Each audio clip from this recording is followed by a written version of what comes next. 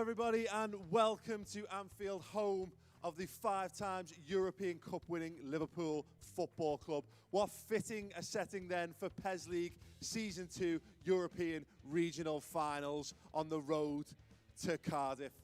Today, we have 15 of Europe's greatest Pro Evolution Soccer 2017 players ready to go head-to-head in titanic tussles for the top prize today of $20,000. And our top 4 players, of course, will go on to the grand final in Cardiff. What a day in prospect. Stay tuned for all of the hottest action. But before we get stuck into it, let's go over to pitchside, bathe in Liverpool's sunshine. Brycey, what's going on? Thank you very much. Yes, we are out here at the Anfield Stadium, and my name is Bryce, and I'll be bringing you all the action, thrills, and spills from today's PES action. But I am not alone, bringing you the commentary and insight to break these games down. 2 wonderful gentlemen by the name of Adam and Graham. Hello. You go first. Yeah, I'm very excited to be here. Obviously, we've got some of the top talent again from the different regions. We were lucky enough to be in Barcelona, and obviously that was, truly incredible, to be honest, what we saw, hoping possibly to go even one step further. Yeah, definitely, and obviously, as Paul just mentioned, bathed in the Anfield sunshine. Apologies for the wind that you might be hearing. Sadly, it's not the hottest day, but things are about to heat up inside. Oh, I and like that's what you what did matters. there. That was good.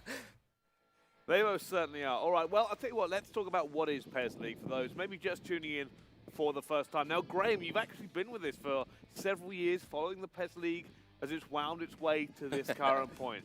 Tell the people at home, what is PES League? Well, PES League is the official esports for Pro Evolution Soccer.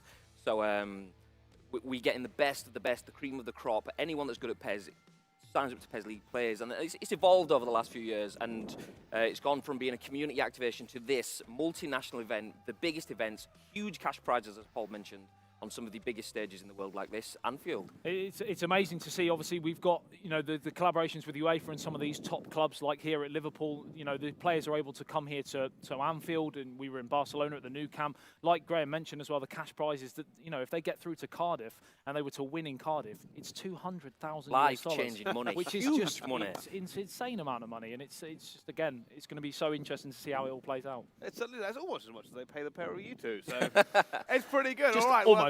Almost. Almost. Well, we spoke about the players and the fact they have a chance to win a lot of money. Let's meet our players now and have a look at the groups as they broke down.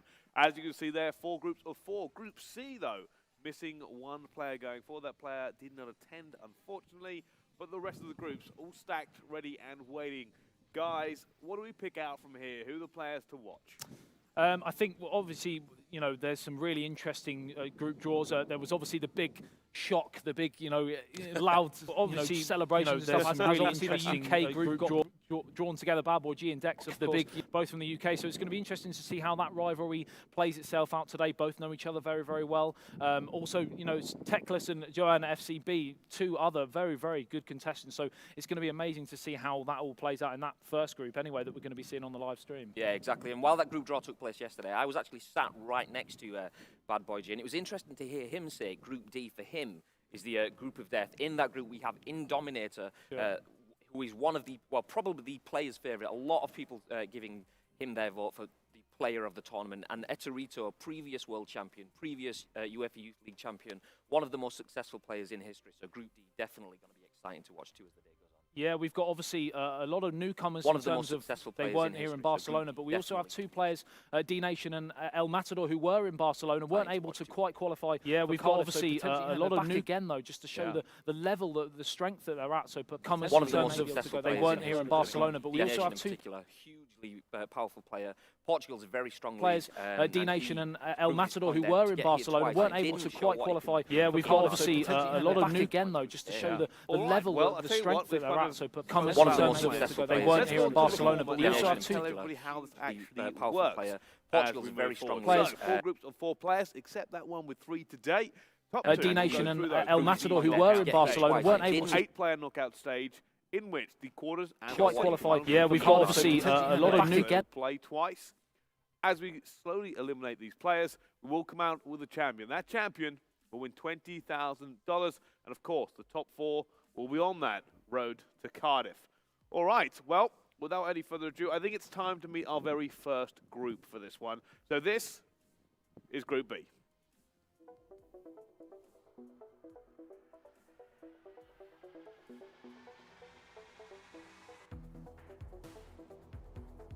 I'm not scared of any players, I don't fear anyone. My last two World Finals, I crumbled under the pressure, but this time I'm confident that I can beat anyone. I don't let things unfocus me, so if I'm losing in a game, I know I can come back. If I'm winning in a game, I'm good at keeping the lead.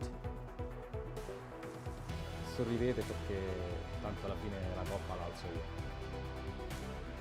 Va a haber un nivel muy alto en este torneo y tanto como Alex como yo creo que podremos hacer algo. All right, well, there is Group B. Some big confidence coming out of that group as well. Tegler's saying you can smile for now. I'll be the one lifting the cup. Is that the truth, though, as we go into this group and take a look at it? Now, this group is fairly stacked, and we don't actually think it's stacked with Tegler's. We think, you know, the UK guys here, they certainly are bringing a dangerous edge to it. So it's Bad Boy G, Dex, Tegler's, and Johan FCB in this group. Yeah, I mean, Graham will touch on Techless and Hohen FCB in a second. I'm obviously going to mention Bad Boy G and Dex. Like I mentioned before, Dex is obviously 3 times back-to-back UK champion. You know, he's been at the highest level for many, many years. He just kind of felt short on the world stage, managing to get through, but just getting knocked out, you know, as we get through to the latter stages. Let's not mention penalty. Kind of yeah, I was going to say, well, I spoke to him yesterday, and I decided to leave that off air, but you brought it on. So, yeah, if it goes to penalties, all eyes will be on that game for sure. Bad Boy G, obviously 2011 UK champion, I believe. Kind of yeah, I was going to say, well, I spoke to him yesterday, and I decided to leave that off air, but you brought it on. So, yeah, if it goes to penalties, all eyes will be on that game for sure. Bad Boy G, obviously 2011 UK champion, I believe. Kind of yeah, I was going to say, well, I spoke to him yesterday, and I decided to leave that off air, but you brought it on. So, yeah, if it goes to penalties, all eyes will be on that game for sure. Bad Boy G, obviously 2011 UK champion, I believe. Kind of yeah, I was going to say, well, I spoke to him yesterday, and I decided to leave that off air, but you brought it on. So, yeah, if it goes to penalties, all eyes will be on that game for sure. Bad Boy G, obviously 2011 UK champion, I believe. Kind of yeah, I was going to say, well, 2 Spanish players qualified. I spoke to him yesterday, and I decided to leave that off. One thing to mention is that those 2 but you brought it on, so yeah, if it goes to penalties, correct. so all eyes will be on that game for sure. Bad Boy G, obviously 2011 Let's jump into our very first game. The one that we're UK champion, I believe. Kind of yeah, I was going to say, well, first of all, Bad Boy G will 2 Spanish players I qualified. spoke to him yesterday, I remember you guys telling me just a little while ago. and I decided to leave that off. One thing to mention is that those Is this the opportunity, or are we expecting? But you brought it on, so yeah, if it goes to penalties. With predictions this early, due to my epic fail last time, so all eyes will be on that game for sure. 16 incorrect, so I think we'll leave that for the time being. Bad Boy G, obviously 2011. At this early stage to lay a marker down. UK champion, I believe. Kind of yeah, I was going to say, well, highly important. So it'd just be interesting to see, like I said, whether 2 Spanish players in qualified. the offline events, or whether it might be a case of yesterday. I remember you guys telling me just a little while ago. The first 3 points of the day. Yeah, I mean, whatever happens. And I decided to leave that off. One thing I've mentioned is this back in football, as things happen behind us. But yeah, is this the opportunity, or are we expecting? But you brought it on, so are going to be going into this full steam ahead. Yeah, if it goes to penalties. With predictions, this their game, which is going to make a brilliant game. early, due to my epic fail last time. The first round, we already said, you know, group draw. These two were kind of. This will be on that game for sure. 16 incorrect, now so I think we'll leave the very first game of the day here, and you know, you get those that for the time. Bad Boy G, obviously 2000. Our very first game. The win here sets you on a great precedent. You know that maybe your other games 11 drop this early stage to lay a mark. Beat both of the other two. Hope the results go. UK champion, I believe. Kind of yeah, I was going to say, well, first coming into it, this is massive pressure for the pair of them. Very highly important. Not even kind of like so eased into the day. Just be interesting to see deep in. Yeah, I mean, it can affect players in different Bad ways. Boy Whether G will- Two Spanish players qualified. really necessarily rehearse games beforehand in the offline events, or whether it might be a case of, you know, that won't really phase Dex in that sense. I remember you guys telling me just a little while ago. Small group. I mean, one of the groups has only got 3 teams. So Yeah. the first 3 points of the first game in that I mean, group, I think whatever it's happens. Sweden, I believe. I'm not too sure. decided to leave that off. Is this the 3 points? Otherwise, you could be chasing a long old afternoon. All right, well, you can see the matchup. Is this the not an awful lot of differences in the matchup? The goals for and goals against. Or are we expecting? But you brought it in, so just massive goal difference. Positives for both of those. Going to this fighting their way through the competition. I mean, the interesting thing to goes to penalties with predictions. Their game, which is very, very few. So that shows one thing out and out. A brilliant game, which is early due to my Dex in particular tends to play for the first 6 big rounds. fail. We already said, you know. So we should expect things to kick off. Okay, very explosive. He draw these stamina management. This will be on that game for sure. Super hard. Hope that he gets enough of a lead. And 16 incorrect, so I think we'll leave the very first game of the day here. If I'm not really being as aggressive, I can start just playing the ball around. And, you know, you get those for the time. Substitutions, I expect we'll see about 60, 70 minutes then. Yeah, I mean, Just also very about this first game, game. time frame, the 60, 70 minute mark is so crucial, not only in PES, but in in world football. It's the sort of time when managers 11 certainly against early Dex. Like we said, he is explosive out of the blocks, likes to get in to lay him up. He knows that it'd be interesting to see if Bad Boy G can keep it very, very close and tight. Whether they champion, I believe, kind of coming to fruition where Bad Boy G coming into it. This is Dex tends to tire it a little bit later on. I mean, highly important. So it'd just be interesting to see. Yeah, I mean, it can affect players in different ways. Players really necessarily rehearse games before in the offline events, or whether it might be a case of that won't really phase Dex in that. I remember you guys telling us a little while ago. I mean, one of the groups has only got 3 teams. That first game is I think whatever happens. In Sweden, I believe. I'm not too sure. But I'm going to get proceeded. Decided to leave that off. Is this the prediction correct? Otherwise, I'm going to go with. It's a bit early to call that, surely. I'm going to go with Dex in this one, but again, I think it's going to be tighter than expected. Okay. All right. Well, you can see the matchup. Is this the not an awful lot of differences in the matchup? The goals for and goals. That shows one thing out and out game. Early due to my Dex in particular tends to. Do we think though they're going to come top 4, or do we think they're even going to win it? They've both got potential, definitely. So the trouble is that everyone here is there in the for a reason. They're all champions. They're all come first or second in their respective regions. So there's not going to be an easy game. It is straight in at the deep end. Every single game, every single point is going to be so crucial. It all comes down to 3, 4, 5 moments of individual brilliance. Cheeky selfie there for Dex. I mean, Bad Boy G's just done the exact same thing at the other side, so we can see you fellas giving each other smiles. Make sure you hashtag road to Cardiff there, Dex. Oh, nice plug. Nice plug. That's well done. That was very well done. And if you are on Twitter, make sure, obviously, you tweet any of your selfies to @PezLeague. Another plug there, Graham. Beautiful.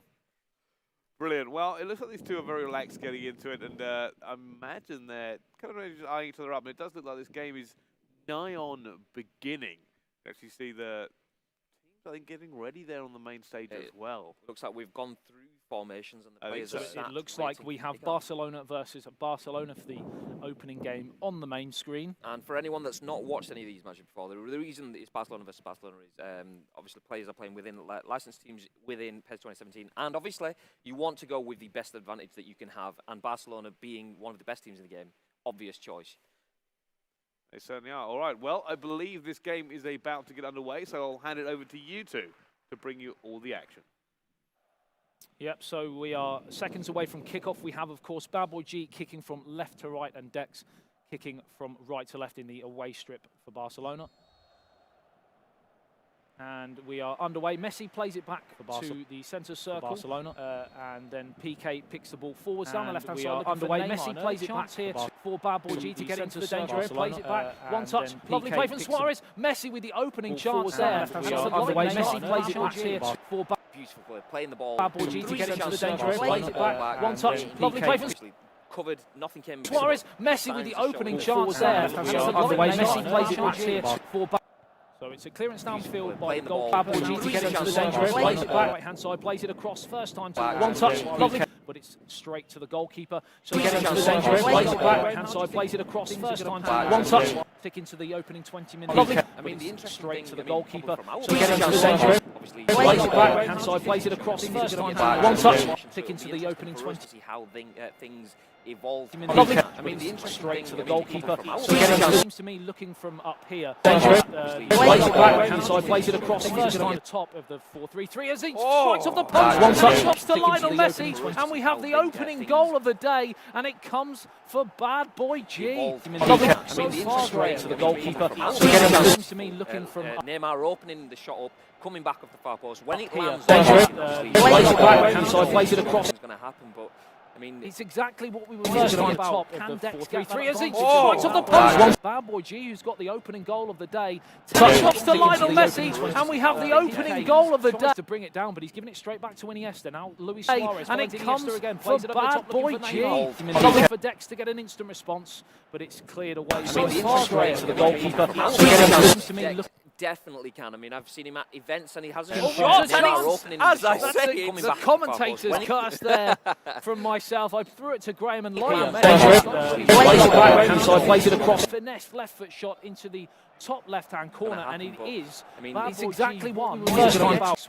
I mean, I was just about to say I'm going to get an opportunity Top here. hand We Dex have gets it. three as he Oh, strikes off the post. Unbelievable. Turnaround. So Turnaround. So Dex has turned this game the opening goal of the day. Touch Touch to Lionel Messi. It was a sluggish start, but now he's really turned. And we have the opening goal of the day as Lionel Messi makes it 2-2. 4 goals in the opening 20 minutes. What a start. And it comes against the Anfield Regional Finals. If there is ever a Bad game Boy for G. Neymar, For Dex to get an this instant is it. response. 17 minutes gone, 4 goals, all But square. it's and cleared everything. away. So So the far, straight to the goalkeeper. Excuse the old cliche, but you just can't write it. To me, And look, elsewhere, as you Definitely can see, can. I I mean, mean, I've seen him coming in on the screen. Teclis versus Johan FCB. Teclis events, and he has shots, and as I goals. said, 20 minutes of play. That's the kind of the quality. commentators curse there from myself. An element of PES 2017 where the players have the ability to Graham and Lionel.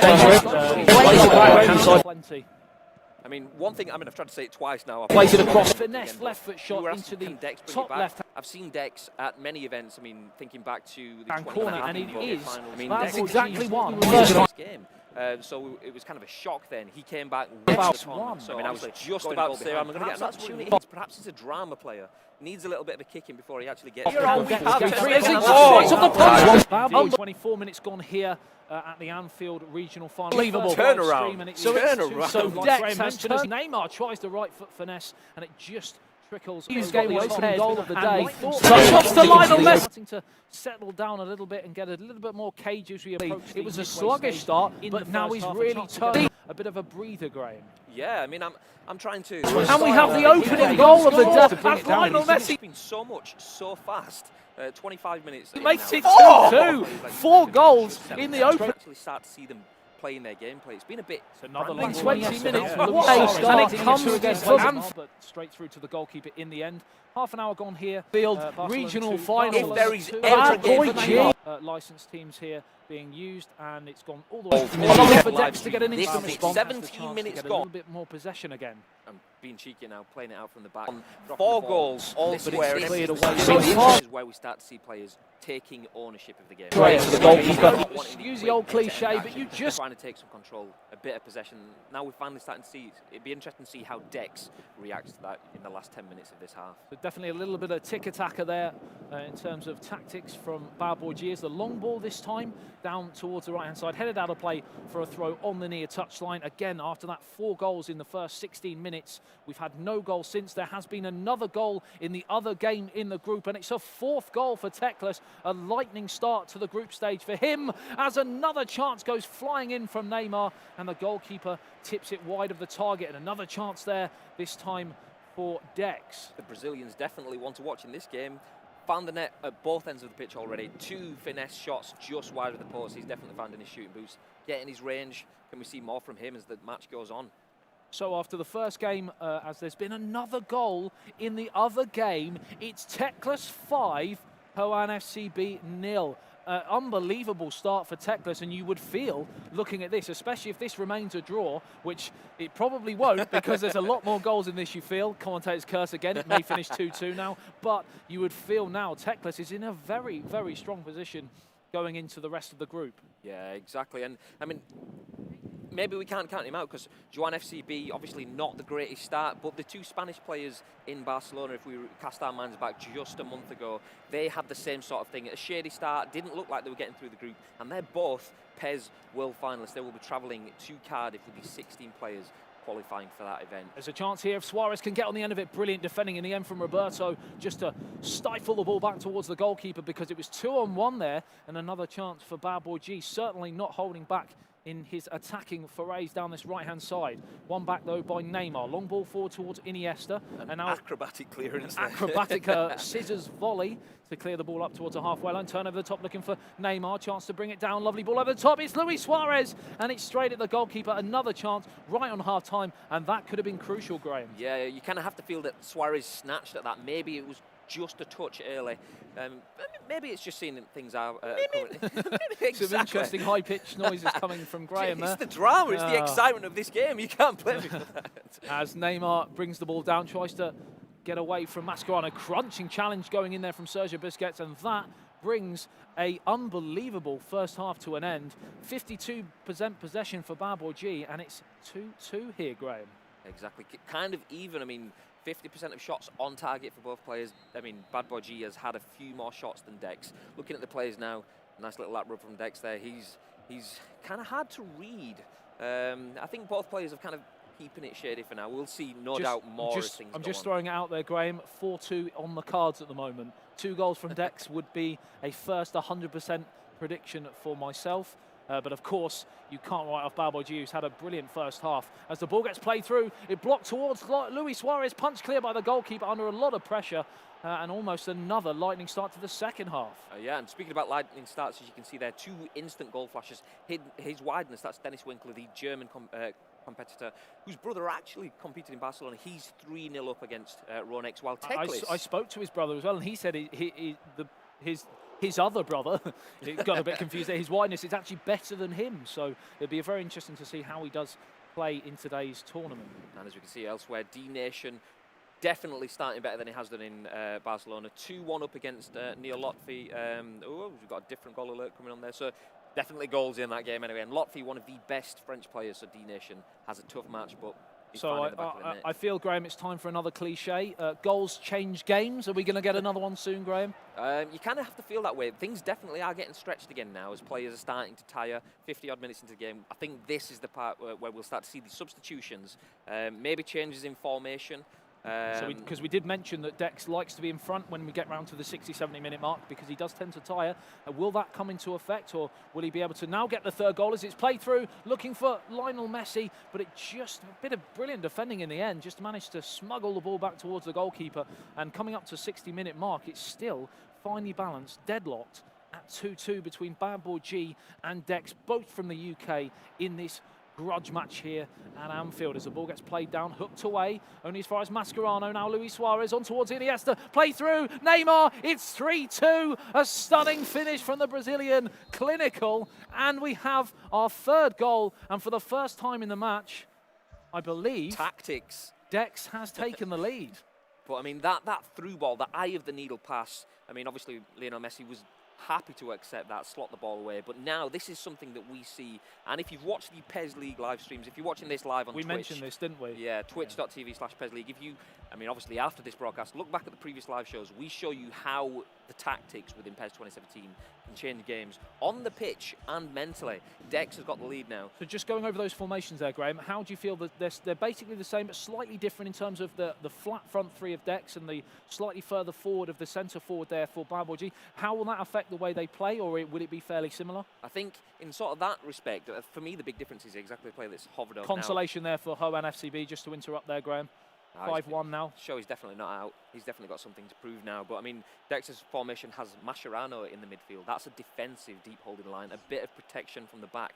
But directly in front of those, Iniesta and that lethal front three. So that can go from defence to attack instantly. Obviously, that puts the pressure on Ali to push forward, searching for the goal that he needs. So Iniesta off, Arda Turan on for the home side. 60 minutes gone, and I am 1 goal away from 100% prediction so far.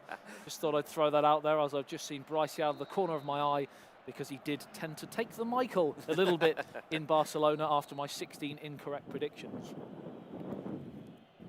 So it is a free kick just inside the half there, as there's been another goal. His wideness taking a 4-0 lead. Another brilliant start there for the German international PES player, as Busquets plays it out. I saw a sloppy pass though from the Spaniard straight towards Neymar, played over the top, but good defending in the end. Managed to recuperate a poor pass and win it back for his team. Now Sergio Busquets plays it forward to Mascherano. Long ball through towards Luis Suarez, but cleared away downfield by the goalkeeper. Graham, are we going to see a fourth goal? Which way is it going to go if it comes? I mean, Dex has kind of had his foot on the pressure. You could see a little shake of his head then. He played the ball through. The keeper picked it up and he didn't look happy with himself.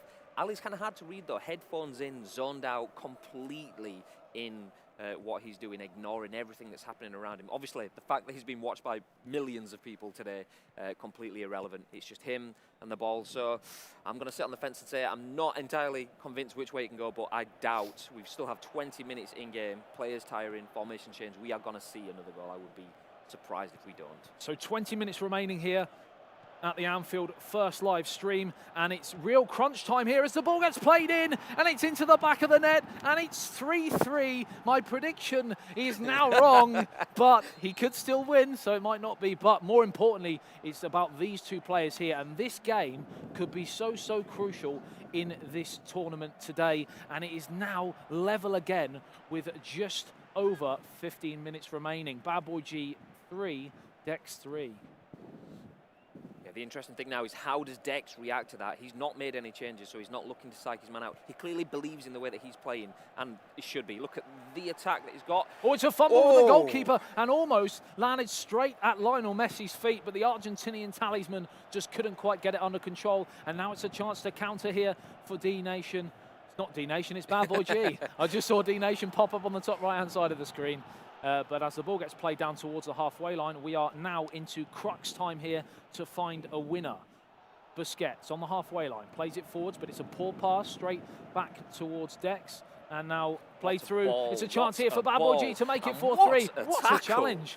But the referee has pulled it back for a free kick. I take it back. I take it back. It wasn't. Just coming in from the side, and it's Neymar off the top of the wall and out of play for a corner. It's the first corner, I believe, for Bad Boy G. Can he take full advantage? I mean, as you can see there, the cursor over PK, the tallest man in the box. Going to go for goal here, and it's missed by the goalkeeper, and no one was there at the far post to turn it home. A massive chance again for Bad Boy G. The pressure's still on here, but Dex looking to clear his lines, and we are back. He's still under the caution. I mean, really turning the screw here, Bad Boy G, looking for. He started the game so brightly, and he looks to be ending it brightly. But of course, Dex is so clinical from counter-attacking positions. Out towards Neymar on this left-hand side. Tired legs out on the field here. They're on their feet. It's played through towards Rakitic, but headed behind for a corner. And with just over 5 minutes plus stoppage time, all eyes on the fourth official to see the added-on allotted time. Are we going to get that one last chance Keep your eyes on to PK. find a winner? That tall man in the centre is drifted in, but the Testegen having none of it.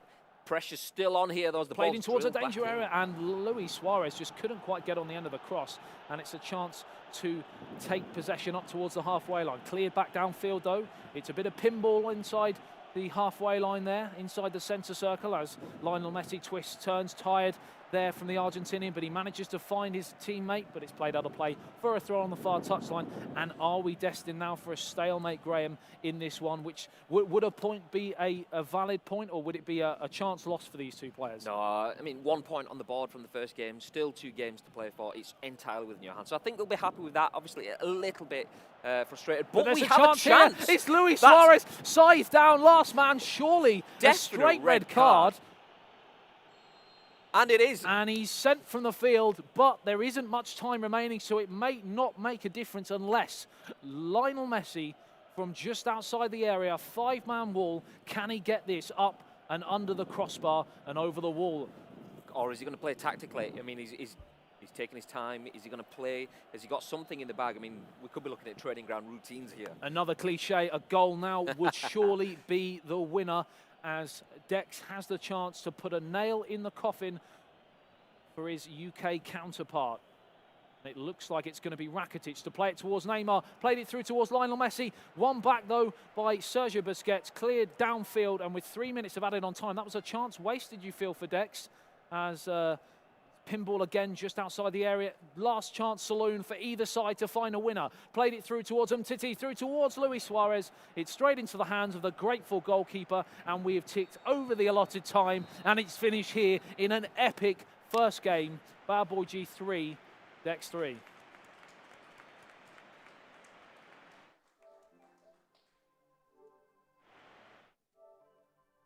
All right, wow. We start off and we do have a draw, but 6 goals in that game went down. Guys, let's talk about that initially. Dex didn't start off as quickly as we thought he would do. No, we both said beforehand Dex usually goes flying out of the blocks, but it was Bad Boy G who really took the game to Dex, like we said he might do, because he does have that ability. Dex was able to obviously bring the game back and take the lead, but then, of course, Bad Boy G, a deserved point, I feel, for both. Yeah, definitely. They're both going to be happy. They know each other's games. They know how each other play. Definitely happy to have got a point on the board to start with. Yeah, I think so. And for me, it's interesting now because of them both having that draw.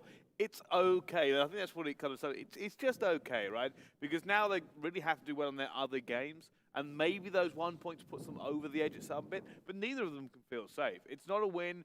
It's not a guarantee. It's just, I've got a point if I manage to draw with someone else. That's basically what I've got here. Yeah, I mean, like we said, you want to win your first game, but at the same time, it probably from their point of view, it was probably they would feel their toughest game in the group because they both know each other so well. I'm not saying the other two aren't, as good as them. I'm just saying that they know each other very well. So players often find it easy to play someone who they don't know their ins and outs very well. I mean, you kind of have to think from Ali's perspective, who knowing that he's never beaten Dex, still has never beaten Dex offline. Yep. Is that, I mean, he said records were there to be broken. That's the way that he phrased it. Could that have an effect on him? He's not broken the record. I mean, he may get another chance later on, perhaps. Yeah. But how would that play out? Well, I think for me right now, because I've actually seen the scores come in from the other games. I think we've got Teklas versus Jan FCB in that group. And Teklas looks like he's won that 5-2. Yep. So right now, he's actually topping the group. Yep. I mean, he scored 5 goals. He was 5-0 up, obviously 2 late consolations for her own FCB, whether that was a case of fatigue from Teklas or whether it was a case of complacency due to being 5-0 up. But definitely a front runner, certainly a way to start the regional finals for Teklas. I mean, as we've seen in Barcelona as well, those 2 goals, I mean, don't write that off. Those 2 goals, goal difference still counts, and we've seen how important that can be. So getting 2 back for Joan FCB, I mean, that could be... There was a group of death, wasn't there, in Barcelona, and it literally was decided on goal difference. Where the mathematician Bryson managed to figure that. Rain Man over here suddenly started picking figures out of the air. I can do maths occasionally. It's like an on and off superpower. But all right, well, those games are done. And you know what? We haven't really got our front runner yet. Maybe it is going to be Teklas who leads this group for the rest of the time. We'll find out. But we're going to go to a quick break. When we come back, though, it will be Indominator versus Etoriti. See you then.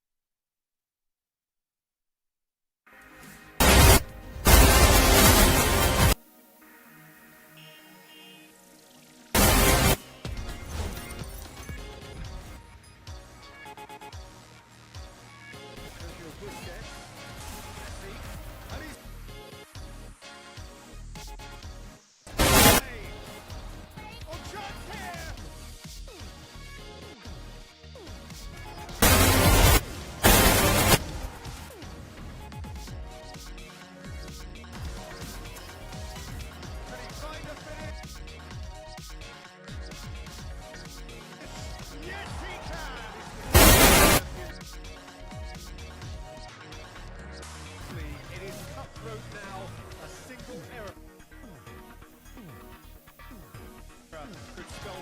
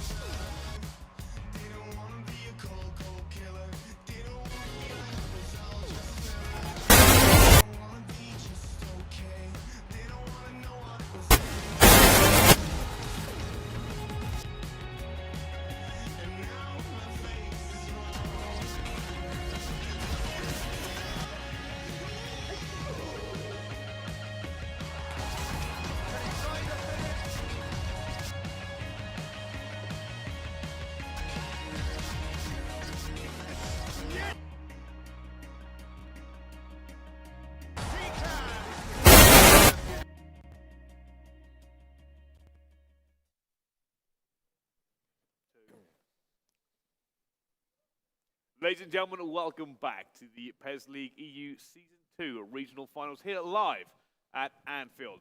We are now starting our day. We've already had one game. It ended in a draw because that's football, but we are moving on to our second game of the day. Joining me once again to bring you this action, though, are two wonderful gentlemen, all dressed up to the nines, of course, Graham and Adam. Yes, thank you, thank you. Yep, a lightning start to today's proceedings. 6 goals on the main screen for the first game. Are we going to see another one, Graham? I mean, look at the results elsewhere. 6 goals in this game, 7 goals in another game. I think the whole event is Sorry, that has gone. That has gone. Maybe I'll hold these. We didn't need We weren't joking about the wind. No. No. I mean, it's starting to warm up here in Liverpool, though, so it's looking good for the next few games. Sunny Anfield. Yeah, it is very sunny out here, fortunately. The wind is cutting us to the bone, though, but fortunately, we have some great action to warm us up as well. Let's take a look at our next group of today, then, Group D. I expect you to qualify for Cardiff for the World Final. There's a reason I called Indominator. I think, yes, it's a strong division for PES, and we have before a lot of great players in the World Finals, and I'm here to prove this. Je pense que c'est le tournoi de samedi qui nous dira, mais je pense que j'ai un très bon jeu de passe. Vabbè, voi ci proverete, ma in realtà la Coppa la vincerò io. All right, Group D coming into this one. Guys, another kind of a stacked group coming into here as well. A lot of big names in the PES world coming through. Of course, Indominator, Etorito, Filipakos, Tiamit_PW. So, who speaks to you in this group? Well, of course, the first game we're going to be watching is, of course, Indominator versus Etorito. Indominator looking to make it to to Cardiff and be the second Dutch player after Eldridge O'Neill qualified in Barcelona.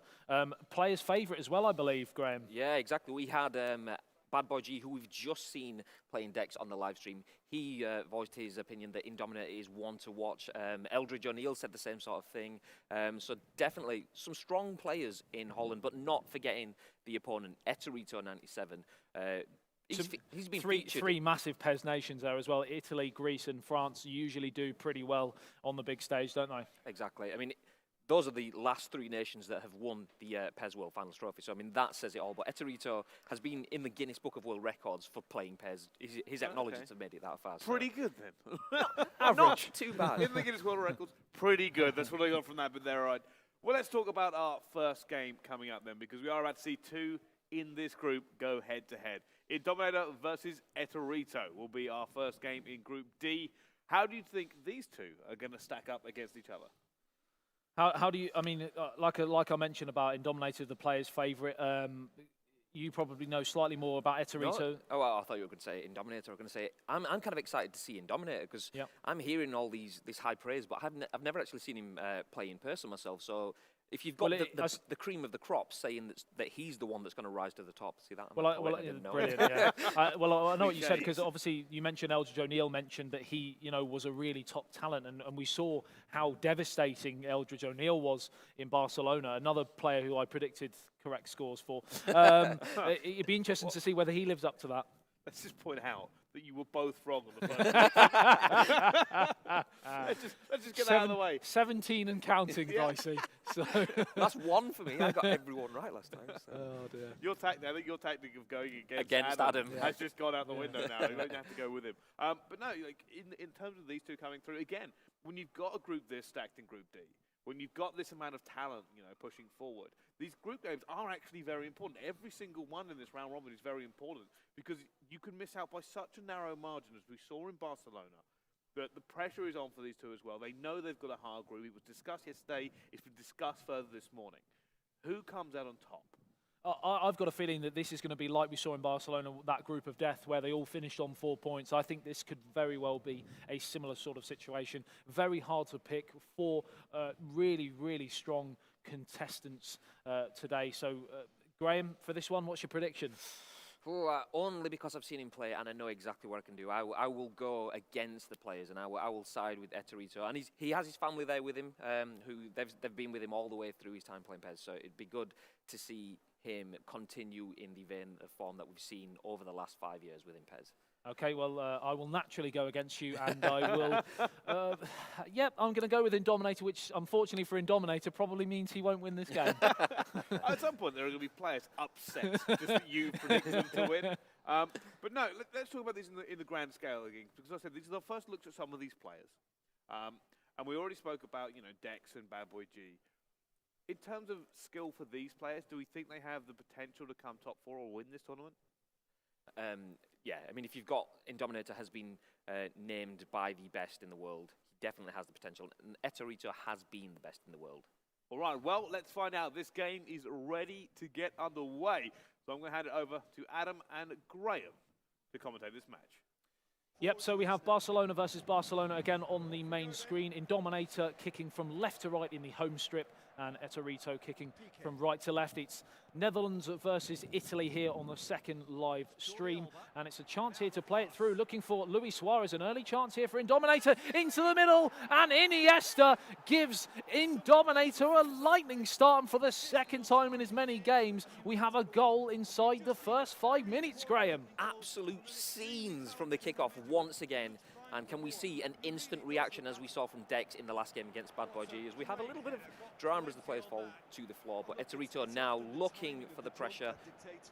And it's cleared away, but going back to that first goal, Graham, he cut swathes through the defence on that left-hand side. It was absolutely incredible, and it was played across towards Iniesta, who was allowed a free header in the centre. PK was left wanting, and it's, of course, Indominator 1, Eterito 0. Predictions going to plan so far, but a chance here, kiss of death, as Luis Suarez plays it across, and Lionel Messi with an instant response for Eterito. And once again on the main screen, we have a draw so far. And that was a PES League player. He had the goal in front of him. He could have slotted it away, but no, he played the ball across exactly, looking for the angles, the percentage, and the finish. Tucked it away nicely, all square, 1-1, 10 minutes gone. So for the second time, like I mentioned in as many matches, we have a lightning start here on the main screen as the ball gets played back towards Neymar. Chance to get the shot away, fumbled by the goalkeeper wide, and a chance here from the corner, first corner of the match. Are we going to see some tactics here, Graham? I think so. I mean, obviously, the same sort of tactic, using the height of PK. Oh, it's playing a it to the far touch, and post. the keeper's come and missed, and it's come back off the crossbar, and Indominator should have been in front, and now it's a chance to counter-attack. In true PES 2017 style, the counter-attack is crucial at times, but he just couldn't quite take advantage. And I was just mentioning there how dangerous using the physical attributes of a player, not just how good you are, but using the real-world influences that players have. PK putting him at the far post, delivering the ball, drop it on his head, and obviously back off the crossbar, but it shows you exactly how lethal that can be. Not in this game, but throughout the rest of the day. So Neymar giving the ball away on the edge of the box, and it's cleared forward towards Luis Suarez, and there's numbers over here. It's 2-on-2 down this left-hand side. It's Neymar. The goalkeeper comes off his line, but goes back, backtracks. Still Neymar, round the goalkeeper. Stunning skill from the magical Brazilian, and it's now turned on its head, and Eterito takes the lead. Wow, that was mind games. The keeper came off the line, went back. That was purely to cut out the pass. Sorry to interrupt, Graham. It could be 3 here in as many minutes as Neymar twists and turns, plays it through to Luis Suarez, chips it over the top. Perhaps the shot would have been a better option, but still they have possession. It's Neymar, right foot shot. It's 3. Incredible scenes here inside the new camp, and it's 3-1 to Eterito, and my prediction of Indominator is looking a long way off so far. I mean, what they say, form is temporary, class is permanent. Previous world champion, and he's showing that in his attacking football there. Every time, not rushing it, building it, not forcing it, taking the opportunities when they come, and boy, has he done that. So Anfield here is seeing all kinds of scenes in this second season regional finals. We are, of course, live from Liverpool Football Club, and we are seeing some incredible PES action so far as Neymar turns away from PK. It's brilliant from the Brazilian, the magical feat, and just at the last minute, stolen by Mascherano. Good tenacity there shown, though, from Neymar. Lovely turn. It's world class from Neymar, and it's into the back of the net, and it's Indominator 1, Eterito 4. That turn was sensational, the way that he took the ball in his stride, a 180 spin back, and then it was all over. I am running out of superlatives to describe this action. It's Neymar, challenged from Mtiti and clear downfield towards Iniesta on the halfway line. Indominator badly needs a response here as we tick towards the final 10 minutes in the first half, as we've just had another goal in the game between Sam and El Matador. El Matador, of course, was at Barcelona for the first regional finals, looking to qualify for Cardiff. Sam from Sweden is the oldest player. And the most successful player from Nordic PES leagues in history. There you go. So we've got them all, and it's 5. And it's 5. It's 5. You blink and you miss it. We mention another match, and we have had 6 goals in the first 36 minutes.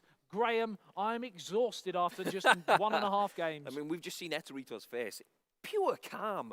5-1 up and a huge step closer to getting out of his group. That's 3 points potentially on the board. I mean, it's all for Indominator to do now, and he's looking to do exactly that. But Eterito calm once again, playing it out. But 5 goals. There's only so much vocal warm-ups you can do to prepare yourself for this kind of action, and I'm sure I will be hoarse by the end of the day, because there's just been goals galore here at the Anfield Season 2 qualifications for Cardiff, as the ball gets played in towards Iniesta. Now finds Messi. This is just a pleasure to behold, isn't it, Graham? Exactly. Look at how much time he's creating for himself. The way that he's turning What's back. he doing, Graham? How is he able to break through this back line so easily? Let me just see. It's And that's one. it. 6. I mean, 6. I mean, look at the way that he plays. He's using the functions, the facilities that you get in PES 2017. He's using the first touch. He's taking the pass, the precise dribbling. He's using it all to give himself, to make it look effortless. Another chance here for Luis Suarez, but challenged a free kick. It was an illegal challenge in the end, and it's a chance here for Neymar to make it 7 on the stroke of half-time. We've had 7 goals. It's 6-1. And it's been, well, it just goes to show the brilliance, the actual brilliance of this man right now is incredible. Absolute 7-1, and we are only at half-time. Is this player, is he going to go all the way, Graham? Because right now he looks like a solid contender to go all the way to Cardiff and win it. It's crazy. 8 goals in one half. Imagine that. 2 minutes, 3 minutes into the game, 1-0 down. heads would drop, but not from Eterito. You can see exactly why. This man is a previous PES world champion, and with this form, he could be Indominator is shell-shocked here inside the opening 45 minutes. 8 goals, 7 for Eterito from Spain. Are we going to see another Spanish finalist as we have a goal? Eterito, is that? Yep, once again, 8. 8. Now, this surely could become one of the greatest performances in PES League history. Are we going to see double figures here, Graham? We're only 48 minutes in. I mean, I want to see it, but I wouldn't want to wish that on anyone. I mean, it's going to be hard. Oh, lovely turn from Lionel Messi. Played it through. It's Lionel Messi again. Takes it on the touch. Right foot volley. Blocked. And some real tactical changes needed here for Indominator if he's going to get back into this one. But it already looks a long, long way off as it trickles wide of the post. And it just gives a brief respite, really, for Indominator because 9 goals, 8-1. And it's just been absolutely incredible. I mean, what a way to welcome yourself back onto the PES League stage. Eterito, one of the biggest names. He's had a few years in the wilderness, but now he is back. And the what man a way from Italy, to announce. cutting sways through the Netherlands regions, and it's in again. We can't even catch up with the commentary. It's that many goals. I am shocked. I mean, how can you talk about this Indominator? We're talking about a player here, Indominator, who is the player's favourite. He was considered one of the favourites of these regional finals, and he's 9-1 down. It just goes to show the level of talent here on display, and it's another bit of one-touch football this time for Indominator. Saved by the goalkeeper, and we have a goal for Indominator, and it's 9-2. You feel it's too little too late, surely, Graham, but it's nice to see him on the score sheet for consolation, if anything. Exactly, and that will do him good. I mean, obviously, goal difference is huge in this. We've mentioned it already, how 1, 2, 3 goals can swing games. Being 7 down in a goal difference is a big thing, so every goal matters now. It's just damage limitation, not for this game, but for the next games and the tables overall. So half an hour gone. Not half an hour gone, half an hour. If it was half an hour gone and there was 11 goals. I'd take that. I mean, I'm enjoying this so so far. 60 minutes gone here. In this second game on the live stream, it's of course Indominator 2, Eterito from Italy 9. Just 9. I mean, can Indominator respond after this setback, Graham, or will this be a nail in the coffin after just one game, confidence-wise? He must be shocked, surely. I mean, he can write this off, leave this alone, get as many back as you can, or don't ship anymore. That is the main priority now. There are still 2 games remaining, obviously, in this group for him. Goal difference-wise, he may have to write that off. But of course, if he can get through on points, then he's still got 6 points up for grabs. His own fate is still in his hands, but this has just been an absolute masterclass from Eterito. So the ball's played down this right-hand side, looking for Lionel Messi. Up towards the edge of the area, plays it back though. Some possession football here from Eterito, looking to silence the game here. Doesn't want to allow any sort of late slip-ups, but he's going for goal again. I mean, a double figures result here for Eterito would send surely shockwaves through the PES League, as if this won't already. Exactly. I mean, just look at, even now, we talked about the stamina, the fatigue that sets in 65, 70 minutes. Eterito with his head bopping along. He's enjoying this. And well, you would be if you were 7 goals ahead. But like I've mentioned before, Graham, how is he doing this? How is for people watching at home, you know, people who want to become better at PES, how is he able to play against one of the fan favourites, one of the players' favourites, and score 9 goals? Well, the key thing is watch when Eterito plays the ball. Look at the way that he receives it. He doesn't just take it hard. He'll take a sexy first touch. He'll use a little bit of trickery, a feint. Wonderful football from Indominator, and deserved a goal there. Good save, though, from the goal. Sorry, Graham, carry on with what you were saying. No, it looks like the action's still on here. As Indominator just falling itself. Is that a corner? I think it may have been. But Eterito, as I was saying then, using the first touch system. So he's not just taking it hard on his foot. He's using it to spin, to leave his... Well, we saw that with one of the goals that Neymar scored when he sort of jinked round the goalkeeper using that first touch, like you mentioned. Is there anything else he's doing that's enabling him to do this? Precise passing. He's using... he's just put it wide of the target. Big chance for Indominator. A huge sigh there from the man from the Netherlands. He knows... like we mentioned, this is just going to be one to chalk off.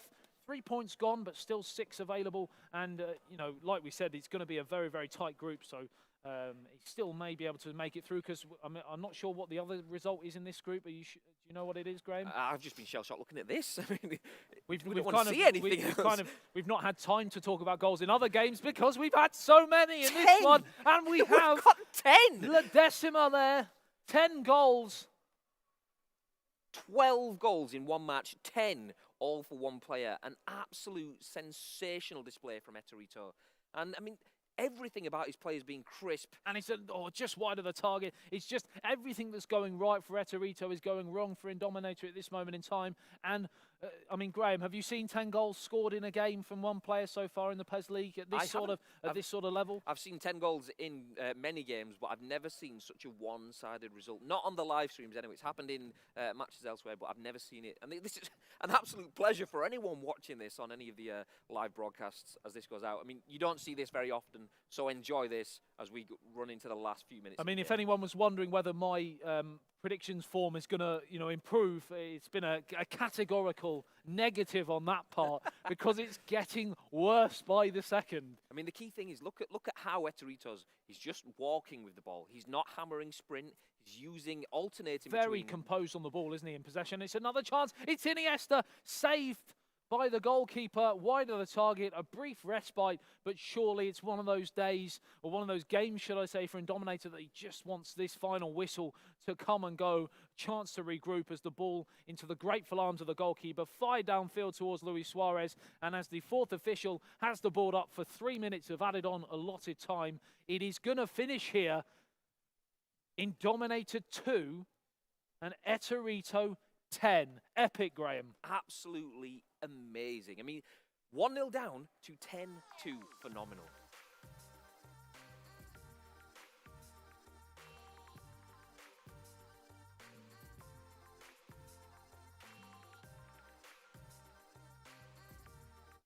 All right, what a game.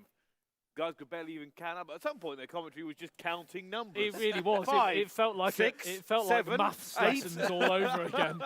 Trigonometry and all that lot. It was just counting up. So, admittedly, Adam, I have to bring this up before we go any further. I think we have to stop you predicting any scores going forward. Generally, it's getting ridiculous. It's a 50-50 shout. Yeah. And it's 18 without response.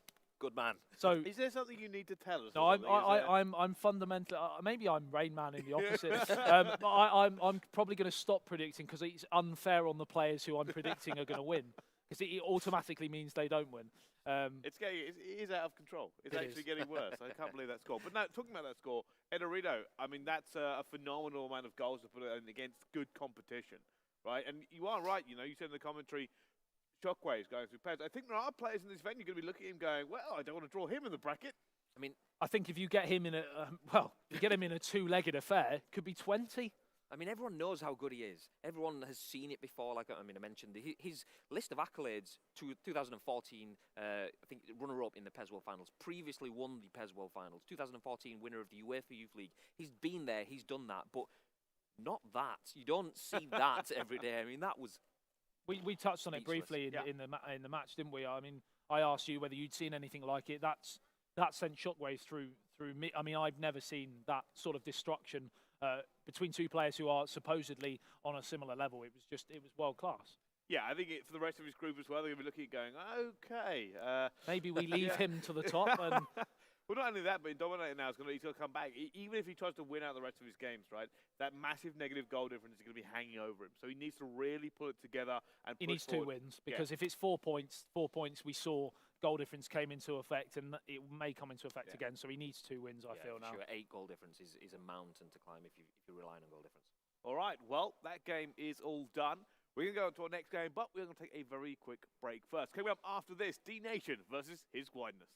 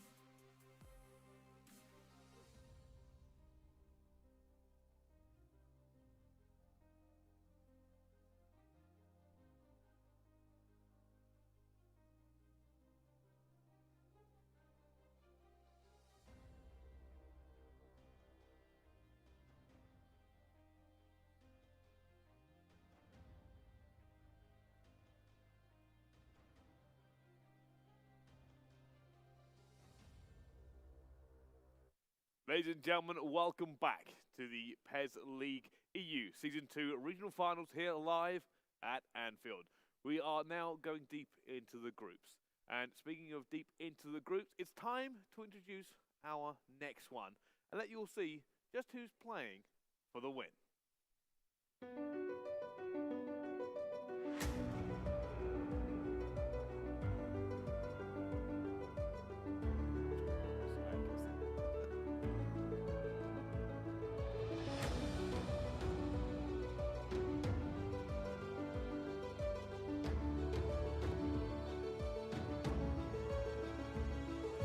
I started playing 1 year and a half ago. I'm really young into the game. So I discovered the game with my brother in 1995 when I was a kid. Now I'm here. We have a very strong players here, and I think it's the goal of everyone to go to the last four. Je suis meilleur parce que je me suis entraîné pour ça et que je commence à avoir une bonne expérience des grands tournois. What our players don't have is my experience because I'm playing PS professionally since 12 years. I'm going to try to be Ronaldo of the remote control and hopefully bring the championship to Portugal.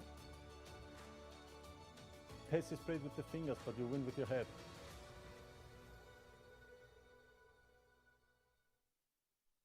All right, thank you very much. Well, we've had a little change here on the desk for this next match in Group A.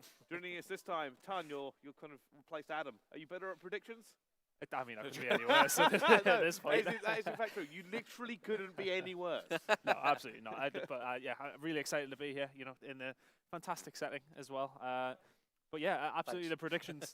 Yeah, I know, just because I'm with you, Graham. But yeah, the predictions literally couldn't have went any worse for Adam so far. So hopefully, in the 50% chance that I've got of getting it right, I could definitely get one right. Surely. I think so. You should be able to. I think at this point, anybody, I'd rather just start flipping coins, and then I'll do it, and then that way we can at least beat Adam. That's just the way it's going to go. All right, let's get straight into this one then, because this next game is coming up, and I think realistically, again, this is another group. We've talked about Group A. It's not an easy group for anybody really in it here. I'll be honest with you, one of the greatest names in this group, his wideness, possibly the greatest name here. Dennis Winkler is his real name. He's the German national champion and previous German national champion, previous PES World finalist. He's had a podium finish at the PES World Finals. So not just a great name, but also a great player as well. I mean, he definitely has something that we want to be watching on the live stream. So it's a pleasure to be able to put him up on the next game, definitely. Yeah, and he's actually coming up in our next game as well. So he's our very first game on the live stream is going to be his wideness. So I think it's for me, it's kind of curious now that we're starting to see where the talent in these groups lays. We've already seen Group B, we've moved on to Group D. Now it's Group A's turn to jump into the spotlight. And maybe this is where we find our champion. This is it. You know, we don't know at this point of the tournament. Is that somebody we're watching here, this could be their very first step on the road to Cardiff, road to being champion here at Anfield, but more importantly, it could be the very first step on their road to winning Cardiff. I mean, we seen it last time when we were in Barcelona. I mean, nobody expected Jose to come in and win the whole thing. I mean, it was like, oh, you know, these guys might do all right in this group. See what happens. It's going to be tough for them to get out, and he went on to win the tournament. So as you said, we could be looking at one of the winners just here. Exactly. And you were saying first step, but potentially second step. Obviously, D-Nation, we've seen him before.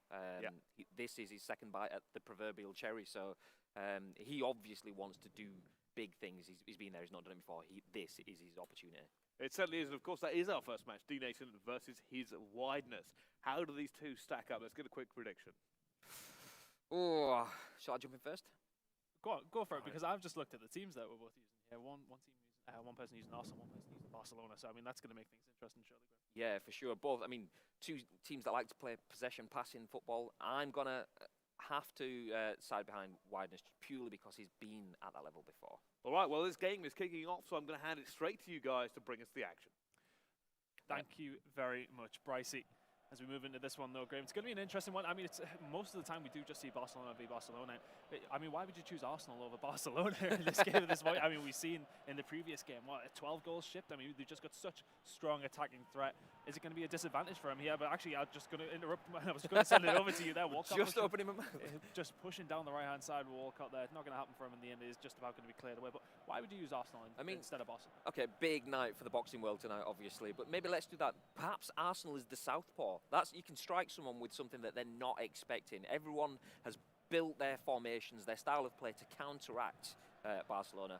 Using Arsenal offers something different. Obviously, the lightning pace of Theo Walcott, the size of Giroud in the middle. It could be those options. Then, not obviously forgetting Pez ambassador Mesut Ozil. He could be the counter to the Iniesta in the midfield. And as I say that, Barcelona looked for producing.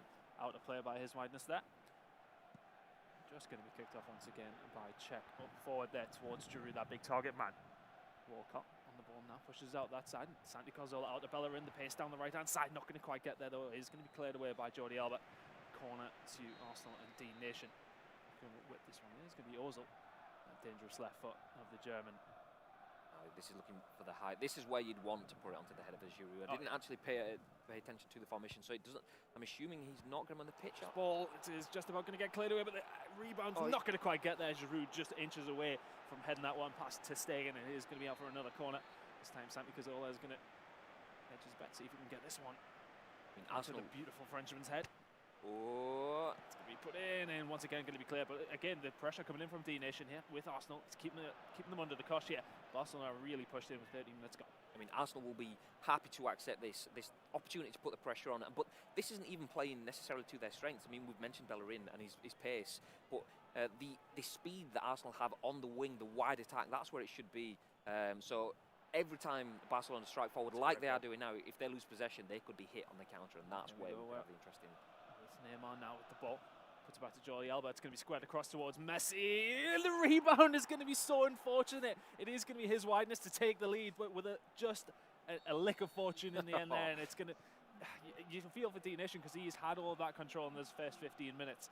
And his wideness gets one attack, a cheeky little rebound. And I mean, the player emotions in PES 2017 are so lifelike. Petr Cech, he did the exact animation that you'd expect D Nation to be doing there. Hands in the air. I mean, there was nothing he could do about that. Absolutely not, but here we go again. Rakitic orchestrating the attack here for Barcelona. Puts it out on the right-hand side to Vidal. Just play this one slowly here now. His wideness, we know he's an accomplished player, and I think just playing the smart game here, but the ball is going to be released towards Messi. Just about going to be cleared there, though, so it's going to be pushed away. Ozil on the ball, not going to get trying to release that there. PK there to intercept very, very quickly. He's going to have another bite of the cherry, though, pushing it out to Santi Cazorla down this right-hand side. Passed out to Bellerin. This is where the Barcelona injection of speed now. Walcott, can he? Oh, Bellerin's on the floor. He's lost his outlet, but still on the attack with Santi Cazorla now.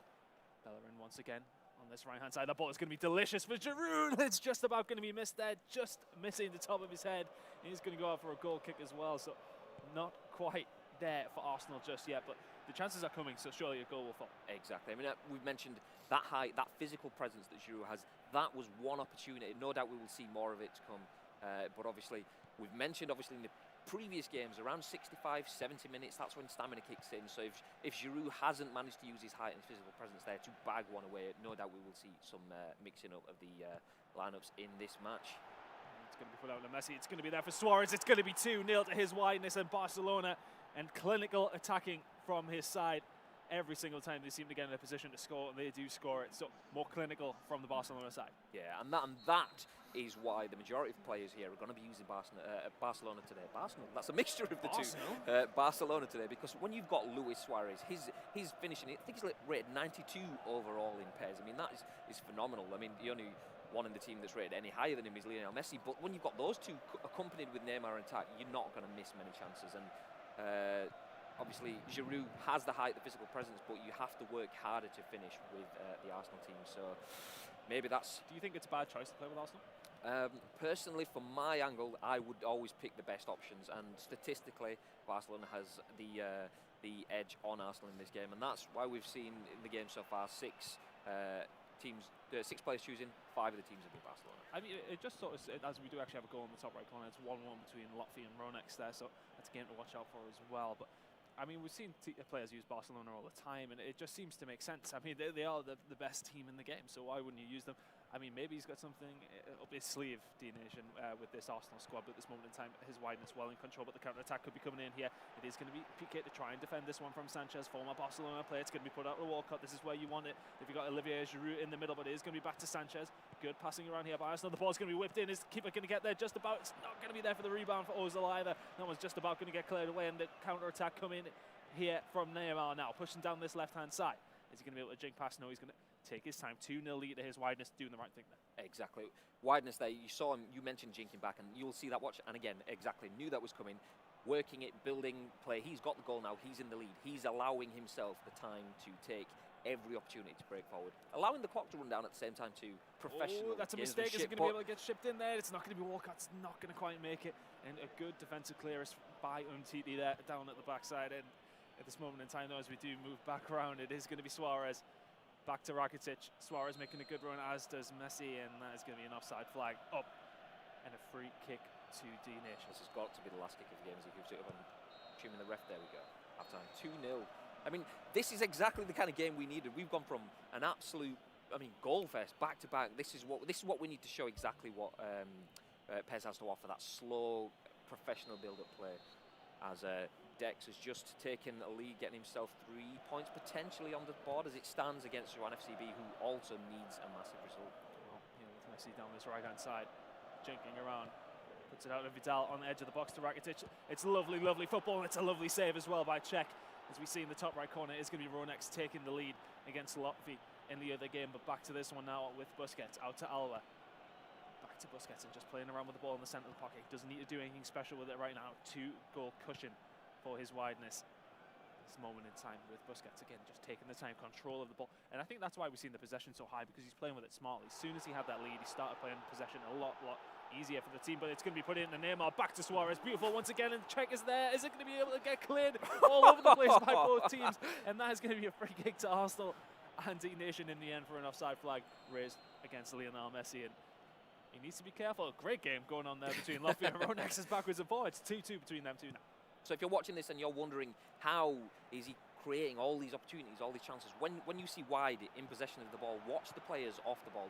Often you'll see a little red cursor on top of a player as they make a run. He's using off-the-ball controls. Carzola's going to put it in there, not going to be there for Ozil. Just keeping a hold of it now, but he needs it way back into this game quite quickly, D-Nation. We've seen he's got the experience. He was at Barcelona. Can he continue any sort of form of it to this? Hopefully not, because he didn't do very well last time. But at this moment in time, he is 2-0 down. And he needs to do something special here. We've seen he's had potential moments here. You can see his wideness, who's in the lead there on the right-hand side of your screen, playing very well and a solid, comfortable 2-0 lead at this moment in time, and just keeping a hold of that ball comfortably. And there's a lot on the line for these players. They don't want to just go sort of balls to the wall, if you like. They don't want to just go attack. You've got to play this one smart as he would in any standard football game. And here we go with Neymar down the right-hand side. It's going to be put to Alba, back to Iniesta, not going to quite get there. Is the counter-attack going to be on here for Arsenal? This is where you want Theo Walcott. That's exactly where you want Theo Walcott. Through, and he is just about going to get there, but it has slowed that down. The ball wasn't fantastic, but Giroud is there. The header is going to be met. It's just going to creep by the left-hand side of the post. Very, very close from D-Nation to try and get back into this one, as the formation and substitutions are potentially going to come in. So he's sitting fairly close to his screen, really, isn't he? D-Nation on the left-hand side. Not giving anything away. Look at Wide's just deployed. He's going for a counter-attack long pass centre. I think he just chose tiki-taka as his advanced instructions as well. So he's looking to be playing possessive, close, quick passing football with game to straight through the middle. So obviously taking it away from the wings, where Arsenal obviously have the speed, the pace and the danger in the counter-attack. See both players as we do go back into this game. There's about 30 minutes left on the game clock, so there's more than enough time for D-Nation on Arsenal to come back into this one. And there's going to be a mistake from Umtiti there. He's just about going to get away with it, knowing his wideness, keeping a hold of the ball there. See, Dex is 3-2 up against Juan there on the right-hand side in that group game. And we've seen a fantastic first game on the stream here, didn't we, between Dex and Bad Boy G. And we'll be interested to see how those two UK players do in the rest of the tournament. Exactly. Dex was 3-2 up at one point against Bad Boy G, I think it was. That match finished 3-3, so... Fantastic. Obviously, he's not looking for the same. He just wants to see that one out, as does his wideness here, who's in possession and looking to add to his lead. And absolute strength there from Suarez. There's a little bit of a ping-pong backwards and forwards, but, I mean, soldiering straight through the middle there. At this point... I was just about to say, at this point, you'd start to be thinking about making some drastic changes. And as I say that, the tactics screen's brought up. It's almost like you know what you're talking about, Chris. Rarely it happens, but it does occasionally. I'll give you compliments. I know Adam won't. You don't really get many off Brycey either. Wow, you know. Like, I've known him for a lot of years, and I think I've received one compliment off him. Accidental, obviously. No, I think it was intentional, and it wasn't really that much of a compliment. It was a sort of a half compliment. I took it though. But we can see the players changing things up here. I mean, looking at the formations, is there anything standing out for you here, Graham? Not necessarily the formations, but the attitudes. At this point, I mean, his wideness is looking at making changes now, but he just sat there, had a drink. He's perfectly happy with his setup. Very central, very balanced. And as you can see, D-Nation there making the changes, pushing his players out wide.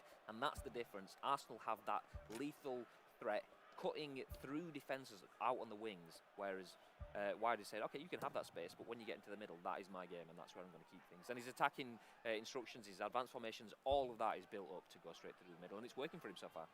Absolutely is. He has a 2-0 lead in this group game. His wideness obviously not in Barcelona. Our last qualifier, D-Nation was there, though. You were hoping the experience would carry over for him, but it's not going so well so far. I mean, as you just mentioned, his wideness wasn't in Barcelona, but his brother was actually here today. That's Matago. He was in Barcelona. He didn't make it through to one of the qualifying places, but he's here to cheer his brother on. And in his moment, he'll be doing exactly that, won't he? Well, Busquets on the ball here, and this is a calm game here from his wideness. The ball is going to be put back towards Busquets. Not necessarily the most creative player on Barcelona, but he can do something here. It's going to be put back to Vidal, out to Rakitic in a dangerous position. The ball is passed around Iniesta, keeping a hold of the ball here for his wideness. Nothing too crazy as Ronex takes a 3-2 lead against Lotfi. Massive turnaround in that game. Yeah, massive turnaround for that one. But here we go, Jordi Alba down the left-hand side, playing with the ball, keeping a hold of that there. Is that going to be a foul? Just about is, yeah. So we're going to see Neymar take this free quick one to Alba. Iniesta's going to be on the edge of the box, and that's going to be played to Suarez. They're going to get the ball off him there, and he's just going to try and roll it in. It's not going to quite happen. Goes off the outside of the post for Iniesta. So close to making it 3-0. That absolute turn from Suarez, letting the ball run underneath his body, taking it through one touch, and Czech did well to get on the end of that. But Iniesta hitting the outside of the post, that should have been buried away. But I mean, at this point, it's irrelevant. Could it come back? 15 minutes. There's plenty of time to see 2 goals there. Absolutely, and we've seen there's been potential chances from D-Nation and Arsenal. There's been chances through Walcott and Chamberlain down this right-hand side. The ball's going to be put in. Is Giroud going to be there? He's hit the post, and it's not going to go in. The post comes in as well. What's going on? Who's got a hold of the ball? Who's got a hold of it? We're going to go back to the screen now, and it's just about going to get cleared away. And that was drama. As you can see, the hands up from D-Nation there. He fell. I mean, one of the rules of PES League is not pausing the game. Just got... Giroud is going to be there for a chance. He's going to put this one in. The header not going to quite going to the top right corner, close enough, but I think you're going to touch on something there. Yeah, it would just be interesting to see that one. No doubt there'll be a little bit of an investigation into that. I mean, the play is underway now, things are moving forward, but no doubt there'll be a discussion after the match as to why the game was paused. I don't think D-Nation was actually going to get possession of the ball, but still, that mental interruption. Yeah, it's one of those things that really put you off, and that's unfortunate for D-Nation. He was in a position to potentially score there, but in the end, I don't think it would have made much of a difference in that situation. But moving into the rest of the game now, there's only around 7 minutes of gameplay time left for D-Nation to come back into this game. His wideness well in control here down the right-hand side with Vidal just keeping hold of this ball. Take attacker play in the middle of the pitch. Barcelona style as per usual. Neymar pushing down this left-hand side. He's going to look for a third here. He's going to be put in Iniesta, passing it around very, very nicely. Suarez is there to not quite meet it. Arsenal on the counter-attack once again, but is there enough time here, Graham? Oh, there is, but Theo Walcott must be getting tired by this point. You can see him at the top. He's cutting in slightly. And as we say that, Dex has just gone behind 4-3. Juan, I think it's Juan FCB has just taken the lead. As I was just mentioning, 3-2 up. He said he wanted to hold it. I said he wanted to hold it out, but obviously not the case as we're coming down to the last few minutes here. Is this the final roll of the dice? Another cliche, but is this the way that Arsenal can get I don't know if he's got any more dice to roll at this point. There's not much time left in the game. It's going to be very, very hard for D-Nation to bring himself back into this one. His wideness looking happy about himself there. Well in the lead and well in control. D-Nation, on the other hand, not feeling fantastic about this game so far. But as we move into the final few minutes, it's not out of the question. Or is it? No, I mean, he needs something from this free kick. It's as simple as that. He needs something from this free kick.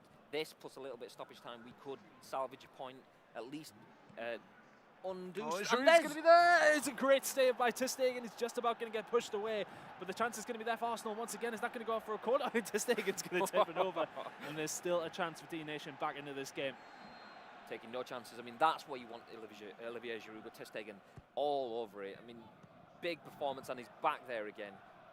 Well, Bad Boy G down 3-0 to Teklis, or Tesligas. I'm not even going to try. Teklis. We'll go with Teklis, but this is going to be a chance for Arsenal. It's going to be Welbeck. It's going to be saved by ter Stegen once again as we go into the last minute of extra time. And surely that's going to be the game. It is. and his wideness takes the game with Barcelona 2-0. And as you can see, the first man out of the seat very happy.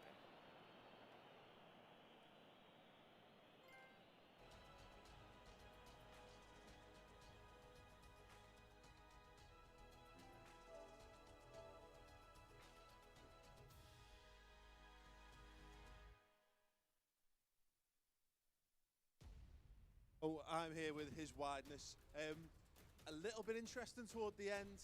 A couple of chances you had to defend, a couple of close moments, but it actually looked like you were really enjoying that game. It was an intensive game. First word, sorry about that pressing start in that situation. It was a reaction, what you normally do, so sorry for my opponent for about this. Very impressive match, very intensive. I think both could score more goals, as you saw. Crossbar hits, bar hits, and all that about, but I'm lucky to win this game. Yeah. What did you think? I mean, a lot of teams have gone with Barcelona. Your opponent went with Arsenal in this one. Did that impact how you chose to play the game?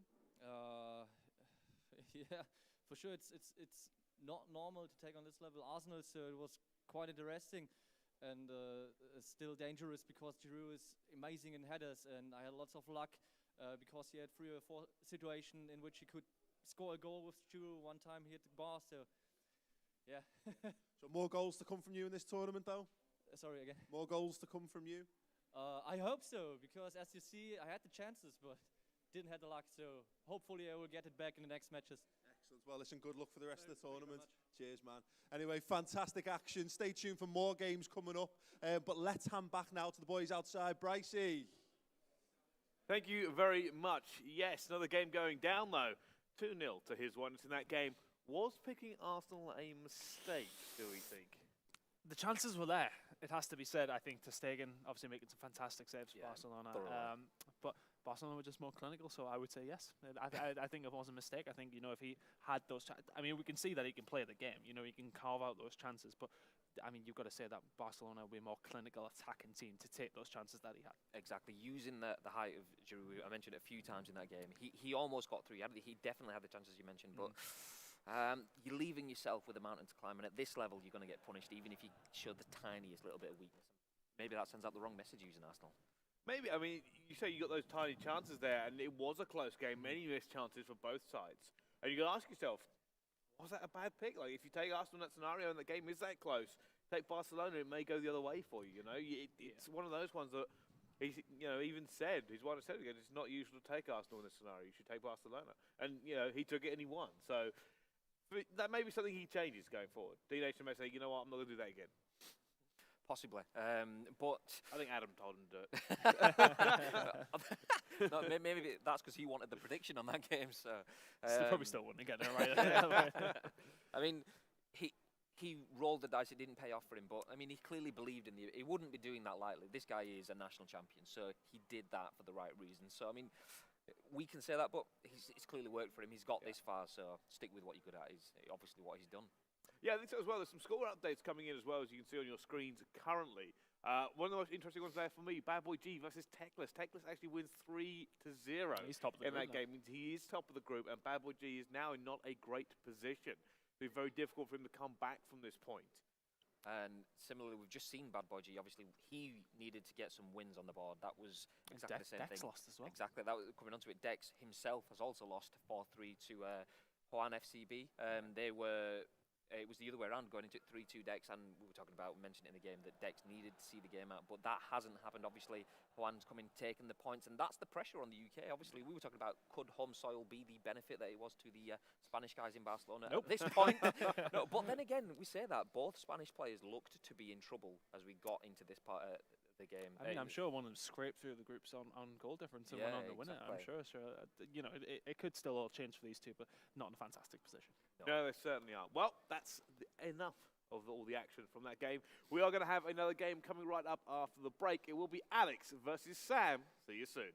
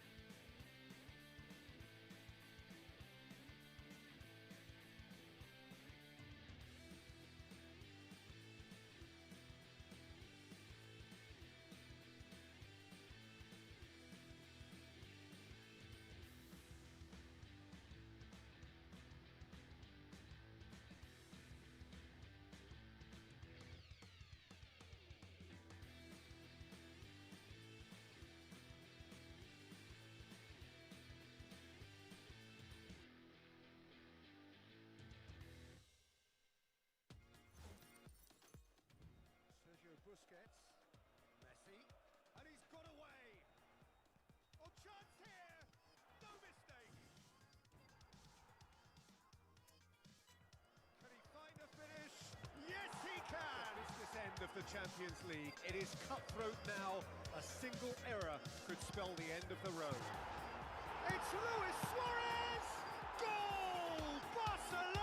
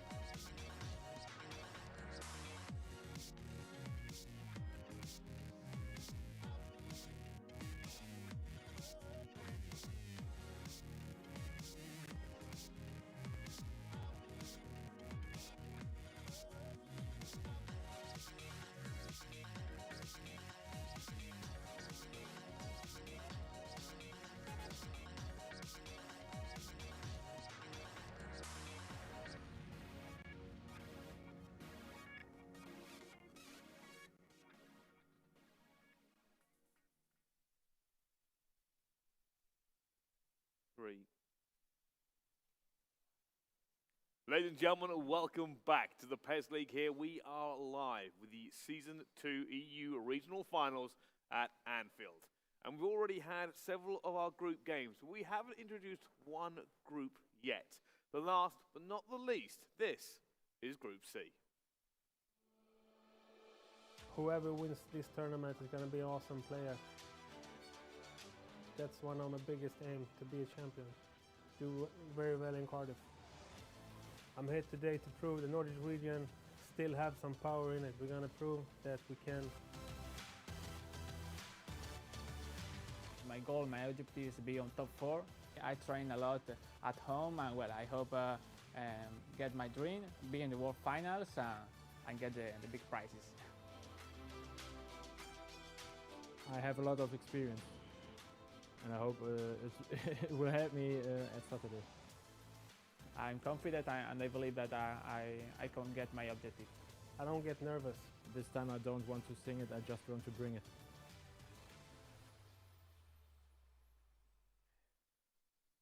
All right, well, there is Group C. And speaking of groups, I'm joined by two more people to fill out my group. This time, it's Tan and Graham again. What a tie-in, that was beautiful. I didn't know where you were going with that. Well, sometimes I have to try really hard to do my job somewhat well. Right. Just comes effortless to some of us, you know. Yeah, really well, doesn't. I was going to say that, but, you know, obviously anyway. not me. Yeah. But say, it looks like you don't put much effort in at all. Anyway, let's look at the group now as we go through it. So this group is slightly different from the rest. El Matador, Sam, and Alex are in this group, and I won't pronounce that surname because I failed to do it yesterday. Alguacil. Yes, Alguacil. Oh, okay, you guys have got it. Alguacil. But it is a three-person group. The fourth member of this group was not available to attend this tournament. So a little bit different here because it actually makes the games in this group more important. Every time you push forward, it's actually more important because you just... Basically, one of you's not going through. That's it. Just one of you. One bad result, and you are done. Exactly. Every game matters. I mean, that's always the case anyway, but if you we were talking with Dex and Ali, they want to get out, they want to win the first game, but you have 2 more bites of the cherry. And in this, you literally are all or nothing. You are, I mean, you've been given your first result, so everyone's on a level playing field, and you go from there. Just makes every kick of the ball in these few games in this group so much more exciting, though. Obviously not as much for the players if you're on the receiving end, but. I think it's interesting. In a triple group or a 3-person group as this, I think what's really important going forward is actually goals. Because think about it, if you win your first game by a significant margin, you could lose your second game, but goal difference would actually carry you through regardless. Yeah. Just because of the way it works out, even in a triple tie.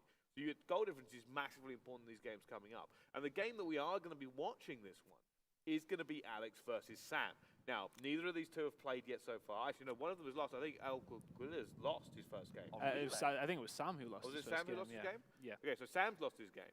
So it's more important for Sam in that case to move forward in this. Now, looking at these two going in, obviously Sam is our oldest competitor in this competition. He's 38. He's come down here to win.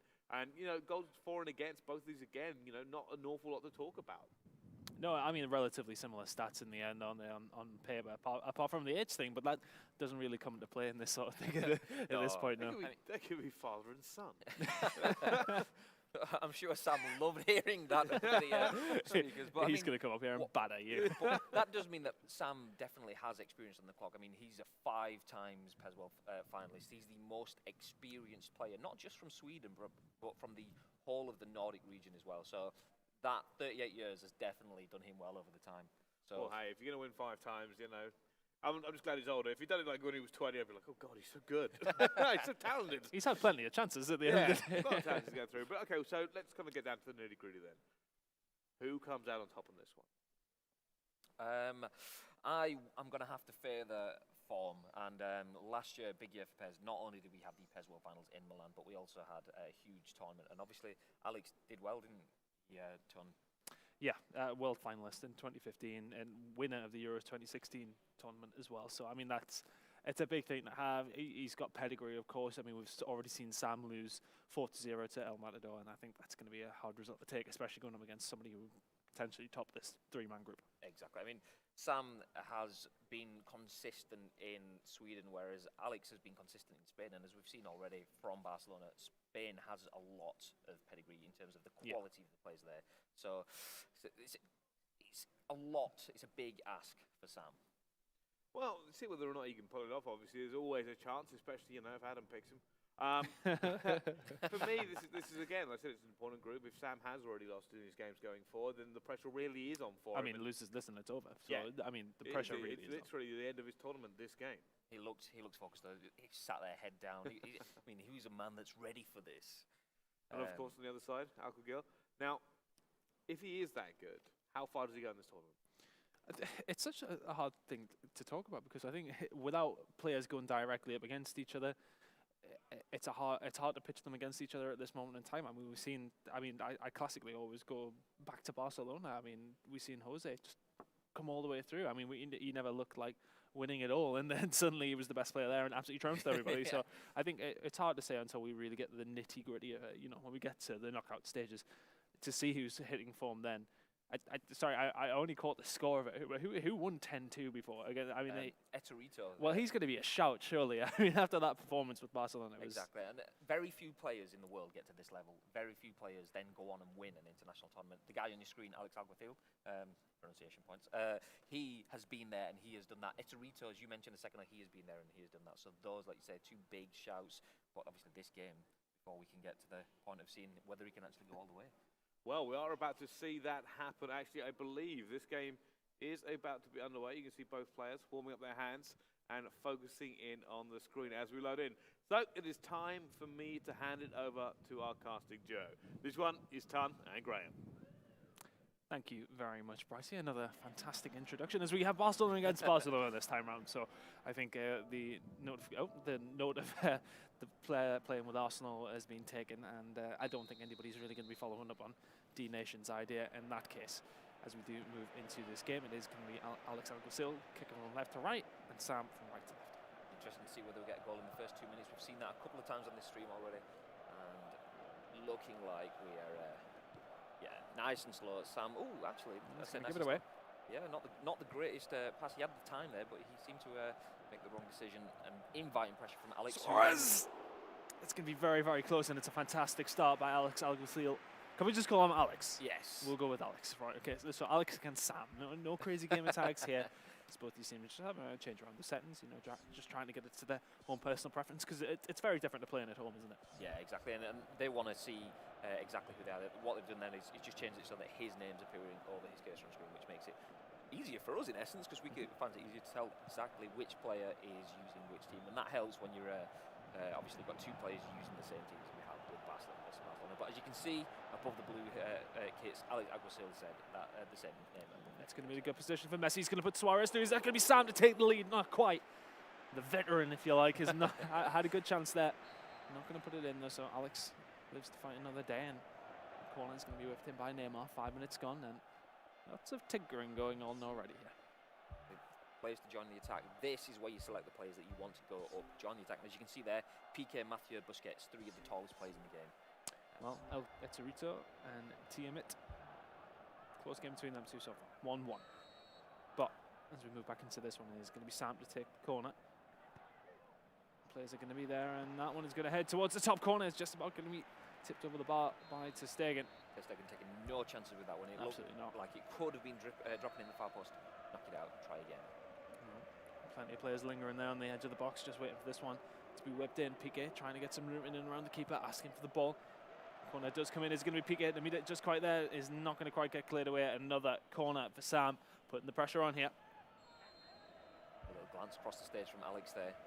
Kind of maybe is he trying to figure out a shake of the head as well. He tends to give a lot of emotion, so it'd be interesting to see how this is dealt with. And ter Stegen again. Corner. He seemed to be shocked with the way that the flight of the ball hit the ball back out, and as we see, kind of a slow game, pressure slowly mounting. But if Alex keeps weathering this, then I think it'll be good for him. Well, Sam did concede less goals throughout the qualification process for this qualification process. And at this moment in time, he's shown that he's got some business in attack as well.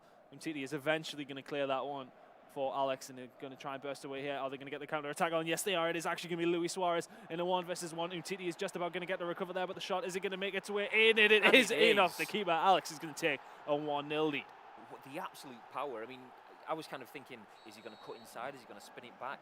But no, absolutely drilled it top corner. And the keeper probably wasn't expecting such a fierce drive from such a tight angle. But that's it, 1-0. Alex, the current reigning Euro 2016 champion, takes the lead. And speaking about champions, I don't know if you noticed it then, the goal flash. Etorito has actually just conceded. So after scoring 10 goals in one match, he's now 1-0 down. Oh, and this is actually going to be another chance here for Alex. It is going to be Neymar. Not going to be tight 2-0, and it is just about going to be cleared away. Interception by Umtiti was so crucial, but the attack is still on here. Sam really under the cosh. Suarez going to be pushed away once again by ter Stegen, and really being put under pressure here, Sam. I mean, it all came down to just timing. The shot selection, just taking the shot at the wrong time, which meant that Neymar shot from the wrong foot. Ideally, you'd be looking to kill that right foot across the post. He used left foot, which meant that it went too close to the keeper, and obviously ter Stegen managed to palm the ball away, as he's just done then. Punched away. Is the pressure still going to be there from Alex? He's going to retain the ball. Iniesta down the right-hand side. That's a fantastic ball into Suarez. He does have Messi there free next to him as well, and it's just about going to be intercepted there. Are they going to be able to get this one away? No, Sam just about keeps control of it. 2-2 between El Torito, and that's a fantastic header by Neymar, just trying to glance that in the bottom right corner, and just about missing, but we did see a score in the top right corner. It's 2-2 in the game between Etorito and Tiamat. I'm glad you knew who it was, because I just about missed it. Anyway, this one is going to be taken away, and it is going to be Sam to take his goal kick, just trying to alleviate some of that pressure that has been soaking up so far. Yeah, I mean, Sam definitely was the strongest starter earlier on. That series of corners, he kind of wanted to bang one away. And speaking about banging one away, Etorito just a minute ago, 1-0 down. Now 3-2 Piqué should be able to just about clear that one away, and ter Stegen starting to interrupt you there, Graham. Attack was on the cards, but still the pressure coming in from Alex. Yes, and he's playing, I mean, switching up his play. The thing is, I'm trying to get a read of how he's playing. He's playing short passes, direct passes, moves, long balls, crosses in. I mean, what can he not do in this game so far? Definitely. Oh, the football is fantastic. I mean, it's leaving you speechless, Graham. Exactly. I mean, 1-2 passes, triangles. I mean, everything. Sam's definitely got his work cut out for him. He just needs to get hold of the ball and make the game his own, slow it down, play his own game. He does indeed have his work cut out for him, and it could be even worse now if Suarez is going to get himself through. Not quite, but you know, for all of the pressure that Alex is putting on, he still only has 1 goal to his name to count for that. So I mean, really hasn't got too much to show for all of that possession and control in the game that he's currently had. But at this moment in time, Sam well and truly still in this game, and I think he'd be happy enough with his defensive work so far. Just about going to keep a hold of it here as Alex backwards and forwards in the middle of the park. Nobody really able to retain any sort of possession. Eventually it is going to land to Stegen on Alex's side. I mean, Alex is push this one away. I've just said Sam needs to slow the game down. Alex is taking that upon himself now, playing the ball back to Stegen. Look at all the passes now, building up. He's going to give it away in the middle of the park, though. It's going to be Messi to try and push on forward. Suarez is going to be able to get a hold of it, not quite, just retained by Stegen. I know what you mean about the control. It seems as if Alex is trying to slow this one down. He did lose that in the middle of the park, though, but this is now going to be a chance here. Messi bursting away. This is the sort of situation he's so dangerous. The ball not going to be quite able to make it to Suarez as the counter-attack does come in towards Suarez. And well defended by Piqué. Just a little bit rushed. Oh, that's a fantastic ball through. Is it going to be Suarez? Is he going to be able to make this 2-0? The cross is going to come in. Is he going to be there? Great clearance down the right-hand side. I think it would have been Jordi Alba down that side in the end. And fantastic work. And he didn't even defend it himself. It was actually going to be Messi missing the target. Not something you say too often. I mean, it couldn't read the trajectory of that ball. That drilled low, lofted ball to the far post. I mean, brilliant inventiveness from Alex there. He'd kind of run it. He was going for the same sort of run that he had with Suarez to score the first goal. Obviously too far, not enough power. Power would have unlikely got shot there. Played for the odds, drilling the ball back across the goal. What a great game on the other side of things. Eterito and Tiamat really going against each other here. 3-3 now between them two. Eterito has shown he knows where the net is, definitely, so far. I think that's his 15th goal he's scored or something crazy like that. But just a few. Anyway, building in the attack here is Alex. He's going to put this one far too far towards the goalkeeper line. That is going to go out. The interesting thing with Alex, I mean, he is a pure example of marketing for PES 2017. The range in his passing, that long ball there didn't pay off for him, but we've seen 1-2 passing through the middle. We've seen a cross to the far post, that lofted ball that Suarez did, a drill from the angle. I mean, he's mixing it up. If you're Sam, how do you read that play? How do you counter that? I mean, he has no route 1 football. He has route 2, 3, 4, 5 and 6 as well. Well, 2, 3, 4, 5, 6 passes is just about going to be landing towards Messi's feet and not quite going to get there. And Sam lives to. Yeah, did you like it? Anyway, Sam just about surviving. He might get on the counter attack here. Is Messi going to be able to get the ball first? Not quite. And he is just about going to be cleared away. And that's the thing. At the half, we are only 1-0 to Alex, but Sam, not really many chances, not really much possession, still in the game, which is the crucial thing. Exactly. I mean, 5 times world finalist. He knows how to do it. He's been here. He's done it before. And Sam, obviously, this is your opportunity that's to a bring great this ball back, and nearly did exactly that. Just a little bit too much on it, but he's definitely got opportunities. He's showing that he's got there. All he needs to do is fight that endless morphing onslaught that is Alex's way of playing. Well, it is going to be put out to Vidal down the right-hand side, back to Messi. Not going to quite land for Suarez, though, and this one's cleared away. The counter-attack could be coming in. If Suarez can release this ball, and Neymar's just going to trickle towards him, and he just needs to retain the ball here. He's going to try to do so. Piqué is going to be able to clean that one up, but back to Rakitic. Here we go. Rakitic is going to put this one out to Neymar. Not going to quite be there, but is he actually going to get a hold of it there? And it's going to be to Stegen to try and get this one away. It's going to go back to, and Messi scores for Sam. Not many chances on the board, but the goals is what counts. 1-1 between these two now. Beautiful pressure. I mean, he put him under the cosh. He made a mistake. He lost the ball. He didn't give it up, and he caused his opponent to make a mistake. He's causing more problems here as well. Neymar trying to push down this left-hand side, just wriggling in and out of the place to try and get a hold of the ball here. Umtiti is going to pass it out here to Neymar, to Suarez, and the run is coming in from Iniesta on the left-hand side, but it's going to be put back to Suarez. We know what right foot he's got. Umtiti just about going to clear this one away, and Neymar's going to push this one out as well to Suarez, back to Neymar, to Messi. And really great football here from Sam. Is he going to put himself in a position to score? Not quite. Well defended by Alex. Beautiful awareness there, knocking the ball back to the keeper. But we're seeing more space now.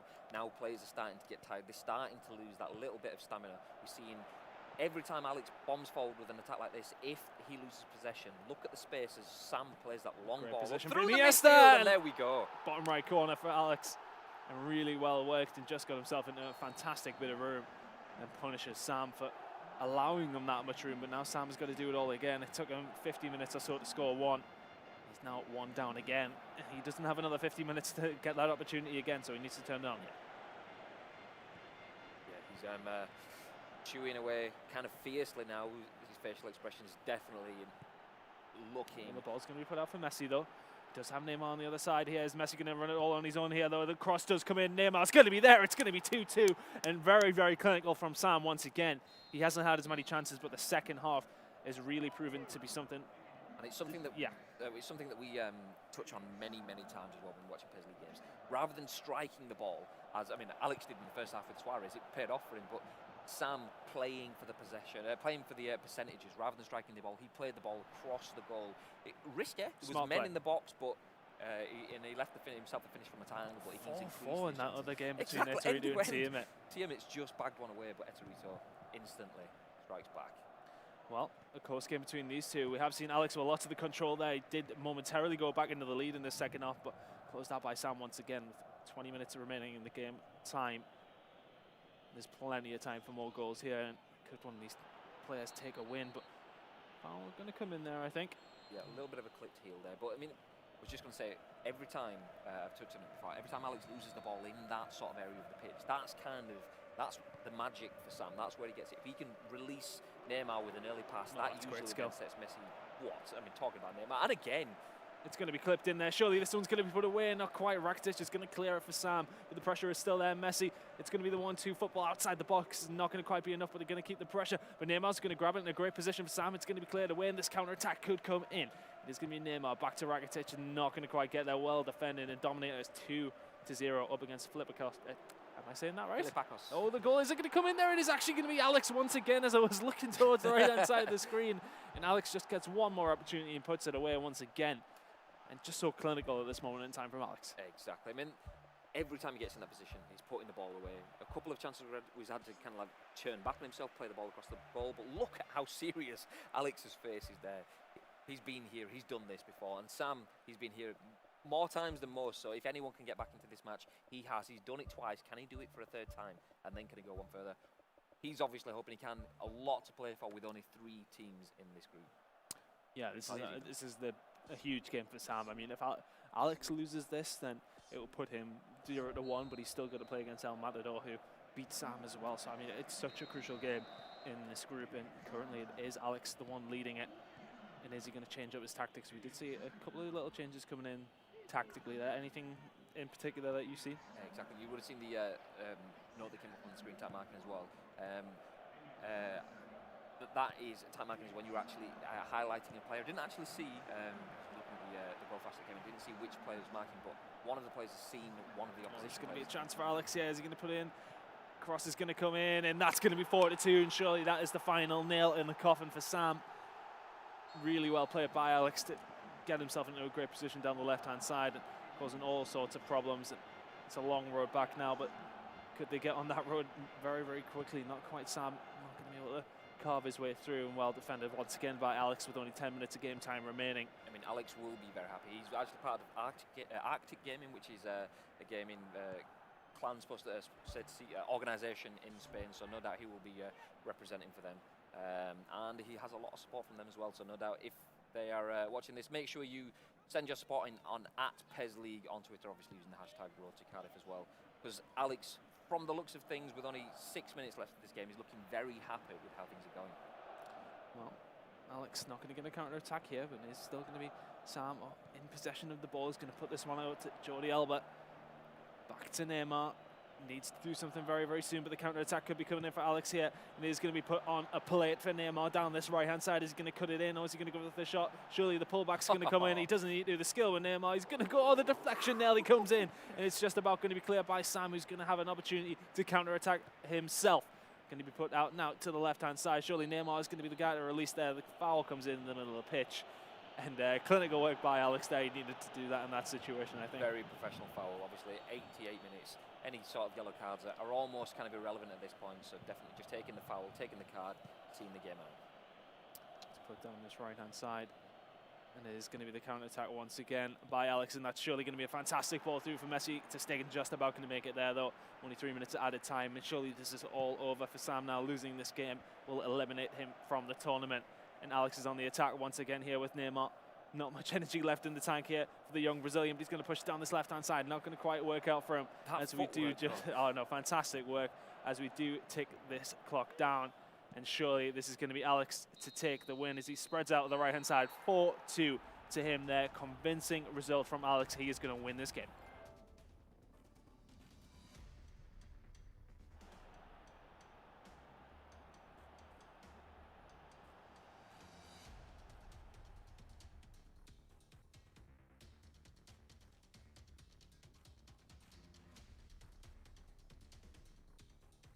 All right, 4-2. Alex takes down Sam. And unfortunately, that does mean Sam has no possible opportunity to make it any further in this tournament. That's the licks, unfortunately. Three-man group, every game counts, and the 2 games he had, he didn't make them count. Yeah, I think he was unfortunate, though. He defended so well through a lot of those, a long period in that game. And unfortunately, in the end, I think Alex's class really just shot through. Exactly. He's a proven international champion, and Sam is a proven international finalist.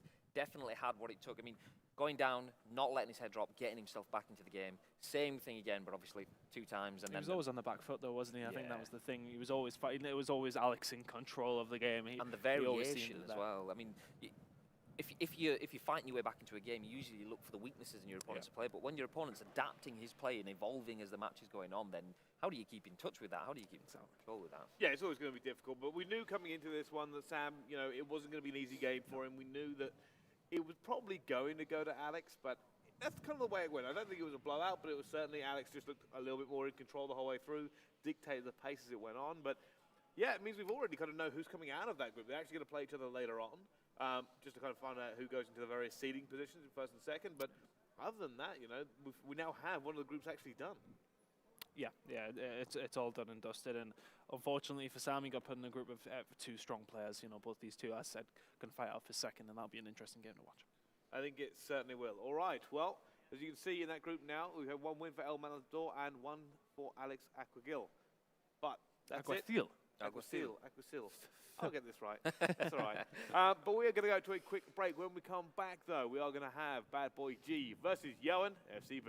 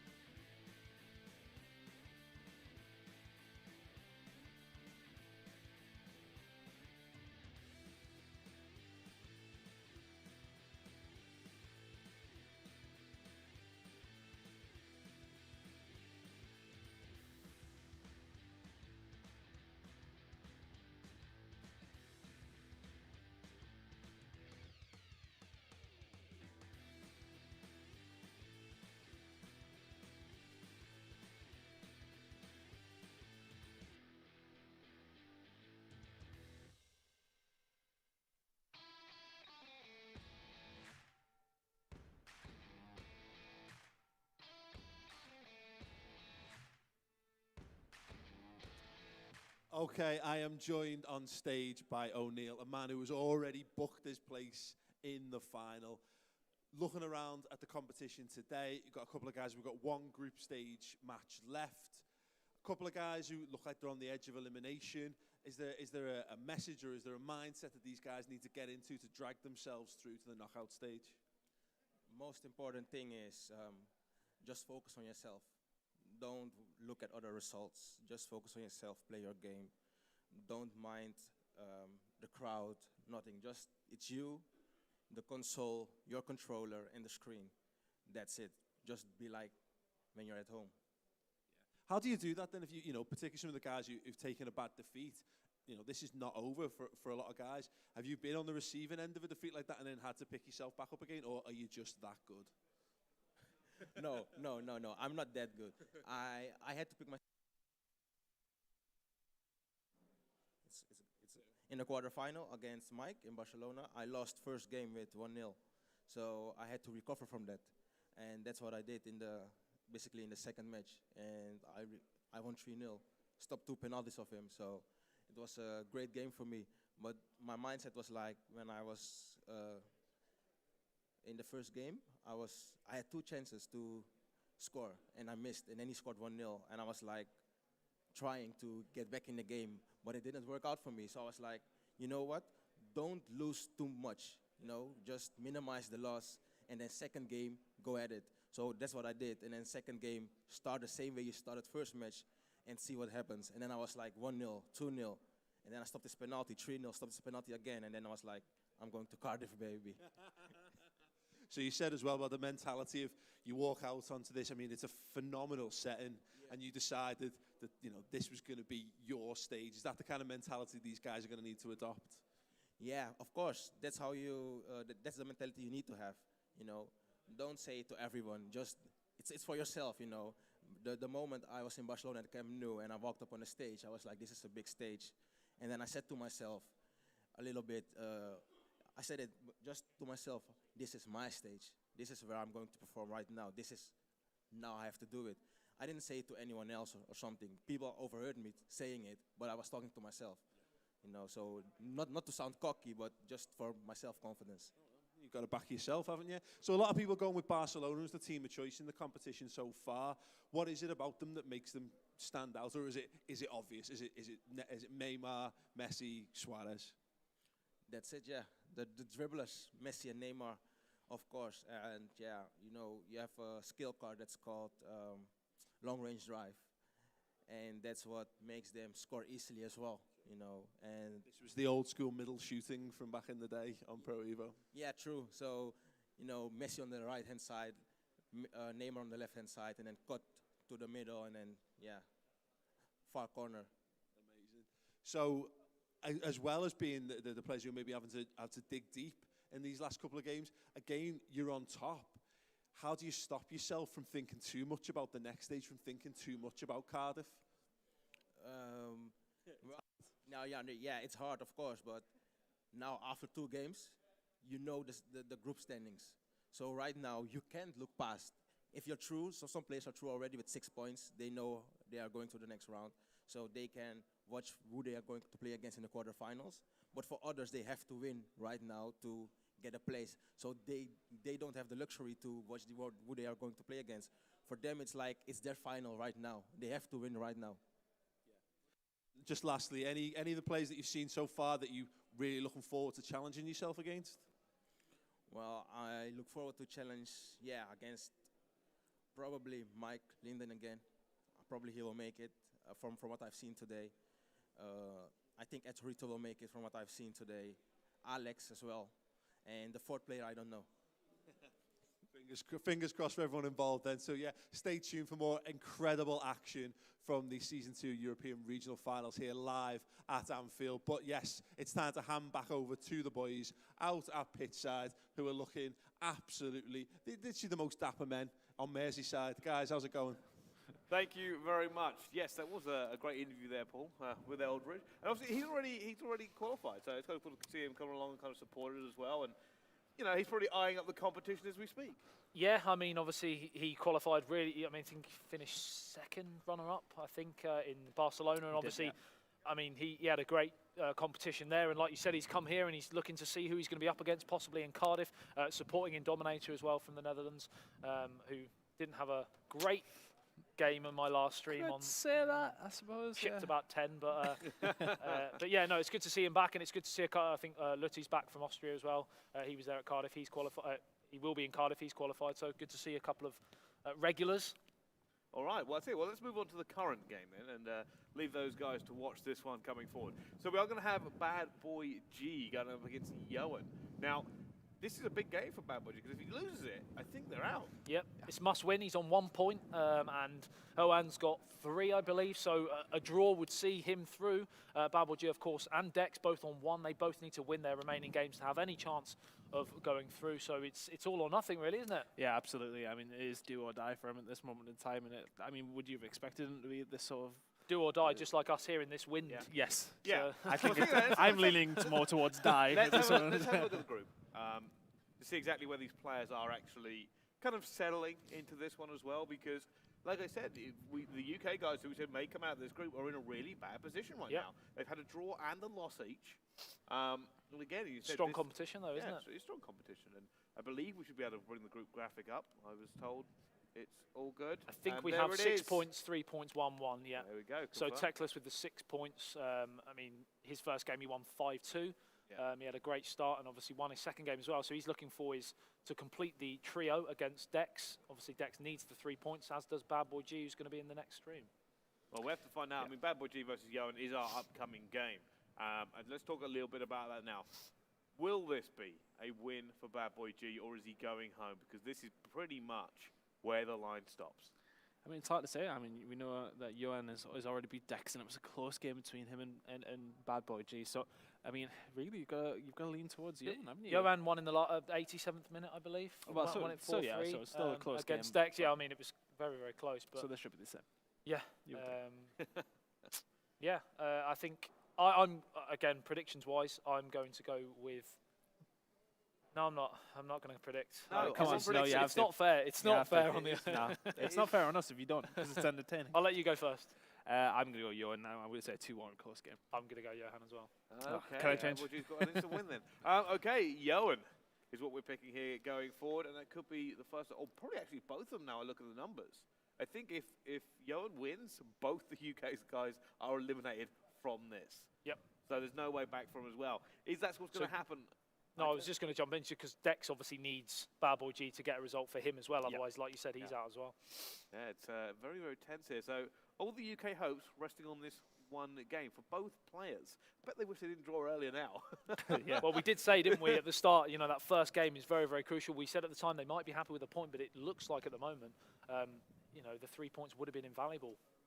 It certainly would have. All right, this game is about to get underway, I've been told. So I'm going to hand it over to you two to bring us into the action. Adam and Tun, please take it away.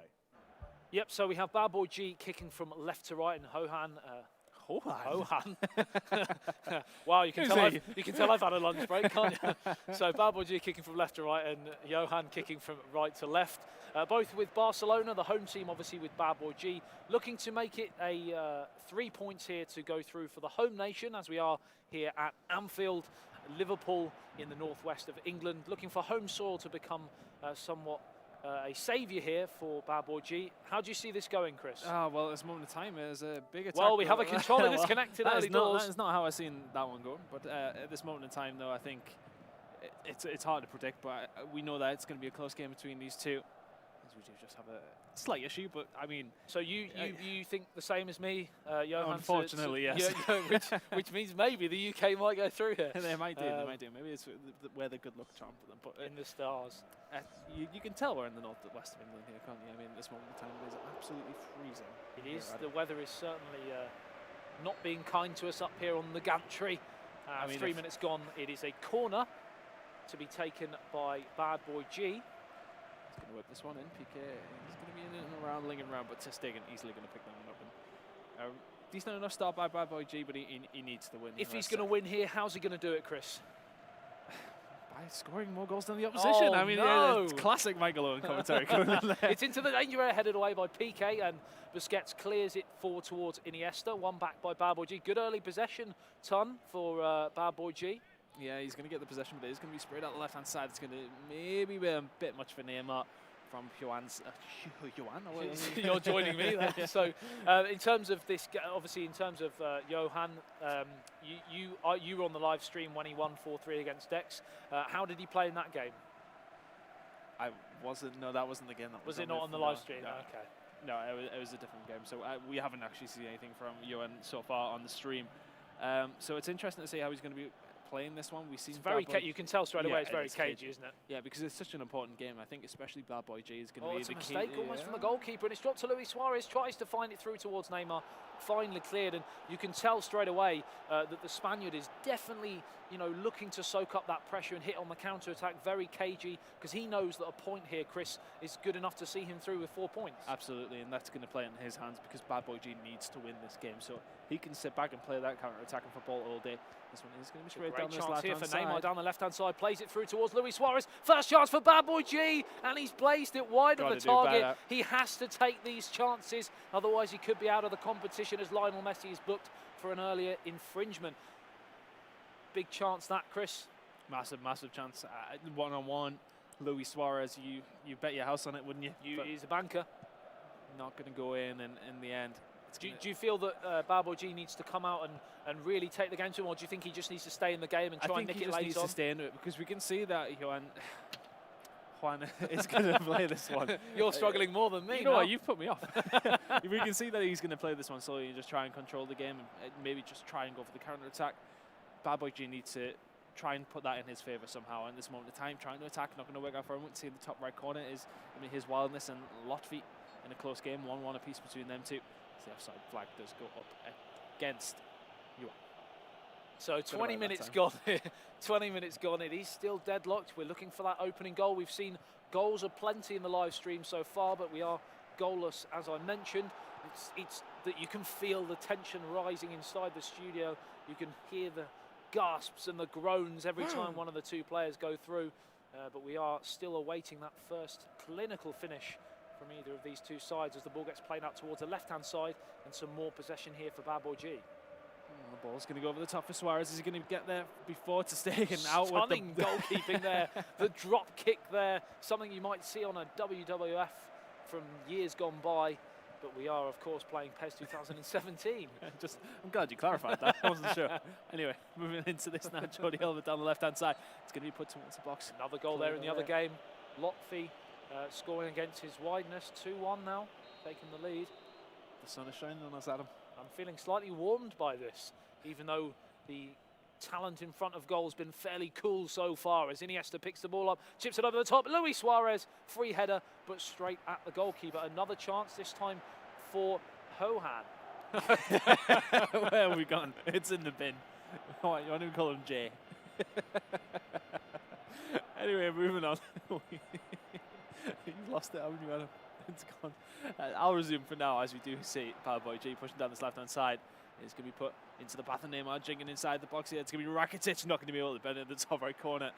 It's just Stegen just about saves that one, sprayed out of the left-hand side. Neymar going to be just able to meet that one there and just try to control the game. Yeah, I'm not quite sure what I've eaten for lunch, but I can't seem to pronounce any names at the moment as the ball gets played down towards Jordi Alba on this left-hand side. Now plays it through towards Neymar. Another chance for the Brazilian. Lovely turn there. Magical from Neymar. He's still going. What a run from the Brazilian. And somehow the goalkeeper claws the ball away. That would have been goal of the day for me, Chris. Absolutely. That was fantastic work by Johan down the left-hand side there. Just moving in and out clinically with Neymar. And he is now going to be able to take the corner with that player. So the sun is shining here at Anfield for the PES regional finals as the ball gets played through. And it's cleared away. The sun was shining momentarily, and here comes the wind once again. It's we've not been blessed with the weather, and you know what? We've been saying surprisingly it's colder than Barcelona, but I don't know if it's a surprise. No, It's certainly living up to expectation as the ball gets played through towards Neymar. Another chance here. Side down by PK. Big decision for the referee here, Chris. Oh, I think he might get away with it with just a yellow, and he is, yeah. I think the first controversial decision as Neymar's free kick ricochets off the wall, and the goalkeeper just does enough to get the ball away from Luis Suarez. Very cagey still, Chris. 5 minutes remaining in the first half. I think it's a very even game between these two. It's back and forth. You know, both players have had chances respectively, and you know, the control is there more from Johan, I would say, and at this moment in time, he is the one probably just edging it for me, but the scoreline's the important one. That's 0-0. Like you said, it seems that Bad Boy G is going for trying to keep it tight and then hitting late on, because we are still deadlocked, and he knows one goal will just about give him a chance of going through. Of course, we are waiting for the results from the game between Dex and who was the other guy in group? Teclis, that was it. Yeah, he's got 6 points. So, of course, he's already through, but we are waiting to see whether Dex can get any form of result there, because that will obviously affect whether Bad Boy G were to go through. If he manages to win this game, it would then go down to goal difference, and I'm not quite sure who is on top in terms of goal difference. I think Bad Boy G... I think they've all been quite close games, haven't they? What I'm seeing here is Bad Boy G has a -3 goal difference, Dex -1, although Dex is below him in the table, so I'm guessing that's down to something else at the moment, unless that needs to be clarified. It is. We'll have the Oracle, Bryce. He'll figure it out. He'll pluck some figures out of the air to tell us, as Lionel Messi breaks into the area, challenged by Mateo in the end, and cleared away, but only as far as Iniesta. Now Neymar, lovely jinking turn there from the Brazilian, back onto his right foot, finds Rakitic, one-touch football, finally headed away, and a chance to counter here. Oh, he's not going to be able to get a hold of the ball there. Messi on the right-hand side needed to take a touch to take that one away, and they're making another chance here. The ball is just ricocheting all over the place here. Sloppy play in the middle of the park, but Bad Boy G not going to be able to get a hold of it. But here we go down the right-hand side with Johan Suarez playing out to Vidal. Is the counter-attack going to come in from Bad Boy G? That's surely going to be a foul. No, it isn't. He's going to give a throwing down on this near touchline. Remember, Bad Boy G is kicking now from right to left in the home kit. The away kit is obviously the man from Spain. And it is 53 minutes gone here as the ball gets played forward towards Luis Suarez. Hooks on towards Messi. There's just a real lack of invention in this game it's that so far, final third, isn't it? They're just struggling a little bit, but here we go with Here's Messi. a chance, though. If anyone can, it's Lionel Messi. It's Rakitic. It's wide of the target. I was just about to celebrate for the man from Spain, but it has been put wide of the post. And that was another massive chance. One chance apiece, Chris. Yeah, really, really close between these two. Nothing really seemed to be splitting them, and a draw is not good enough for Bad Boy G, but here we go. Messi, is he going to be able to push this one in now for Johan? He's going to put it out to the left-hand side to Neymar. The cross is surely going to come in, but well defended once again by Bad Boy G. What we've noticed now with only half an hour remaining, Bad Boy G starting to leave himself slightly open at the back, but that's because he's trying to go forwards, side down on the edge of the area. Another massive decision for the referee to make in a very dangerous position. It's a free kick for Neymar, and a chance here to potentially put himself in front. It's off the wall, and it's 1-0 to Bad Boy G, and the man from the UK has taken the lead in an unlikely ricochet off the wall. And Chris, can he now keep it? I think there's been a goal in the other game as well. I heard another shout there from one of the other games, so let's see whether that has any implications was the word I was looking for on this one. Just about going to get there to Stegen, so he's going to be able to clear this one away. And it's all to do for Johan. Now he's going to try and push this one out, and it is going to be Bad Boy G trying to attack. Not going to quite happen, but it was Dex's voice that I heard. He has taken the lead. I thought it was, but I wanted to check. Dex has taken a 3-2 lead against Teclis, so we now know that at the moment, as things stand, Teclis has 6 points, Johan has 3 points, and Bad Boy G and Dex, I believe, are both on 4 points. So it will, at the moment, go down to something other than points if things remain the same. And the two from UK will be separated by either goal difference or head-to-head. We'll wait and see. Bad Boy G needs a really big win here. He's goals down, and with Dex currently winning, that's going to put him to 0 goal difference. But at this moment in time, sorry, I was looking back at the game, but at this moment in time, we do need Bad Boy G. If he wants to go through, he needs to score more goals. So the ball is played down. Will That's a very interesting point. Will he go for that goal difference now, or will he try and win the game? Just make sure he does his bit and wait to see what happens in the other game between Dex and Teklan, because of course if Teklan equalises, it changes things all over again. As the ball gets played through, looking for Rakitic and cleared up towards the halfway line. Really, really open stretch game now. Very cagey at the start. Chris, are we going to see more goals now? Johan knows he needs to score. Yeah, with Neymar down the There's left side, that trickery again. He's just overrun it. Yeah, just a little bit too much there in the end. And it's going to go back to Bad Boy G, but he needs to score as well. So as said, this game is going to be well and truly stretched. So 20 minutes remaining for Johan to find an equaliser. It is 1-0 to the good for Bad Boy G. Dex, I believe, is still winning in the other game by 3-2 against Teklan. So Teklan, should I say? So of course, at the moment we are 6-4-4-3 in terms of the standings for these 4 players. So it's really, really tight as Luis Suarez whips the ball in, claimed by the goalkeeper. 50 minutes remaining, Chris. Yeah, very, very close game between these two, and such implications lie on this one as well.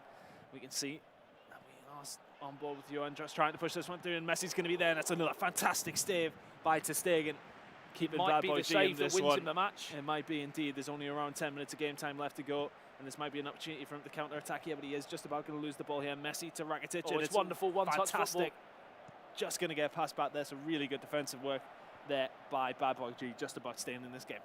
So 10 minutes remaining here, still Bad Boy G 1, Johan 0. Finally balanced chance here for Neymar into the area. Chance for the Spaniard, saved by the goalkeeper, only as far as Rakitic. Plays it to Iniesta, surely a chance. It's Lionel Messi, can't get the shot away, and somehow they still can't get the shot away, and finally it comes in and goes wide of the target. And what did we say? Will Bad Boy G try and just win this game and put pressure on Dex? And of course, there has been another goal in that game, and it's an equalising goal for Teklas. Dex now 3-3, and at the moment, Bad Boy G going through, I believe. At this moment in time, it does seem that way. Bad Boy G just about holding on. And the thing is, does he know what's going on out of the game? If he's listening to us, he will. But at this moment in time, he's going to be focused on Dex this. knows he needs a goal now. Absolutely, but back into this one, we can see that Johan is pushing on through here. He's trying to get it down the right hand side. Of course, if there's an equalising goal here, that will change the game as well. Because, of course, then Johan will go through, and it's Lionel Messi, and that's exactly what has happened.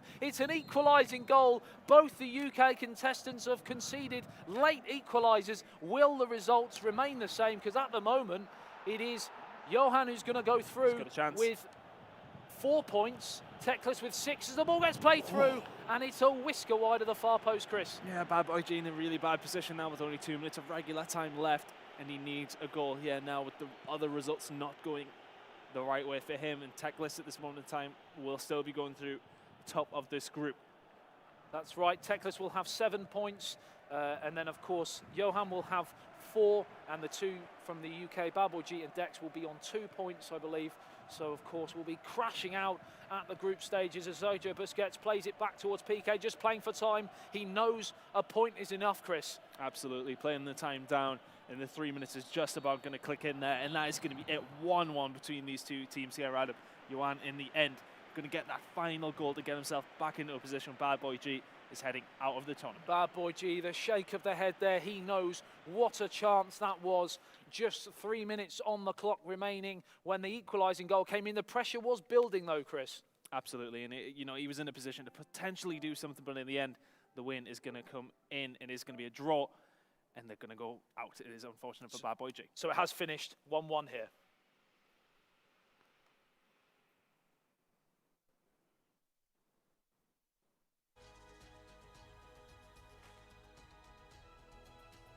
All right, 1-1, another draw in this group. But unfortunately, a draw is not good enough. So for some of the UK players, I believe. The other game, Teklas versus Dex, also a draw, 3-3, going right towards the end as well, which basically means that because of the draws going on, they're both going to get eliminated. Yeah, unless there was a late goal, which I don't believe there was. It finished. There would have been a screen come through the tunnel. I'm sure we would have heard Dex if there was another goal. It did finish, I believe, 3-3. So, yeah, like you said, both of the UK players crashing out with 2 points each, and Johan and Teklas going through. I mean, we've seen that Dex got a good result against Techless at the top of the table. So, I mean, in that situation, do you see the other games and think that he maybe underperformed against UN or underperformed against Bad Boy G? Could that have potentially been something for him to go through with? It's hard to say because I think it's when you play against different players, it's different play styles, that sort of thing. So, but in the end, you know, Techless taken it commandingly, if anything. Yeah. Well, he has certainly done that, and that's definitely secured him going through into the bracket in first place. Maybe not the player, though, we looked at to come out of this group at the top to begin with, but always had the potential. Both UK players, we said, you know, they might be the ones to come out here. Just disappointing all around. What, 2 points they ended on? 2 draws for the pair of them? Yeah, I mean, you could look at it as being disappointing. Equally, you could look at it, they're against the best of the best. So at the end of the day, I don't think you can read too much into it. They might feel that they let themselves down in certain areas, but they're playing against world-class players. So you'd have to congratulate the other players, I think. I've just seen, actually, did Dex actually lose that game? He did. He did, so there was a late goal, but it went the other way. Just to put this in perspective, neither UK player won a single game today. Yep. Neither one won a game. And on that note, I think we're going to throw it to a break. Coming up after this, it's going to be Editori versus Filipakos. See you right after this.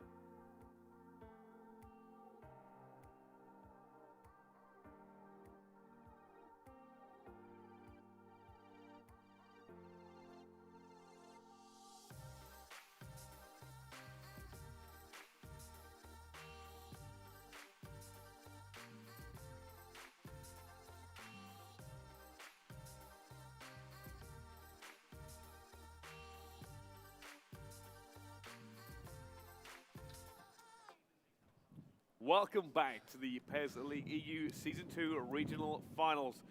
We are live, the sun has come out here at Anfield, and now it's still very windy, but we are heading towards the end of the group stages. We've already said goodbye to some of our players, and we're about to say goodbye to the very last players before we go into the bracket. But I'm not alone doing this. I am joined by our commentators and our analysts. For this next one, it's Graham. No, it's not Graham. It's Adam and Tom. We were struggling to pronounce names. You don't know who anyone is. If it helps. My name's Adam. Nice to meet you. If it helps, I just don't consider any of you friends. So I didn't need to learn your names. Has acquaintances. Honestly, I've known him for about 6 years now, and I'm just somebody that he knows.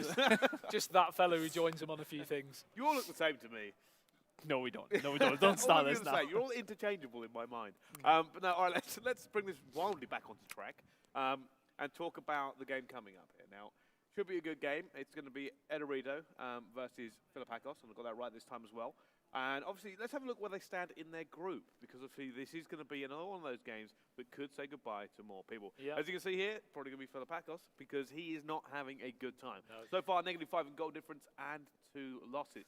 If he can somehow have an absolutely godlike game, can he do it? Well, Filipakos, in terms of, he's obviously out because he's lost his first 2 games. But of course, Edorito knows that if he can match Indominator's result in the other game, regardless of what happens for him, as long as he can match it, he's going to go through on goal difference. Well, we just seen, I mean, Indominator is going to be going up against a team who beat Edorito in one of the games there. So, I mean, Edorito, after that first initial massive win, I mean, he literally destroyed Indominator. That's really going to help him here. Even if he loses this game, he's in a fantastic position to go through. Sure. Well, I think this is the key matchup, because obviously, like Edorito, it's not only winning. A win should secure him, but he just needs to really hammer it home and make sure that there's no problem. Now, the best thing he's got going for him is his goal difference is, in fact, 12 above Indominator. I think it's Indominator. It is Indominator. It's 12 above Indominator. So he should be okay as long as he can match that result. Now, obviously, you don't want to do that. You don't want to worry about a draw or anything else. You should just be going for the win. And there should be a win for him. So far, Filipakos hasn't really shown anything positive in there. And obviously, Edorito has had a lot of goals go his way. It would be dangerous to be complacent, though, and of course, Filipakos, you know, he has done really, really well in qualification for this regional final. So, you know, if he does wait on the other result, he could become a cropper. Yeah, he certainly could. But I think if we're talking about how we expect this to go, I think we've got to be leaning towards Edorito. He hasn't showed us any reasons not to. Absolutely. I mean, he's my prediction. Just to throw that out well, there. That's in the bin now, isn't it? Right. Well, on that note, let's get into this game. It is underway. Over to Tannen Adam.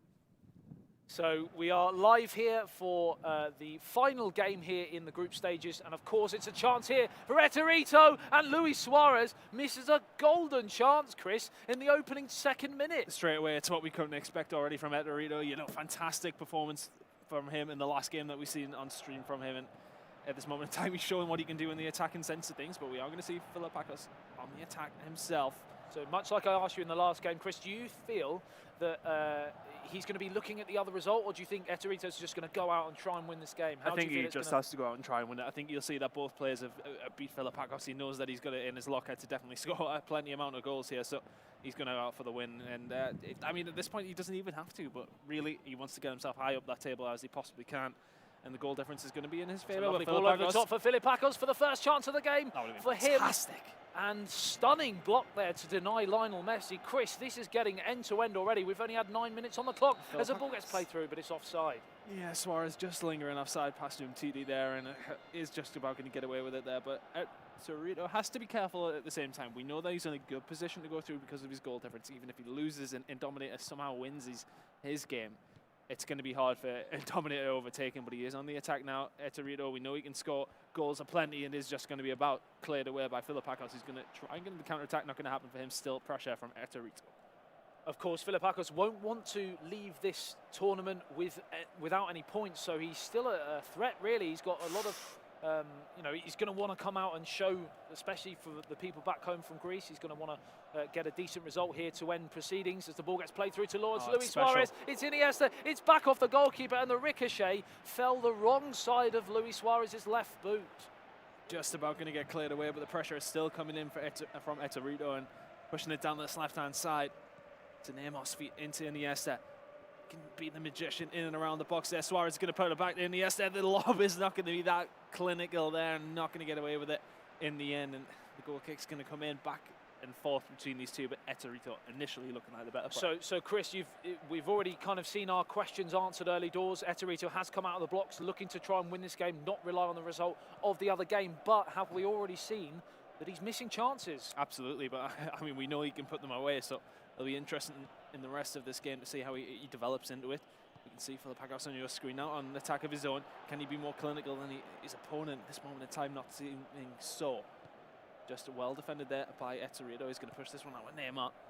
Off to Suarez. He does have Messi on his right and Neymar on his left. He's going to put that one out. Not going to quite get there, though. It's another chance for Filipakos to try and get some points on the board here. So we're halfway through the first half here. Eterito 0, Filipakos 0. Remember, this result directly affects the other game in this group as well, because both Eterito and Indominator both share 3 points. Goal difference-wise, obviously, Eterito is miles in front due to his 10-2 exploits in the previous game. But, of course, he knows that a slip-up for him and a win for Indominator would see him crash out and the man from the Netherlands to go through. So, Chris, it's half an hour gone. How do you see the game finishing in terms of the end of this first half? I mean, surely Eterito does have to grab a goal here, but Filipakos has had chances. You know, he's obviously clearly a very good player.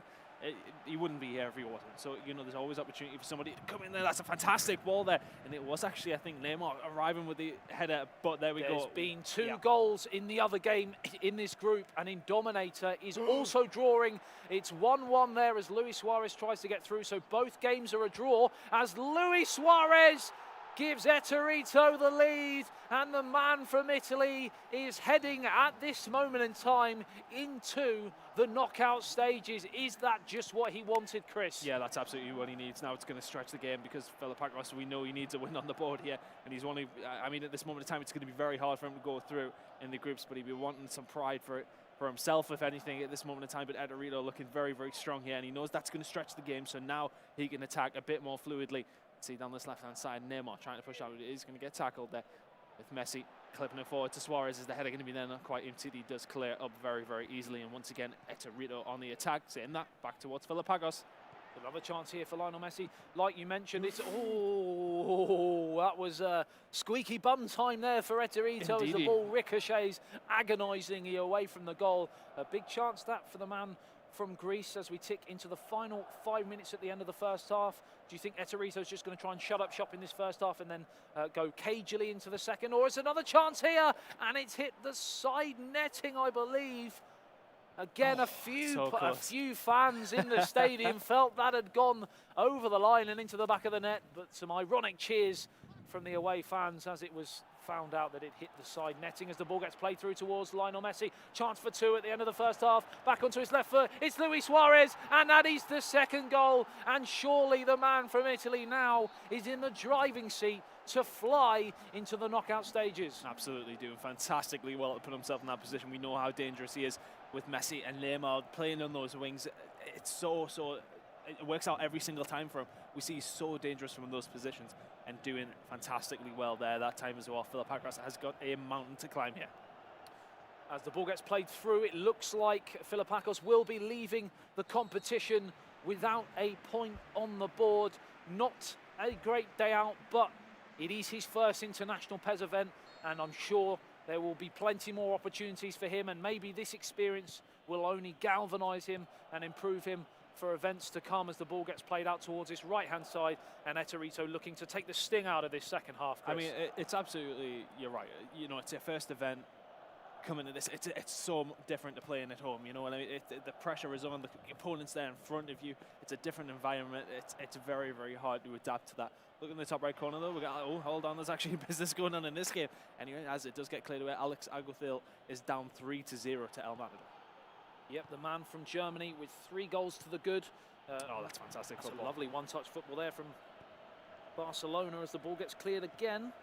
And up towards Luis Suarez. Now back with Rakitic, scythe down, but the referee plays a good advantage. It's on towards Neymar on this left-hand side. Chance for 3, into the back of the net, off the goalkeeper. And surely now that you'd feel, Chris, is game, set, match, Italy into the next round. Yeah, he's looking good for the money on this win now. Is Eterito very, very well played.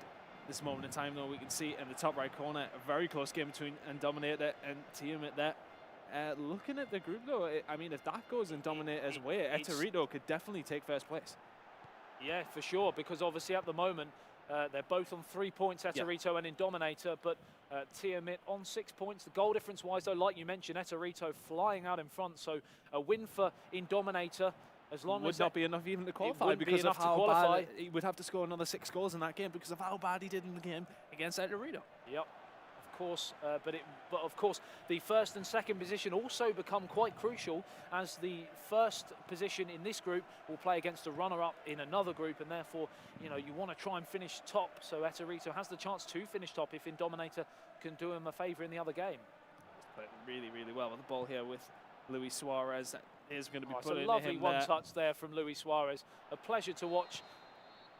And it is offside. Just about Messi. Chris, are we going to get a consolation from Filipakos? I hope so, because we haven't seen him actually score many goals. I don't believe he didn't score in his last game against Indominator. So now moving into this one. While there's a brief break, I will go as far as saying, with half an hour remaining, game time, I am right in my prediction. 3-0 to the good. Shut the front door. Shut the front door. Surely now I get my first prediction right in 19 appearances as the ball gets played through towards Luis Suarez. Not Luis Suarez, Lionel Messi, in fact. And the goalkeeper makes the claim. And there's been another goal in the game between Alguacil and El Matador, and a goal back there. There has been a goal in the other game in this group, and Dominator has taken the lead, knows it won't be enough as things stand to qualify, but still has an effect on the group, and it would put El Torito top. It would indeed, and what he needs is Filipakos to come back into this game. He needs him screaming back into this game, because El Torito, his goal difference is so substantial, especially considering we only played 3 games. At this moment in time, it is positive 10. Stranger things have happened in this wonderful world of PES 2017. Surely you would feel it's going to go El Torito's way, but 3 late goals, it can happen, Chris. It can indeed. Let's see. I mean, we've seen Filipakos, he's had chances, so can he do anything with those chances now, though? We can see El Torito pushing down this right-hand side. It's going to be Iniesta. Is he going to be able to do anything with it in this position? There's been another goal in the game between Alguacil and El Matador, and it's a second goal for Alguacil. I'm not sure whether that has any ramifications for that group, but if it does, that would be quite the turnaround. 3-0 up El Matador, it's now 3-2. 20 minutes remaining here, including the added on time, which at this moment in time you would feel would be around 3 minutes. Not too many stoppages, Chris. No, not at all, and we can see that El Torito is one that add more it's pain. Another chance and another goal, Chris. We can see this guy is somebody to watch throughout the rest of the day, really performing well every time we've seen him. He did lose again there before, but this moment in time we are seeing how clinical he can be. He creates lots of chances and he scores them as well. To quote a man from Newcastle like yourself, Alan Shearer, he loves goals. Sorry about that, the accent there. It was pretty cool, was that an attempt? In towards Neymar, charge with the right foot. It's a goal for Filipakos. The man from Greece has that consolation, but you feel it is too little too late, because 4-1 to the good. El Torito heading into the knockout stages, top of the group as things stand, as Neymar fires goalwards wide of the target. Just about there, but El Torito probably be disappointed he's conceded there, but his goal difference is still going to be very, very strong. We've got some pitch invaders here. It's going crazy down here at Anfield at this moment in time. It's nice to have all of the toes going around at the same time, isn't it? It adds to the atmosphere. Well, that's the thing, and it's great for obviously these players, like we've mentioned before. There's so much for these players to come and experience when they get involved in these PES events. Of course, they get to come to wonderful stadiums like here at Anfield, thanks to Liverpool, and due to the involvement with UEFA, of course, we will be going to the Champions League final in Cardiff. Wonderful stadiums, wonderful cities, prize money, $20,000 US up for grabs just for this second regional finals here at Anfield. And of course, if they were to qualify and win in Cardiff, it's life-changing money, Chris. Oh, absolutely. I mean, there's so much money on the line for these guys, and fantastic amount. As I said, life-changing. You know, you can either use that money to you can do anything you want with that money, and it's fantastic, especially. What would you do with $200,000 US? I would be sensible, and I would pay off Bonds. my mortgage. Yes, yes, possibly. I would buy into Alan Bryce. That's what I would do.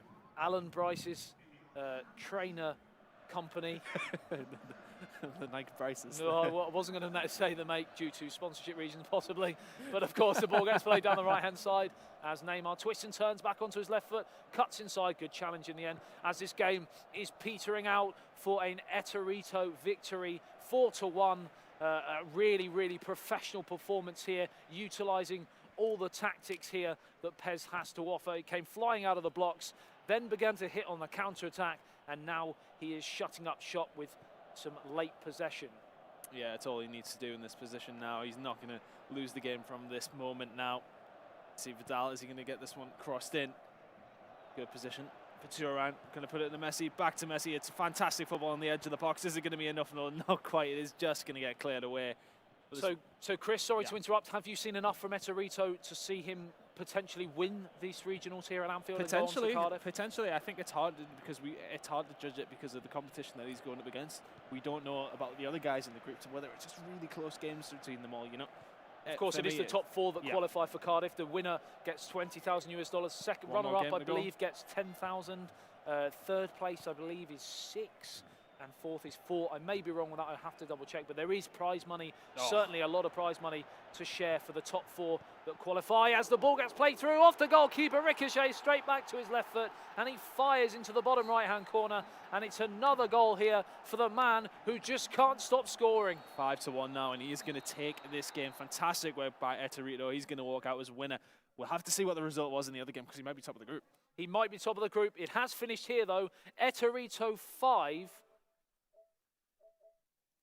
Philippakos 1.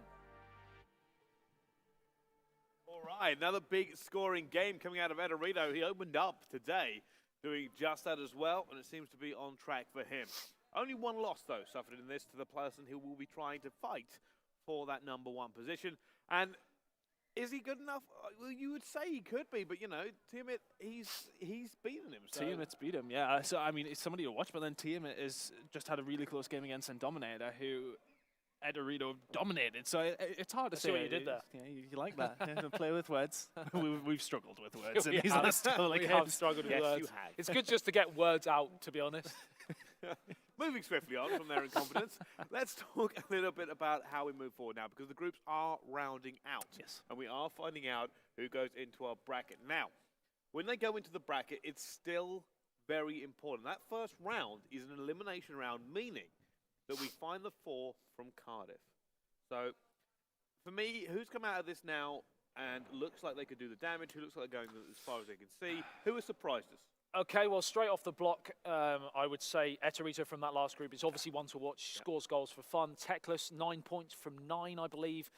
You know, again, flying his out of the blocks. As well. I mean, his wideness, and again, a solid 9 points from 9, 3 wins from 3. And they would be the front runners, but of course, as we've seen, front runners don't often or don't always win their games. I mean, it can go stylistically against each other. You know, I mean, somebody might play a way that it plays against somebody better than the other people they've already been playing against. You know, so it's all stylistic matchups as well. But realistically, looking at the guys who've got 9 points on the board, I mean, you've got to look towards them as being. I'd also like to make a solid point and a thanks to Eterito for making my prediction correct for the first time in 19. So thank you very much, Eterito. 1 in 19, that's a good record. I take that. The weather's just going to cloud over now and the world's going to end. 1 in 19. It's a statistic that will probably follow me to my grave, to be honest. I mean, how do you do it? It is literally, you've got a 1 in 2 chance of being right, and you get it wrong. But here's the best 19 thing, times. is at the end of Barcelona's session, is he was genuinely just doing it 50-50. I flicked a coin. I did the romance of being in Barcelona and the Spanish player. He, you know, we had it all. We did, and you still couldn't get it right. But he got one right finally. And on that note, it's time to go to a break. When we come back, though, quarterfinals here at PES League Season 2.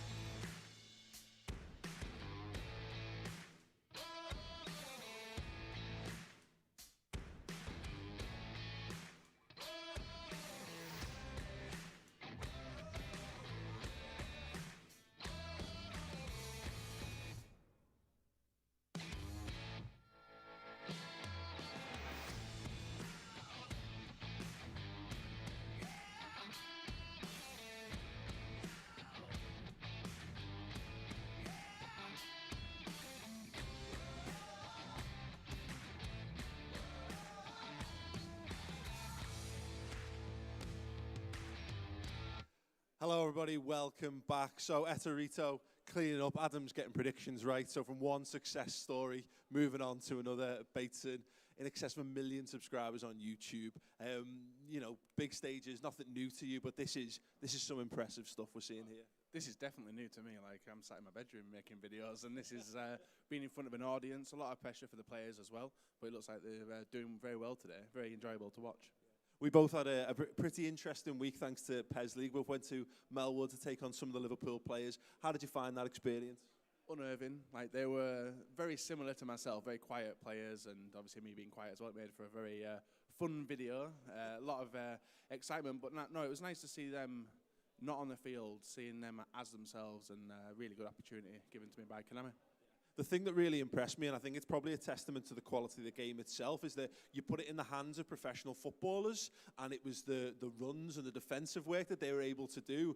Kind of, you come against your mates and you think it's quite easy. Playing the players, it was their own performances. Like Joe Gomez is able to defend like a proper defender. Well, that was a problem that we both did, because we both went with the goalkeeper. Now he doesn't do much. So when you come up against Gomez and Divock Origi as well, he's very, very good at dribbling, passing, seeing the space, and he obviously put it very well in the game. Have you watched? You've had a chance to watch some of the tournament so far. I mean, Eterito in particular, but some of the skills on display so far have been phenomenal. Some of the goals which have been scored have been absolutely brilliant, and like straight away sat down, watched the first game. The goals, like, I think it was 4 goals in the space of 15-20 minutes. It was really, really good to watch. But it's nice to see good players playing the game to an elite level, and obviously with the money up for grabs today, they're going to be obviously fighting hard for that. Don't forget, of course, you can interact and leave your thoughts on the stream using @PES League on Twitter as well, and obviously follow it on a variety of platforms, YouTube, Facebook, etc. So thoughts on what you've seen so far, thoughts on the event itself. Is it just a pleasure to be able to turn up to Anfield and not have the pressure of watching Liverpool Football Club? Well, you've seen how it's gone the past couple of months anyway. Yeah, it's really good just to be inside the famous grounds, and obviously something very different with PES League, but it's been enjoyable. It's nice. Eterito's my favourite though. The amount of goals he scored, we could do him on the pitch, couldn't we, ourselves? Yeah, Eterito looks an absolute superstar at the moment. Listen, absolute pleasure to have you involved with PES League, and I hope everyone at home is enjoying the stream. The stream continues, the fun continues, and the goals will surely continue to roll in. I'm going to hand back over to the guys out there. How is it going, gents? Are we staying warm? Sergio Busquets, Messi, and he's got away. Oh, chance here! No mistake! Can he find a finish? Yes, he can! It's this end of the Champions League. It is cutthroat now. A single error could spell the end of the road. It's Luis Suarez! Goal! Barcelona!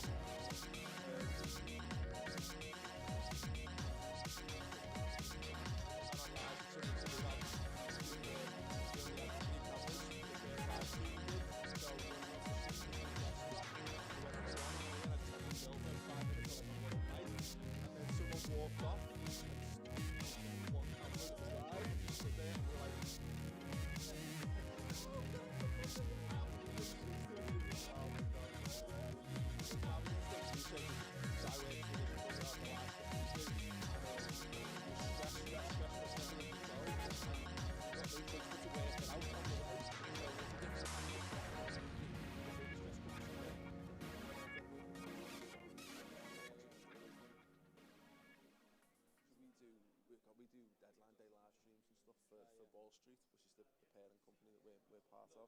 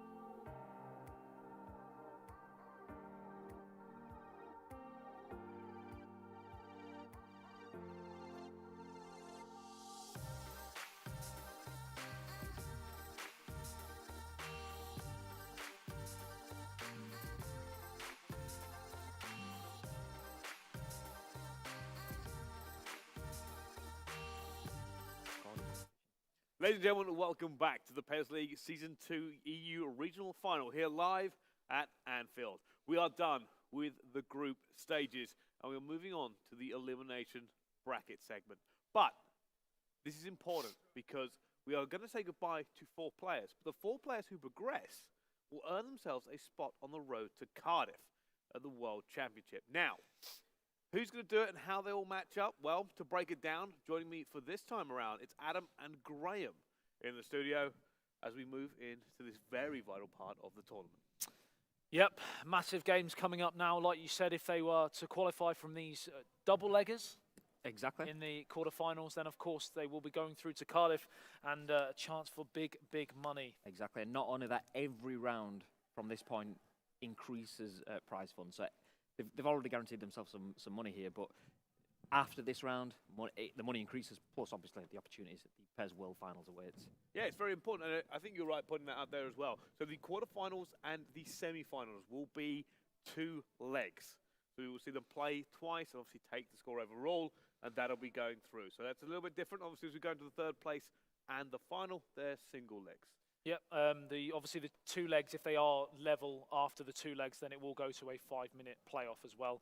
And then, of course, the 3rd place playoff and the final will obviously be extra time and penalties. Yeah, exactly. All right, well, let's see who made it through then to our bracket and who they are playing. Ned Lofty is going up against Ederito. Teclis against Alex. El Matador against Johan FCB. Tiomit is going against his Wideness. Guys, you've just seen this for the very first time. How do we think this drawing has gone down? Well, in terms of predictions, if that's no, I don't want that for you yet. Don't ruin people's chances yet, Adam. Straight in there. They're obviously fantastic players that have gone through. We've seen some big names crash out. It just goes to show again the level of talent. I mean, Teclis winning all 3 games, 9 points. Alguacil finishing 2nd in his group, 6 points, I believe. Yes. So two wins from 3 games. So both in pretty good form. Teclis with the most goals in qualification, I believe. 246 wow. goals. Impressive. That is impressive. But he also has let in more goals than I've seen some of the other players in this tournament let in so far. So maybe it's got like an aggressive play style. Yeah. And he's really going for it because I think, you know, most players have been around the 20 to 30 mark. He's obviously at 40. And why, don't get me wrong, it's not a lot compared to the amount of goals he's kind of put in, but it is a significant outlier. The fact that we could potentially look into these playlists and maybe saying maybe there is an issue there. Maybe he is being very, very aggressive. Is this going to cause an issue against better players who are able to capitalize on those mistakes? Exactly. And it could be maybe his play is one-dimensional in the essence that what if he just doesn't put the chances that he has away? I was just going to say, if he's not clinical on the day, he could then he could be in a bit of trouble because obviously he does concede quite a lot of goals as well, like you said. Well, so far nobody's actually been able to beat him here. He was one of the ones who took every single one of their games and he managed to take it out. And it was some big names in his group. Bad Boy G was in there, Dex was in there, so he's not like he's had easy games to get here. So far, he's proved himself, and he probably should be one of the players we'll keep an eye out for the rest of this tournament, just because he went flawless in the group stage. Yes, for sure. I mean, getting to this stage undefeated is, I mean, that's a mental step up on your opponents. I mean, obviously, everything resets now. The slate's clean, and every match you take it as it comes. But yeah, it's a good starting point. All right, well, this game looks like it is pretty much ready to get underway, so I'm going to have to ask you, gentlemen, for your predictions. This time, Adam, I believe in you. Well, 1 out of 19. Well, if we take my recent form, 100% in my last one, so I'm going to go. Last one. Don't start. I'm going to go with the man from Italy, true to form, 9 points from 9. I'm going to go for a win for Teclis. Okay. And I will back the man that's on screen, Alex Alguacil, international champion within the last 12 months. Do you like scores? No, actually, what I'm going to ask first is why. Why? Well, like I mentioned, 9 points from 9. You know, he's looked really, really solid. Goals galore. We've seen already how important players who can put the ball in the back of the net are. Most of the players who have scored a lot of goals in qualification have actually gone and done pretty well here in Anfield for the Season 2 regional final. So 5-3, I think. Okay, 5-3. Graham, why is he wrong? Alex Alguacil has been in knockout stages before, and in the final of the Euro 2016 tournament that Alex Alguacil won, he not only won, but he played 80 minutes of the game with a man down after receiving a red card, and then went through the whole extra time and penalty process, which many players don't get to experience, and Teklas hasn't had at this level. So I'm just going to go a man that's been there, seen it all, done it, and won. I'll stick my money on Alex Aguasil. The veteran. Exactly. At 20 years old. Scoreline, let's say 4-2. Okay, he's definitely convinced me more than you, Adam. To be honest with you, that's fine. I'm not surprised. There was logic there. He had past history. You just went, yeah, I think the other guy's better. But you know what I mentioned in Barcelona, Brycey. Sometimes there's a romance, and there's sometimes there's fate. There's a lot of different things that come into play, and sometimes you just get that feeling. Sometimes you make up reasons. When that happens. When things aren't going well, sometimes you have to. So. Sometimes you clutch at straws. Flip a coin. As you look into this one as it goes forward. But I believe this game is ready to go. So I am going to hand it over to our commentators for this series. This is, of course, Graham and Adam. Yep, so Teklas is, of course, kicking from left to right. Alguacil is kicking from right to left.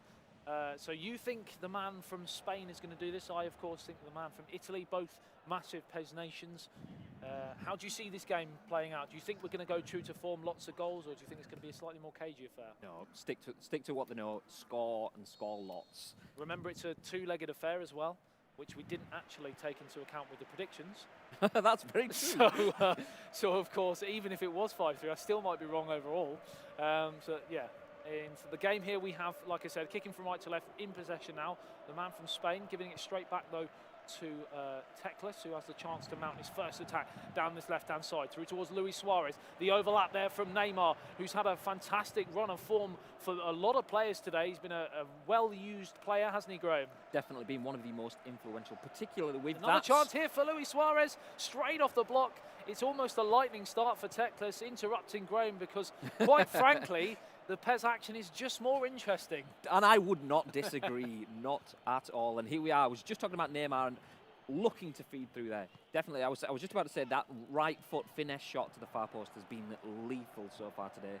And that's exactly what we were going for there, as the man himself plays the ball over the top to no effect at this point. So 10 minutes gone here at the new camp, and there's not been anything in terms of goal-scoring chances. The one half chance, a sniff for Luis Suarez, but smuggled away by the defenders, and a pretty cagey start. Obviously, it is two-legged, so of course, no reason to go flying out of the blocks, Graham. Exactly, and by this point, we've seen 4 goals in a game. These players know that this is not just your standard 90 minutes. This is 180 minutes plus of football. So rather than rushing it, they're playing, taking the time, and that's exactly what Teklas is doing. And again, this is the PES tactics that we were talking about. There's different ways of winning matches, and of course, the two-legged games, again, like we all know, is a completely different affair. As the ball gets played through, looking for Neymar.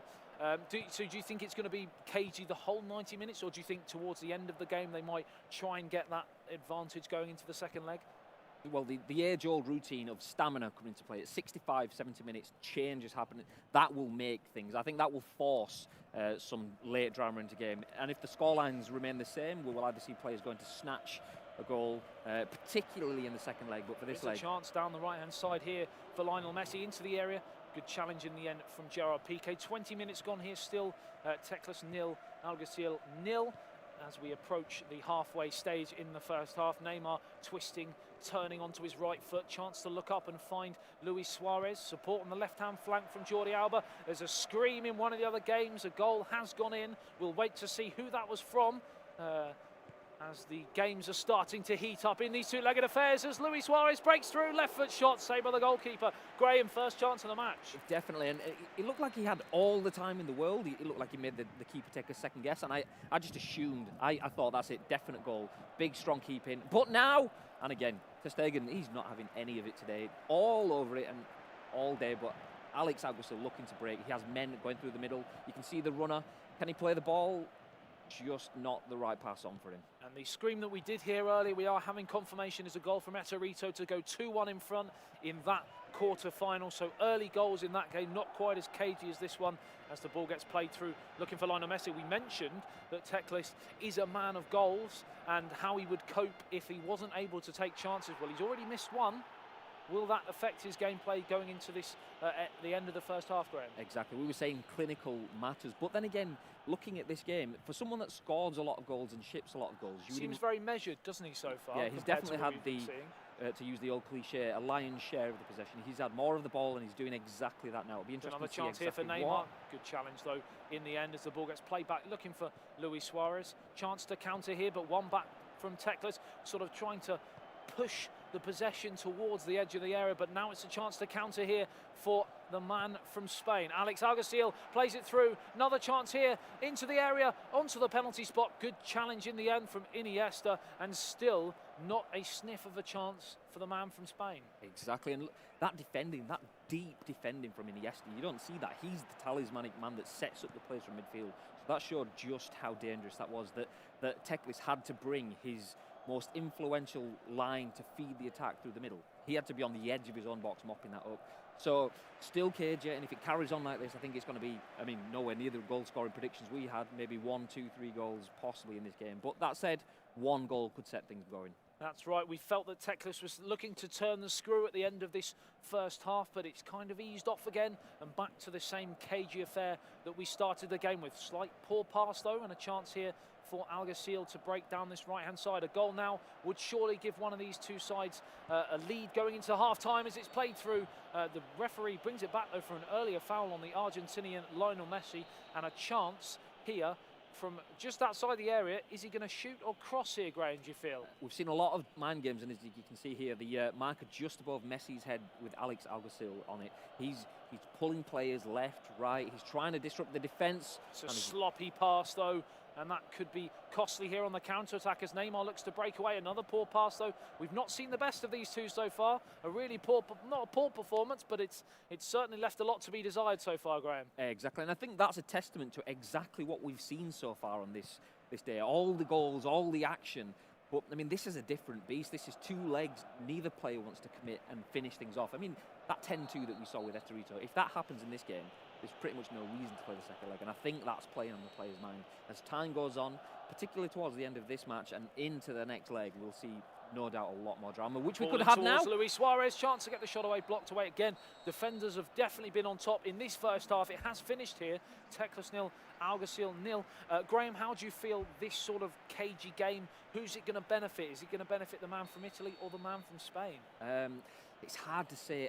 Definitely, at the moment, it's benefiting Teclis, I'd have to say. He's had the possession, he's had the time on the ball. That said, Alex has had some great opportunities himself. Obviously, that free kick, looking to work with some magic, and the man has a goal! Start from Iniesta, and he's blazed it wide of the target with the goal at his mercy. Big chance there for Alex Alguacil as we're losing more stuff from the gantry in this whipping wind here at Anfield for the second season regional finals for the road to Cardiff, which is, of course, the hashtag, Graham. If people are tweeting on Twitter, at Pez League is one of the tags you can use, and, of course, official Pez as well is another one. As the ball gets broken through towards the edge of the area, flicked over the top towards Neymar, back towards Lionel Messi, and that was world-class football. And somehow the goalkeeper fingertips wide of the target. I mean, that's another cliche. Let's bring them all out. Stepping it up a gear, sticking it. Oh, I'm just going to stop. Sticking it up a gear. That's a new one. No, I was going to say sticking it on his head, but yeah, stepping things up, putting up one. Okay. Can you talk me through that sound effect? Every time I try to... Alex, yeah, shaking his head. He knows what he's doing to me. Whoa. But, I mean, he stepped things up. I mean, it was slow, it was calculated, then bang, bang, bang. 3 one-touch passes and the shot on goal. So Ter Stegen saving things. I mean, we mentioned how it's going to benefit either of these two players, the cagey affair. Well, so far, you said that it would probably benefit Teclis. Well, it's actually Alex Alguacil who's come out of the blocks in this second half, and he's flying at the moment, but importantly, still, we have no breakthrough. Chance here, though, as Luis Suarez fires wide of the target. How many more chances as he looks up and shakes his head? The man from Spain knows that these are gilt-edge opportunities, Graham. Exactly. We use the word clinical, and that was regarding Teclis and how he needs to be, the way that he plays. But we haven't seen that from either of them. We've had opportunities, we've had chances, and yes, Ter Stegen's been performing for both sides, but these guys know, with the shakes of the head that we've seen, that they should be putting these balls away. We're getting there, though. More chances, more opportunities, and no doubt we're going to see something very soon as we have another attack, but Alex, quick, swoop it out and looks to break with an attack of his own. So up towards the middle, Luis Suarez now plays it out towards Iniesta. Lovely touch, fouled by the defender, but the referee's played a good advantage here for Lionel Messi. Breaks into the area, right foot shot blocked by Jordi Alba. There's been another goal in the other game. His Juanes takes a 2-1 lead at the moment and is sailing into the second leg with an advantage. But here we are still goalless for the first time on the live stream. We have a game that is goalless on the main stage. Yeah, I mean, it was coming. I mean, we had so many goals in the earlier games. This is kind of nice to change up the pace. Just in this sort of situation, you get to see the absolute miniature differences that can change a game and spin on its head. Do you mean minute differences? That too as well. Or miniature? No, miniature differences. It's a completely different thing. I'm not sure that makes any sense. As the ball gets won on the edge of the halfway line, now played out towards the right-hand side, intercepted from City and forward towards Sergio Busquets. Caresses the ball out towards the right-hand side, and now one-touch pop-off from Neymar. Chance here for the Brazilian. Plays it through. It's Luis Suarez. Saved by the goalkeeper again. Another chance goes begging, this time for Teclis. How many more times is the goalkeeper going to bail these two players out? I am left eating my words. This is it. This is it, I said. And nope, Ter Stegen having Eating none of it. miniature words? Or microscopic words. But, no, I mean, that was a mixture of Ter Stegen, but the pass, the shot placement even, it just wasn't where it needed to be. That clinical word that was a lack of clinicality, is that word? It is now. A lack of clinicality that has cost both these two players, as there's been an equalising goal in the other game and tipped onto the post. A firm hand from the Barcelona #1 onto the foot of the post, and another chance and another shake of the head for the man from Spain. I mean, this is a testament to the keepers in PES 2017. Ter Stegen is playing his And we have the first goal of the day. Of the commentator. Curse of the commentator. And finally, we have a goal, and it's come for Alex Alguacil, and he's finally made this second half pay in terms of possession and territory, and he's turned the screw, he's got the goal. Can Teclis respond, Graham? And this is when he needs to. If we're going to see that change of pace, stepping it up a gear, as I mentioned earlier on, we will see that now. And Teclis, obviously, straight from the kickoff, one dimension, I'm going straight for the goal. Alex is going to look to add to that, so this is going to make things a lot more exciting for the last 15 minutes of the So match. remember, it is a two-legged affair, so I don't think Teclis will be too disappointed at this moment in time. He knows that there's still at least 90 minutes left to play after this game, as the ball gets challenged there on the halfway line forward towards Luis Suarez, though. He'd love an equalising goal, though, and there's a chance here. Twisty, oh, it's a sensational Lovely ball. Play, and that's Can he get there? Iniesta ahead of the goalkeeper, saved by the goalkeeper. Iniesta felt that he was infringed on the edge of the area, but the referee waved away the appeals, and it's cleared downfield. Another chance goes begging, this time for Teclis. Living dangerously. I mean, Ter Stegen once again coming out big, strong, clearing his lines. A little bit shaky, but got away with it again. And Alex Alguacil now back on the attack. Just as I say that, Teclis takes the ball and looks to get himself back in the game. And again, end-to-end in the middle. Is Alguacil going to try and shut up shop, or is he going to go for the jugular and get the second goal? He almost got it there. Again, almost left to answer my own question as the ball ricocheted around the 6-yard box, but somehow stayed the wrong side of the post, and it is a corner. Something possibly he's been working on in training, Graham? Yeah, I would imagine so. I mean, let me just see how this goes, and Teclis is going to get an opportunity to clear yet. Chance to counter here as Lionel Messi breaks up towards the halfway line. Has Support Suarez from Luis Suarez, and What Neymar on the a left-hand ball. side. Stunning, Graham. Ball out towards the left-hand side, but just edged off possession. Really solid defending we've seen so far from Alguacil against a man who can't stop scoring before this game, and he's yet to register. Exactly, and that's what he needs, a man that's game's based on attack, attack, attack. If you can lock that down, then obviously it's everything in your hands, everything to play for, and that is what Alex Alguacil has right now as he's looking to add. You asked me earlier on, will he show up sharp? 87 minutes, this is where you would, but I don't think he is. I think he's going to play for every minute in this game, knowing that every extra goal just adds that little bit more pressure onto Teclis going into the second leg. Both these players know that a goal now for either of them would really change the way the second leg will be perceived, as the ball gets played through. Looking for Luis Suarez, mistake here, surely, and somehow didn't pull the trigger with the goal at his mercy. The goalkeeper was well out of position, but he couldn't get the shot away, Graham. He stage fright right at the death. I think it was almost, it was actually probably the right thing. It didn't pay off for him, but if he had that shot, Alex had a defender overlapping, so I don't think the shot would have made it all the way through. So he wrong-footed the defender, but as we hit full time, didn't manage to get the shot off. So there we are. So it has finished here in the first leg between Teclis and Alex Alguacil, and it's finished 1-0 to the man from Spain. Somewhat a shock, Graham, to be honest, in terms of we were expecting goals galore, and we have just the one. Exactly, but I mean, we can be forgiven for the goals galore because, like we said, this is a completely different kettle of fish. Exactly, the mind games in a two-leg. I mean, this is when your psyche has a bigger impact, because not only are you playing for 90 minutes and then have another opportunity with the second game or the third game in the groups, this is all or nothing, back-to-back 2 games. As we can hear screams outside and we're underway already. Goals in the second leg as the ball gets played up towards the halfway line. Is it going to be another cagey affair, Graham, or do you think we're going to see goals now? I think we're going to see more action. I would be surprised if it stays the way it is. If it stays towards this, I think Alex is going to obviously want to slow things down, use that professionalism to see out the game as it goes on. But for now, both sides are going to be looking to add goals. Of course, Alex Alguacil is still playing in the Barcelona away strip, kicking from right to left, and Teclis, the man from Italy, in the home strip. Here as the ball gets played through, side down on the edge of the area, and a chance here. No, an offside flag was given, so actually the free kick has gone against the man from Spain, and Teclis has the chance to clear his lines. You feel he wants a strong start, Teclis, Graham. Yes, exactly. He's doing the right thing at the moment, just playing the ball, looking for shape, and as you can see, Alex is trying to cover any of the passes rather than pressuring the man. Alex is happy with Teclis having possession, clearly. He can keep possession as long as it's in his own half. He's not having chances. So Alex is happy with this so far.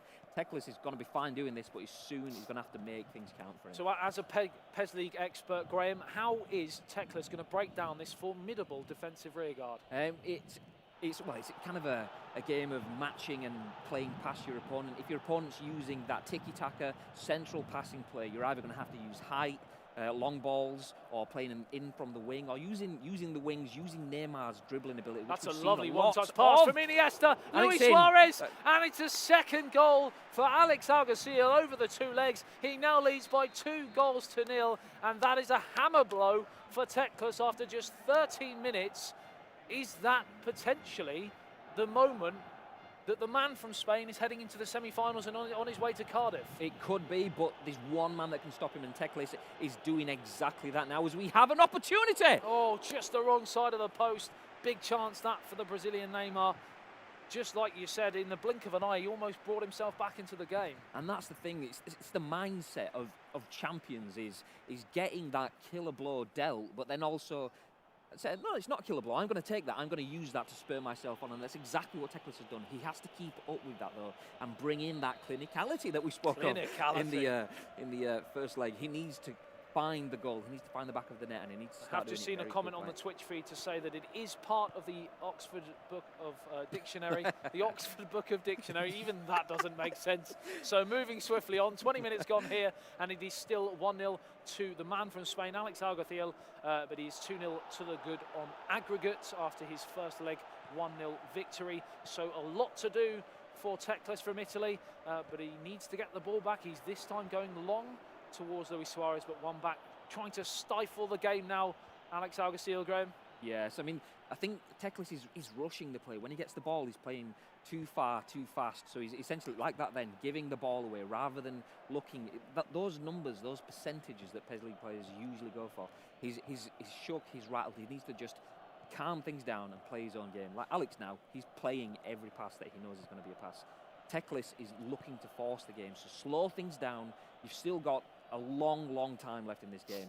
Play your own game, play it well, and you'll be getting yourself back in much sooner than forcing things. So it's Iniesta, ball over the top, looking for Lionel Messi, headed away, and PK completes the clearance up towards the halfway line as Alguacil plays it forward towards Iniesta, now on towards Lionel Messi again. Good early possession, trying to turn the screw here to get that third and killer goal that would probably just about see him through to Cardiff. Remember, the winner of these 2 legs, these quarterfinals, will be heading to Cardiff and will be in with some prize money, Graham. Exactly. Everyone at this stage has got $2,000, but every stage forward increases that. So the winner of this not only bags himself a minimum of $4,000, but also a chance at $200,000 and a place at the PES World Finals on the road to Cardiff, the final stop. A chance to meet you in Cardiff as well. Exactly. That is what they're all playing for today. As the ball gets played back towards the goalkeeper, some possession here for Teklis, but it's in the possession. but it's in the wrong area, isn't it? You know, he needs to have that same possession, create that pressure, which he possibly can do now, as long as he doesn't rush that final ball. There's the pass, perfect timing, and that's exactly what we were talking about. He took his time, waited for the run, and this time, he has the goal, which brings him straight back into the match, and it's now finally balanced. Teklis 1, Alguacil 2 on aggregate. And as we say that, Teklis comes out, he's looking to go from the back, but that ball in, Neymar taking the ball on his chest, in between 2, maybe even 3 defenders, you kind of felt that maybe it wasn't going to go his way, took the ball in his stride, and always we get one back in. Absolutely stunning from Alex Alguacil, just when we were saying how well Teklis was doing, he's now stretched it back to the 2-goal cushion. We were mentioning Teklis' ability to score that goal using the long ball chip over the top tactic that you mentioned, because the on-the-ball tiki-taka wasn't working. Is he going to stay with that now, do you think, or do you think he's going to go back to trying to get possession, Graham? I think he definitely needs to get possession and hold the ball. Don't rush it as he has been doing. When he stops doing that, because this long ball is the key. I mean, he's found his man. He kept rushing that. Now he's finding the passes, and that's the difference. So it's up towards Neymar on this left-hand side. Chance to possibly get it into the danger area. There's been another goal in the other game. Still Neymar, twisting, turning. He's run the ball out of play, and that is a real waste, Graham. Yeah, exactly. And just key point to mention as well, 2-1, 3-1 on aggregate. There is no away goals in PES League knockouts over 2 legs. So if this game was to finish 3-3 on aggregate, there would be no away goals. That would be 3-3 overall, and we would go to the 5-minute playoff, wouldn't it? Exactly. So the ball gets played down this right-hand side. Remember, Teklis trailing by 3-1 on aggregate, 2-1 on the night here to Alex Alguacil's first half 2-goal foray, if that's a word. 46 minutes gone. I don't know if it's the right use, but it's definitely a word. And it's played downfield towards the centre forward, but one back and forward towards Lionel Messi on this right-hand side. Chance to break up towards the edge of the area. 2-footed challenge there. Referee unmoved and plays the advantage as the ball gets played up towards Neymar. And finally, the free kick is awarded. And there's been a 4th goal in the game between Neo Lotfi and Eterito. And Eterito has that advantage again as the ball gets played out towards Neymar here. Chance here, breaks into the area. There's 2-on-1. It's Neymar. It's the wrong side of the post. And Luis Suarez at the far post was screaming for the ball across the face. That was the ball that should have been played. You mentioned Suarez. That's where I assumed he'd cut inside. He'd made the channel. All he had to do was lay the ball through to Luis Suarez, who was begging to put the ball away. But Neymar, going for that right-footed finesse shot that we've seen working so lethally all day, just didn't pay off for him then. It was one of those moments that you put your banker, you put your house on the fact that that ball across would be turned home by Luis Suarez, but the ball never came. And of course, the chance goes begging. Just over half an hour remaining here. Game time at Anfield in this regional quarter-final 2nd leg. And at this moment in time, Alguacil from Spain is heading through, and a chance here to make it 4 on aggregate. But it is still just the 3. Still a lot of time, though, Graham, to get this second and equalising goal here. Exactly. If Teklis gets one back now, everything's still to play for. But the key thing is, watch Alex. It's another chance here, and this could seal the tie. And he's placed it wide of the target. Will we look back at that and think that's a turning point? It could be. But I was just about to mention, look at Alex's. He plays a beautiful one-touch turnaround pass. Whenever he quickly gets possession, he'll play a pass, do one touch, a spin, and he'll be off on a counter-attack. And that's exactly what I was just about to say then, and that led to that chance there. Now, so maybe if we see it here, oh no, he's playing a bit more professional now. Oh, okay, maybe not. He was trying to see some time. Trying to rush that pass again. Now it's Alguacil's turn to feel the pressure as he's looking to maintain this lead. Oh. Lovely defending there from Gerard Piqué. The man from Barcelona plays it forward towards Neymar, flicks on towards Messi. It opens up here. Big chance here for Teklis. Fantastic Lovely challenge sliding there. tackle there.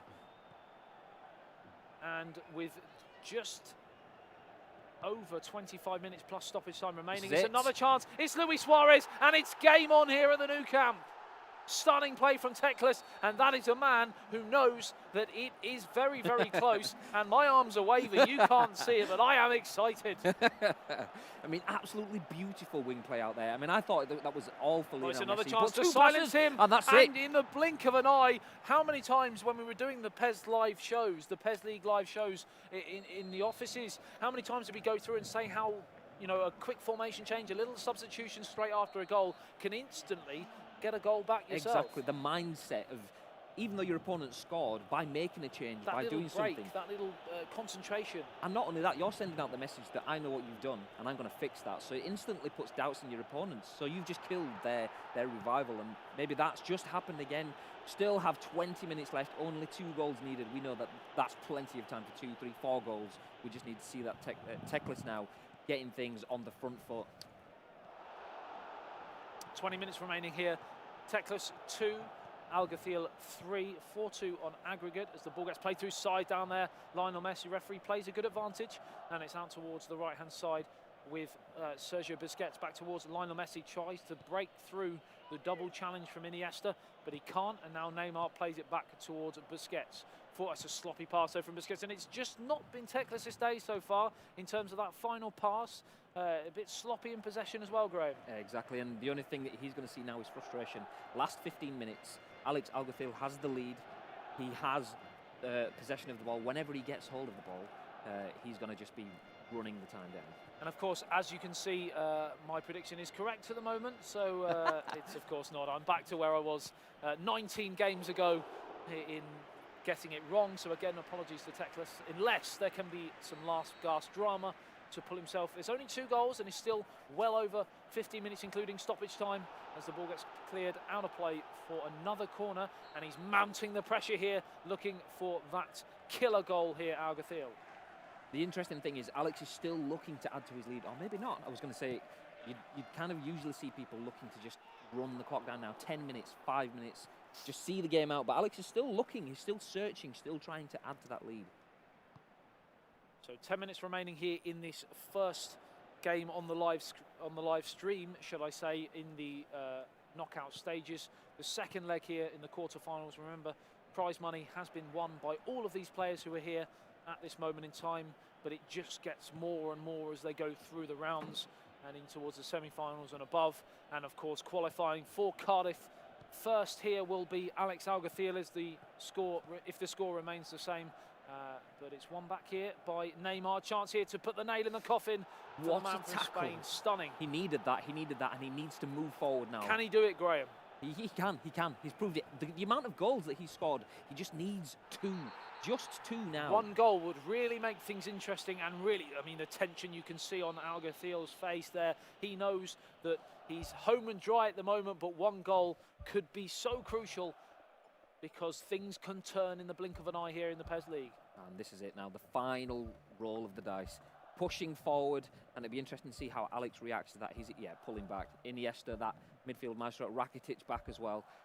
Are any of these changes going to have any influence on this late stage, Graham? Well, in one of the other games, there clearly has been something that's changed. I mean, he's flooding the box now. As you can see, the differences. Iniesta is pretty much a second striker sat behind Paco Alcacer, who's been brought on for his pace. So obviously, Luis Suarez, the lethal striker, has been sacrificed so that Teclis can make some breaks. So we mentioned in the other game, sorry to interrupt, there has been another goal, and Eterito is smashing things in the quarterfinals, 6-1 to the good. And of course, sailing into the semi-finals and qualifying for Cardiff. The guy just can't stop scoring, Graham. Exactly. How many goals is that? That must be 25-ish, maybe, over the course of the day so far. That's incredible. But speaking of incredible, I said that Alex was going to win this game 4-2, and he's currently winning 4-2. We didn't mention aggregate scores, though. Yeah, but I'm going to say wrong that I did. at the moment by 1 goal, unfortunately. As the ball gets played through, lovely one-touch in towards Lionel Messi, stunning! Beautiful. And it's 4-2 in the game, which is what you predicted, but of course we're going off aggregate now. I've changed in my mind, it's 5-2. So a stunning clinical performance from Alex Alguacil in this second leg. It was a cagey affair in the first, just the 1 goal for the man from Spain, but the second leg has opened up like we thought it might, and he's really taken the game by the scruff of the neck, Graham. Exactly. You have to think that's it. 3 goals, just 5 minutes on the clock. There surely can't be enough time. Enough time for some drama, but definitely not enough to change the final result. You have 5 minutes of added on time, like you mentioned, but it is surely too little too late for Teclis, who will be crashing out of the competition in the quarterfinal stage. No mean feat, though. He did brilliantly to get through the group stages, winning all 3 games, but sadly, that is where his regional finals will end, and he will not be going to Cardiff, unlike Alex Alguacil from Spain, who will. Exactly, but he will be leaving with $2,000. So, sadly, but a lovely still day out at Anfield in Liverpool, and of course, $2,000 is a bit of interesting goalkeeping there. Headed downfield, and it has finished here on the main stage.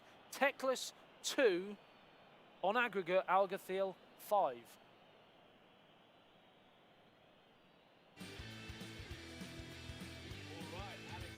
Is going through to the semi-finals, but he's also going to Cardiff. And we are saying goodbye to players now. They are at this last stage. You get knocked out, don't get me wrong, silver lining, a bit of prize money in your pocket, but you battle through the group stages, you get right up to the cusp of it, and you go out. But let's talk about that game before we go any further. It was a few close calls at various points, but we could see the longer the game went on, Alex clearly was the better player, and he pulled away. Yeah, I think, like you mentioned, I think over the second, certainly in the second leg, it really changed. There was we noticed that the first game was very, very cagey, and then suddenly it was like an extra gear from Algathiel. He just managed to be far more clinical in front of goal, carved out numerous opportunities, and of course scored the goals which sent him through. And it's the experience. I mean, we're saying experience. This kid's 20 years old, so I mean, it's not like he's been around forever. But you'd think so, looking at the way he plays, the way he stayed slow at the beginning whilst things were cagey, hit the back of the net, struck things, and then managed to slow it down and just see things out. Pure professionalism from start to finish. All right, and he is going through. And Graham, that's another one for you. Adam, you're back where you started. Don't get me wrong, another 18, you might be right again. So, well, to be fair, again, if we're looking at the last two, it's 50-50. So. I've got 100% of my last two predictions, so that's good. Yeah, your actual ratio is 1 in 20, just so you're aware. Yeah. Not a great ratio going forward. I'm sure the guys at home would think epic, to be honest. It's the word that's on their lips. I think the guys at home hope you never cast over one of their games. If anyone wants me to do it, then you will lose. So, all right, well, we've got some other players coming through, and obviously the games are finishing up in this stage. So we are going to get all the results coming through and find out exactly who's won and who's going out for our semi-finals. But we're going to go to a break, and we'll come back with all that information right after this.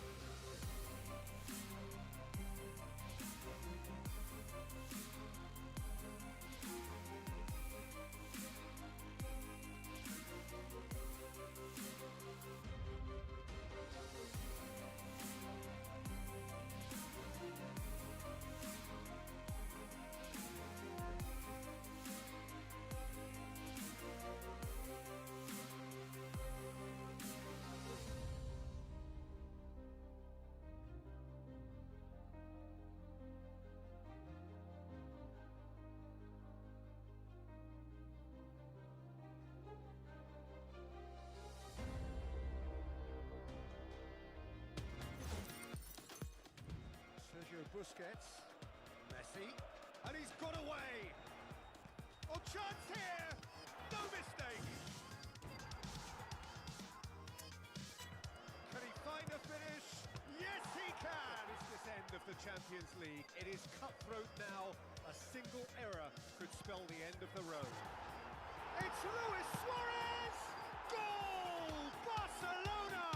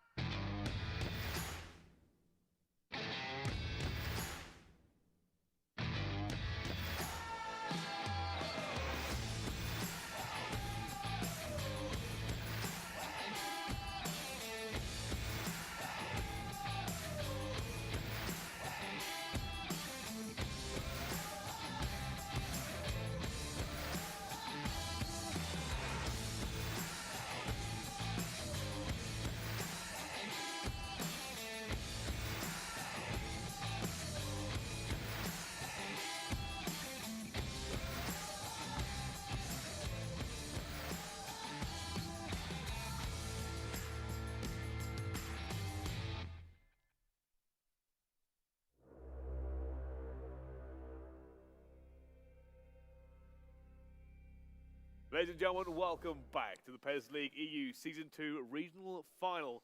And this time, we are going into the semi-finals. We also have our 4 players that are going to be joining us in Cardiff. And of course, we are live here in Liverpool at Anfield, where the sun has gone in, the wind has picked up, and it's looking a lot like Mordor. But fortunately, we have good games to come forward, and I am not alone. Joining me here in this wonderful studio, Graham and Ton. How are you guys? Cold. Although I'm I wasn't even pre-planned. I like that. I'm blessed because I get to sit next to Brycey for a change. So. Hey, exactly. You're all mate. I mean, yeah, either. Yeah. Been there, done that. Graham's become my favourite anyway. So I'll tell you what, at this point, let's go and look at the bracket, because we have lost some players just coming from this last one. So these are the results of the last one. Inaccurate, Eterito, 8-3 against Neo Lofty. And we have Alex versus Teclis 5-2. That's the game we watched. El Matador wasn't able to do it in Barcelona. Comes to Anfield, manages to make it through this time. He takes down Yohan FCB 4-2. Tiamat PW, another 4-3 for him against his wideness. And of course, gives us our semi-finals. Eterito versus Alex, and then El Matador versus Tiamat. We'll be seeing both of those games, but first up is the game we are about to watch. Eterito versus Alex. Now, Eterito has been putting up a serious amount of goals the entire way through this competition. I mean, it's bizarre. I mean, we've talked about his quality all the way through, but to do it consistently against the best there is, match after match. I mean, I tried to quickly calculate. I completely probably nowhere near. I was like 25 goals or something, 30 goals he scored over the course of the day so far. So a lot. Yeah. I mean, obviously that says it there. 240 goals whilst only conceding 16. That's going to be impressive, right? I mean, I think that's the lowest I've seen on all of the stats here so far this weekend. The least goals he's let in, which is surprising considering he's been one of the most prolific goal scorers. So it's not his defense we've been focusing on, it's his offense. And he has been doing very, very well. Now, you picked Alex in the last game there, Graham. How do you feel about him in this one? Oh, see, against most competitors, I would favour Alex. His flair, his way to switch up play is phenomenal. But just with what we've seen today from Eterito, I mean, I kind of almost think that he's going to be the favourite to go all the way with that sort of relentless attack. So I'll go behind Eterito. Okay. Tom? I'm going to have to agree. From what we've seen from Eterito, he's been fantastic. But he's going up against, I think, a different beast here in Alex. It's going to be a lot closer game. Yeah, I don't think it's going to be a case of Eterito running away with it like we've seen him do so many times. I think going up against Alex is a strong competitor. We know he's got a high caliber. For me, it's going to be a close game, but I'm going to side with Eterito as well. I mean, I'll protect ourselves and say that, yes, I mean, if anyone will dethrone, I say dethrone as if he's already won it, but if anyone will snatch it away from Eterito, Alex is the man that has the skill to do that. All right, bearing in mind this is a 2-leg game, so they'll play straight away after each other. How do we think the scoreline is going to be? If you're saying Eterito, is it a clear game? He wins both of them? Is he wins one, draws the other? How's it going to go down? Big goals again? Just tight all the time. I mean, what we've seen him really excel at is when he gets in on those wings and he cuts inside quite a lot. Can Alex adapt to defend against that? We'll soon see. Yeah, I mean, I'm thinking we said big scoring in the last few games, but this is definitely going to be a high-scoring match. Well, a couple of legs. If it's not, I will eat my words, but I can see nothing but a goal fest here.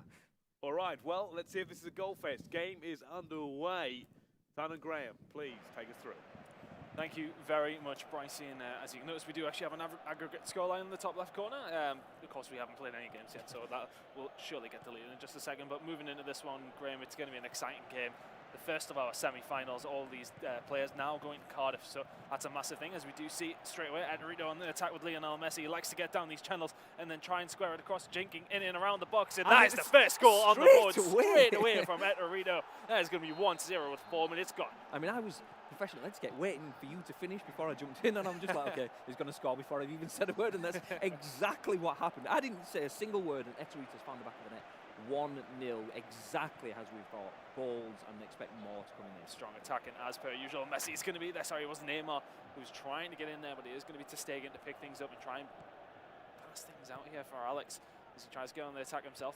It's going to be Suarez just lingering in an offside position. Sloppy ball out towards Messi. He's going to then get fed towards Suarez, who's offside himself. It's a very strong start from Edwarito. That's exactly what he would have wanted. I mean, Alex definitely looking to get one back himself. You mentioned then Suarez strolling into an offside position. He was looking to strike, but just timed the run. He made the man run using the play run function.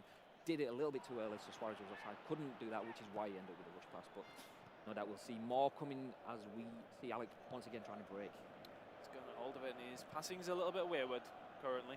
Not going to get that one away. That wasn't far by Suarez, trying to get the ball off to Stegen there, but the counter-attack's going to come in.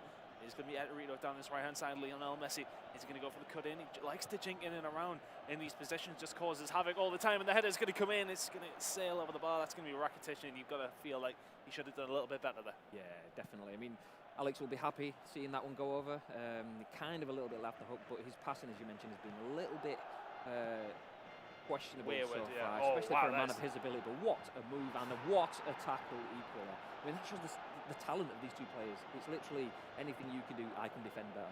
Suarez was nearly put in there. And there's the attack going to continue for Edwarito. Yes, it is, as you can see on his screen, concentrating very close to the screen. Very close to the screen. We can see now that it's actually going to be Alex to try and get an attack on the go. Here with Iniesta looking for the pass, the master craftsman that is Andres Iniesta. TD not going to quite get a hold of the ball there, and he's going to be quite out of position, or is he? He's nearly getting a hold of it there now, so nobody left at right back. It is going to be somebody just covering there, but he's not going to get a hold of the ball, but it's going to be Vidal down this right-hand side. Going to be squared back. Messi, the pressure's still on. He's going to put it into Suarez's path, but that is going to be well and truly shut down by Piqué. Exactly, and if anyone can bring this back, as I mentioned previously in the stream, Alex Alguacil, he is the Euro 2016 champion. He won the tournament in Paris, France last year. He did that using a Croatia team. Using a Croatia team that was man down for 80 minutes against a much better side. So if anyone has the power to battle back against the unlikely, and obviously battling back against Edwarito in his current form is unlikely, Alex is definitely one. Absolutely, he has two legs to do so. But Messi here for Edwarito, jinking in and around the box once again. The save's going to be there, but the rebound's going to be converted, and that's going to be 2-0 now to Edwarito. I mean, it's unbelievable. I mean, Alex, we've seen just how comfortably he's dealt with the last game, and now it's not that he's looking ridiculously easy, but Edwarito just doesn't look phased. He's squeezing through here as well with Messi, jinking, running. What That's a fantastic ball, just a little bit too hard towards the back post. I think it was Iniesta making the run. It might have been Neymar, actually. And it was a fantastic ball, just a little bit overcooked there, unfortunately. But, as we say, Edwarito is still in control of this game. But as said, there is still plenty of time for Alex to get back into this one. Yeah, exactly, and whilst Edwarito has been scoring lots, he's obviously dropped points and goals along the day, so Alex, we know, can score, but he can concede as well. That's 3 now for Edwarito, definitely making a claim as we not even approaching half-time, 3 goals already. Yeah, looking really good for him. There's still a long way to go, though. I think that's what Alex will be holding on to. Yes, he is 3 down, but at this moment in time we've still got a good a lot of minutes to play, 90 minutes, and then we've got 60 minutes of this game, but a commanding start for Edwarito in this game. I think Alex needs to slow things down, play his game, which he's doing now. He's turning, he's playing the ball back, he's happy enough to just relinquish a little bit of that territory just in attack, and there we go, as you can see, using it smartly, trying to play the ball over the top to Suarez, but... Oh, counter-attack could come in here. It's going to be Neymar down this left-hand side, squares it back to Iniesta, who puts it into the path of Suarez, not quite going to get there for him, but now with Messi, out to Alex Vidal. Not going to get the cross in, fantastic defending, but actually it's going to be a foul, so Vidal goes down, and going to be an opportunity now for Edwarito to extend that lead once again. For anyone watching this, there's so much drama and sportsmanship, professionalism, teamwork, everything that goes into a free kick. It's not just a case of drill at the wall. Everything they do is being practiced time and time again on the training pitch before they get to finals like this. So that's why you'll see so much variation in a dead ball set routine. TD is going to send Neymar away. Piqué is not going to be able to make it there in time, but just times his tackle perfectly. Really good work by Edwarito, and he's going to move down this right-hand side with Messi now. The attack is going to be coming in. Messi making his way down the right-hand side wing. He's got Suarez and Neymar waiting for him. The ball goes in. It's not going to go anywhere near Suarez. Neymar is going to pick up the pieces here, though. Is he going to go for the shot? No, he squares it back to Rakitic, trying to keep this move going, and it is once again broken down by Alex. He's still 3-0 down, but not out of this game now. The 1-2 could be good for him. Is going to be sent out, and Neymar left-hand side going to run this one down. Messi is making the run in, and great defending from both players. Yeah. Definitely becoming much more stretched this game now. Obviously, players finding the space, finding the opportunity, and obviously getting caught out more, just like happened then. And Lionel Messi, as you'd expect. 4-0 now. Eterito making good use of every single chance that he's getting. And this is a hard way back for Alex at this moment in time. If you're him, what do you change? Everything? I mean, definitely something needs to change. And I think at this point in time, it's more kind of mindset in terms of making the change just to kind of give yourself the opportunity. Not necessarily actually making something on the pitch, but changing the way you play, making sure that you play to your strengths, using the passing, using the first touch.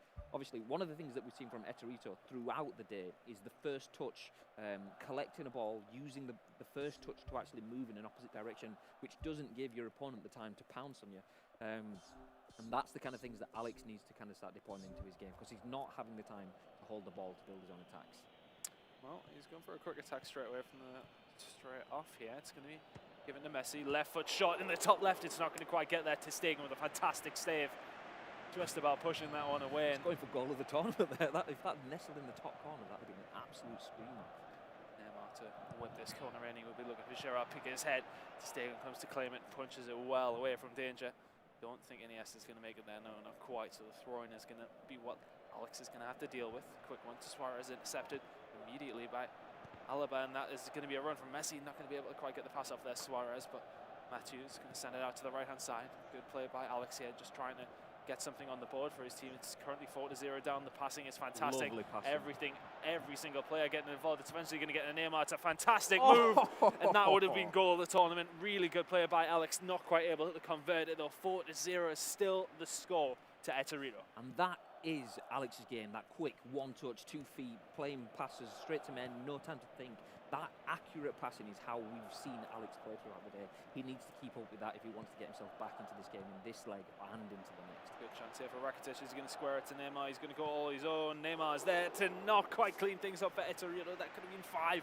And would that have been the final nail in the coffin for Alex? I think that would have been. I think that's asking a lot. The psychological pressure that you would be 5 goals down going into the second leg. But it could just be that nice defending by Alex, and very composed, turns around and looks to get himself onto the front foot. But Sloppy. Too much rushing with the pass. Yeah, that's a lot of rushing. I think it's at the point now where he has to, though, isn't it? I mean, fair enough, there's still another leg to go. We are about 60 minutes through this first one. But still, I mean, he still needs to score at least 4 goals here. And it's not looking fantastic for him. But I think the thing is, it plays into Eterito's hands, doesn't it? Because, I mean, he's 4-0 to the good. He's looking good. I mean, every single attack seems to result in the goal, and he's going to get more of those attacks because the game's going to be so stretched, because Alex needs to get 4 goals himself. Yeah, exactly. But all we can hope for from a neutral standpoint is complacency. Being 4 goals, 5 goals up, and there we are. What a finish. Underneath of the crossbar, absolutely drilled it, and a little bit of a nod from it, Alex acknowledging the class and the finish, but straight back to business. Well, we know Alex can produce the goods. We've seen him so far today. He's a fantastic player. We know he's got a strong pedigree in the competitive PES scene, and we know he can do it. Realistically, he could definitely grab 3 goals here within the next 2, within the rest of this game and the next one. So as we move into the 65th or 4th minute, I mean, that goal is... it's a fairly one-sided game, but at the same time, it's not out of the question for Alex to bring this one back. That goal is exactly what we needed. To kind of see things liven up. That's asking questions now, and hopefully that will be what Alex needs to keep himself into life, to use his strength and his play. And what a ball. And again, through the middle, didn't work out for him, but that was definitely the right ball to play. Rakitic couldn't orchestrate anything there. Iniesta's going to put the pass off there and going to receive it back. Once again from Busquets. Messi lingering on the side of the box here. Is he going to be able to do anything with it? No, it's not going to quite happen. Good defending once again by Eterito, and the turn is going to be fantastic from Messi. He's going to get away. Not a fantastic amount of energy left, but it might just be enough for the young Argentinian. Going to squeeze it in the bottom left corner. Eterito putting this one away. And really good work by him to make that 5-1. Alex has got a mountain to climb here. That counter-attack, that's the kind of killer counter-attack, because you could see that coming. Alex could see that coming. And he was playing the odds. He had, rather than charging into pressure Messi, leaving space open for Neymar at the far post, he was doing a little bit of both. He had the runner covered, but with a finish like that just inside the post, there's not much you can do there. So obviously some changes as we get back into things. Obviously Alex trying to make some last-minute impacts. Maybe damage limitation, maybe to catch something whilst Eterito's his star players, his strikers, his goal scorers are tired.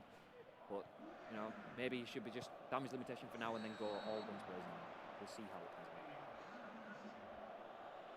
Well, you can see as we do in the last 20 game minutes here. It's a convincing lead here for Etorito, and for me, he's definitely looked the most convincing player in the whole tournament for me so far. Very, very strong. I mean, we know he's lost a game though, so it's not out of the question for him to be beat. But at this moment in time, he looks like such a clinical goal scorer. Right? Just every single opportunity. I mean, not that he still constructs and creates a lot of chances, but he always seems to convert as well. Yeah, I think that's been a big issue with a lot of players. They're getting chances, but they're just not converting. The thing is, Alex is definitely putting a lot more pressure on now. So the tweaks that he's made, freshening his team up. I think it was Alex that brought on Dennis Suarez. I may be wrong there, but the changes he made, as I say that, curse of the commentator, he's finding himself under pressure. And as you've just cursed of the commentator, you said Etorito's putting his chances away and misses one there. But that's what Alex needs. That can show that obviously Etorito's attack and defence isn't invincible. He just needs to make some opportunities for himself. He's still got time within this game to start scratching back at the deficit. Well, it's a fairly large deficit, but we've seen Barcelona come back at those sort of deficits. Exactly. If you remember watching the Champions League correctly. But, you know, I think it's going to be because as we said, Etorito, I know obviously we should commentate over the game, but let's sort of talk about let's talk about the story of the rest of this game here.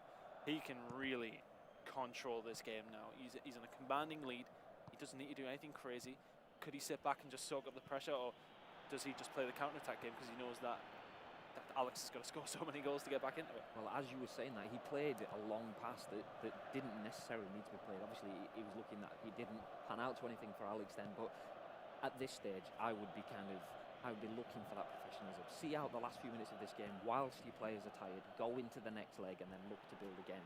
And then at about halfway point, if you're still in the controlling seat, slow things down. Take every minute and make it your own rather than rushing and looking to add to build the victory. Take the one minute off. Good advice. Well, thank you. Good advice, but let's see if he takes it. They're on board now. Pass comes out to Neymar, left-hand side. He would want to try and get onto his favoured right foot, but he's just trying to waste time here. It's actually going to be one back. A little bit of showmanship, I said, but good passing around. Rafinha's going to send it out to Neymar. Is it going to get sent back out? No, not quite. Vidal making some fantastic tackles in the middle of the pitch. Dennis Suarez is going to send through. It's going to eventually end up to Neymar here, jinking in on his right foot, and then I think that was well read there by Alex. Is he going to be able to get a counter-attack on the go here? I think he is. Messi running down this right-hand side, completely depleted of energy, and Umtiti is just going to come in there, slide tackle through. Alex can take some positives from the fact that when he is losing the ball, when he is losing these half chances, that it's very, very, very fine margins where he's just being clipped. So he's close to pegging things back, but in the 50-50 tackles or balls, they're just not going his way. So maybe it's a tale of two halves, a good old cliche there. Oh, you love a cliche. Oh, there could be a chance here for Alex. Not going to quite happen in the final 10 seconds. And that is surely going to wrap up the first leg. 5-1 to Etorito's Barcelona. It'll be good to just see the players' reactions. Both kind of not giving too much away, although Etorito pumps the fist. We have a smile from Alex in the room too, as the players are going to quickly get back underway. But 5-1, a huge lead, but not insurmountable, especially not when you have the talents of Alex Aguathil. Aguathil, yeah, see, I hope we're pronouncing that right, because quite often we don't. But I mean, like I said, we're only talking about Adam getting pronunciations wrong. I mean, that was a sensational effort before. I don't know if you heard any of it, but I can't even remember. I think it was Juan we were trying to pronounce. Johan. And he called him Johan. Yeah, I didn't. I missed all that, but it was hilarious.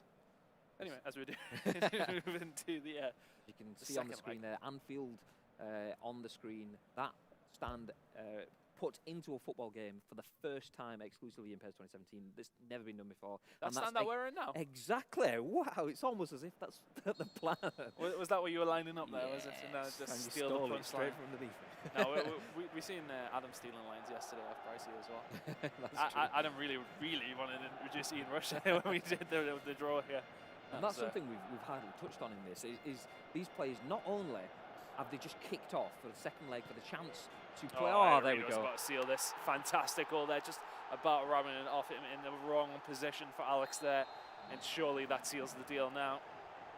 6-1 overall when the aggregate scoreline upwards. Obviously 5-1 at the top. But Alex looking a little bit more interested in banging one back straight away, but obviously the defence of Etorito has been solid all day today. I mean, it's not just one-dimensional attack. He's, I mean, as we mentioned earlier on, only conceding 16 goals in qualification. As Alex gets one, that's what happens when I talk about how solid his defence is. His defence has been fantastic. You and Adam, we have predictions and commentator cursing people. Well, Adam's this seat. It's this seat. You think it's the seat? It was never anything to do with Adam. Anyway, moving down the left-hand side. Can Etorito seal the deal once again? And in every single attack, he just seems to score, and he's just making this look easy now. 7-2 is the aggregate score, and he's walking away with this semi-final. A place in the finals on offer here. Whoever wins this match is bagging themselves an opportunity to play for $20,000, and that was the point. I didn't even get to make the point earlier on that too many goals. The opportunities that these players have, like you mentioned, Ian Rush. We've hardly even mentioned that today. The players got to meet Ian Rush, who did the live draw for this event, which you can see on the PES League Twitter account. That's at PES League. We periscoped that live yesterday. So the players have met Ian Rush. They've gone to a VIP private event at Anfield in the new stand. They're playing for a massive prize pool and will also be going to Cardiff for the PES World Finals. And there we have another goal. He looks a bit bored.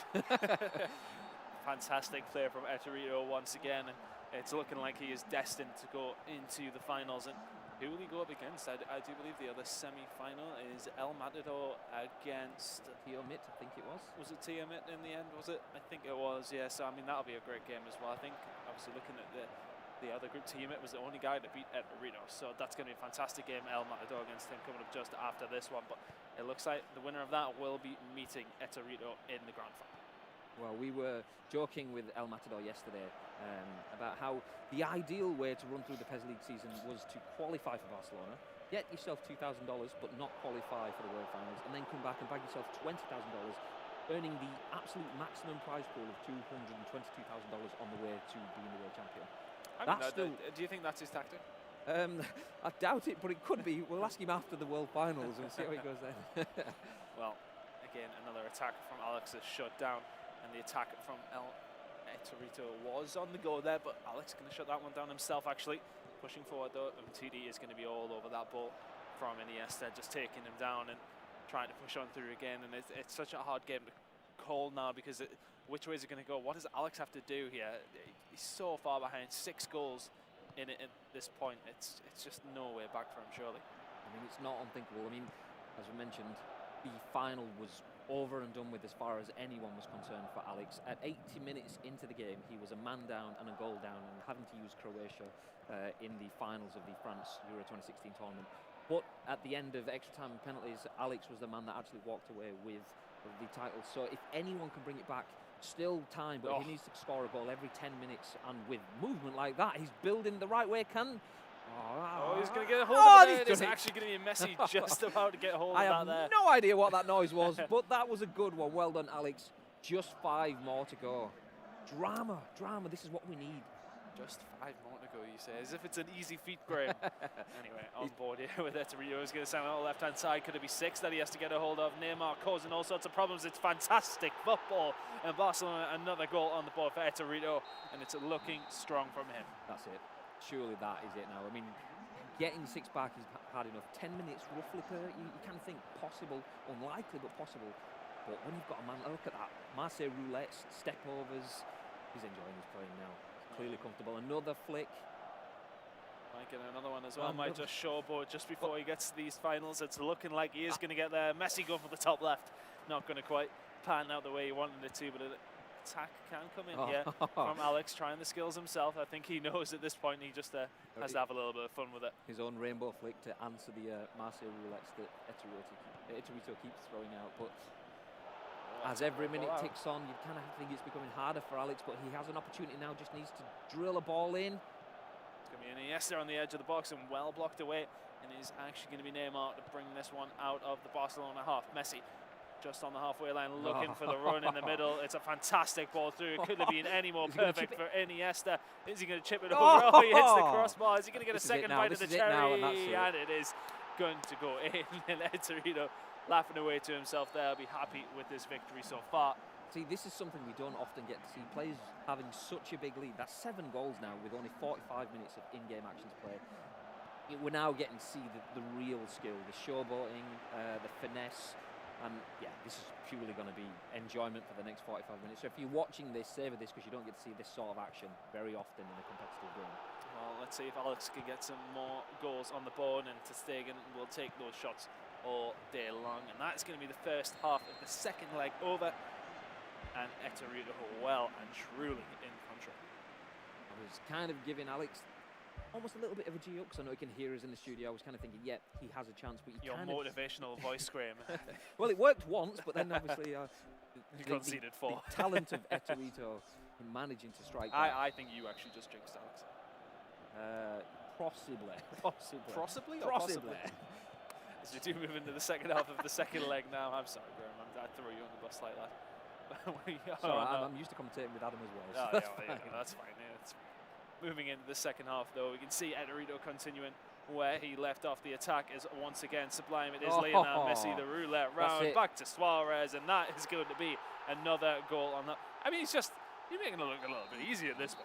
I mean, it's such a pleasure to see. You don't get to see this very often, not at this level. The turns, the twists. And Alex got one back, surely, yes.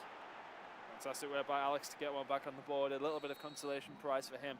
But there is, I mean, he only needs 8 more. He could get back into this one at this point. Eterito now just messing around in the middle of the pitch there, but it's going to be a free kick given to him. Getting this one underway rather quickly. Rakitic not going to be able to do anything with that just yet. It is going to be intercepted by Iniesta. Another tackle in the middle. It is going to be now be Suarez back to Rakitic. Going to be intercepted there by Mathieu and pushed out the right-hand side. I mean, it's not all over for Alex, though. He gets to play in the third place playoff. Exactly, which means that he's playing for an extra step up in terms of cash prize funds. He's guaranteed at least $4,000.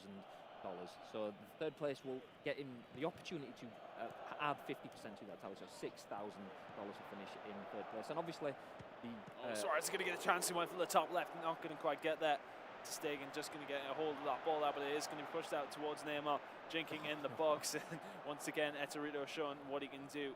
Going for the Hollywood finishes now. That's what the highlights reel. That's what we're looking for. Neymar goes for the short pass to Messi. He's eventually going to get that one back. Messi not going to quite be able to win that, as Neymar should be able to whip this one in. Not going to happen. Vidal pushes this one out, as does Rakitic. Trying to burst out the right-hand side, not going to quite happen. Once again, Eterito showing how good he is, just winning the ball in loads of dangerous places. But Alex is on the attack once again. Eterito shuts it down once again. 60 minutes ago. I mean, with Alex, this must be difficult as well, because you don't play against this sort of mentality of showboat. He would never really have had this opportunity to kind of play against and attack against a team that's not looking to finish, but looking to have a bit of finesse. So that kind of must be upsetting his gameplay as well now. As ter Stegen punches out, giving Eterito possession once again, Alex. Well, Alex can maybe get a break on the go here. We can see Suarez is making a move, and once again, Umtiti is just there to shut things down. And what is that from Messi? He's just keeping a hold of the ball, trying to get that through to Suarez. Eventually, it is cleared away. Alex looking for a chance to maybe get another goal on the board with 65 minutes gone, though. He's 11-4 down on aggregate, and that is a very, very unfortunate scoreline if you're a fan of Alex Alguacil. This moment in time, Eterito still has a hold of the ball, down to Messi. Looking for the opening, gets a hold of that there with Iniesta. The chip is going to come in, and Suarez is just going to make that look easy from there. He's not even looking.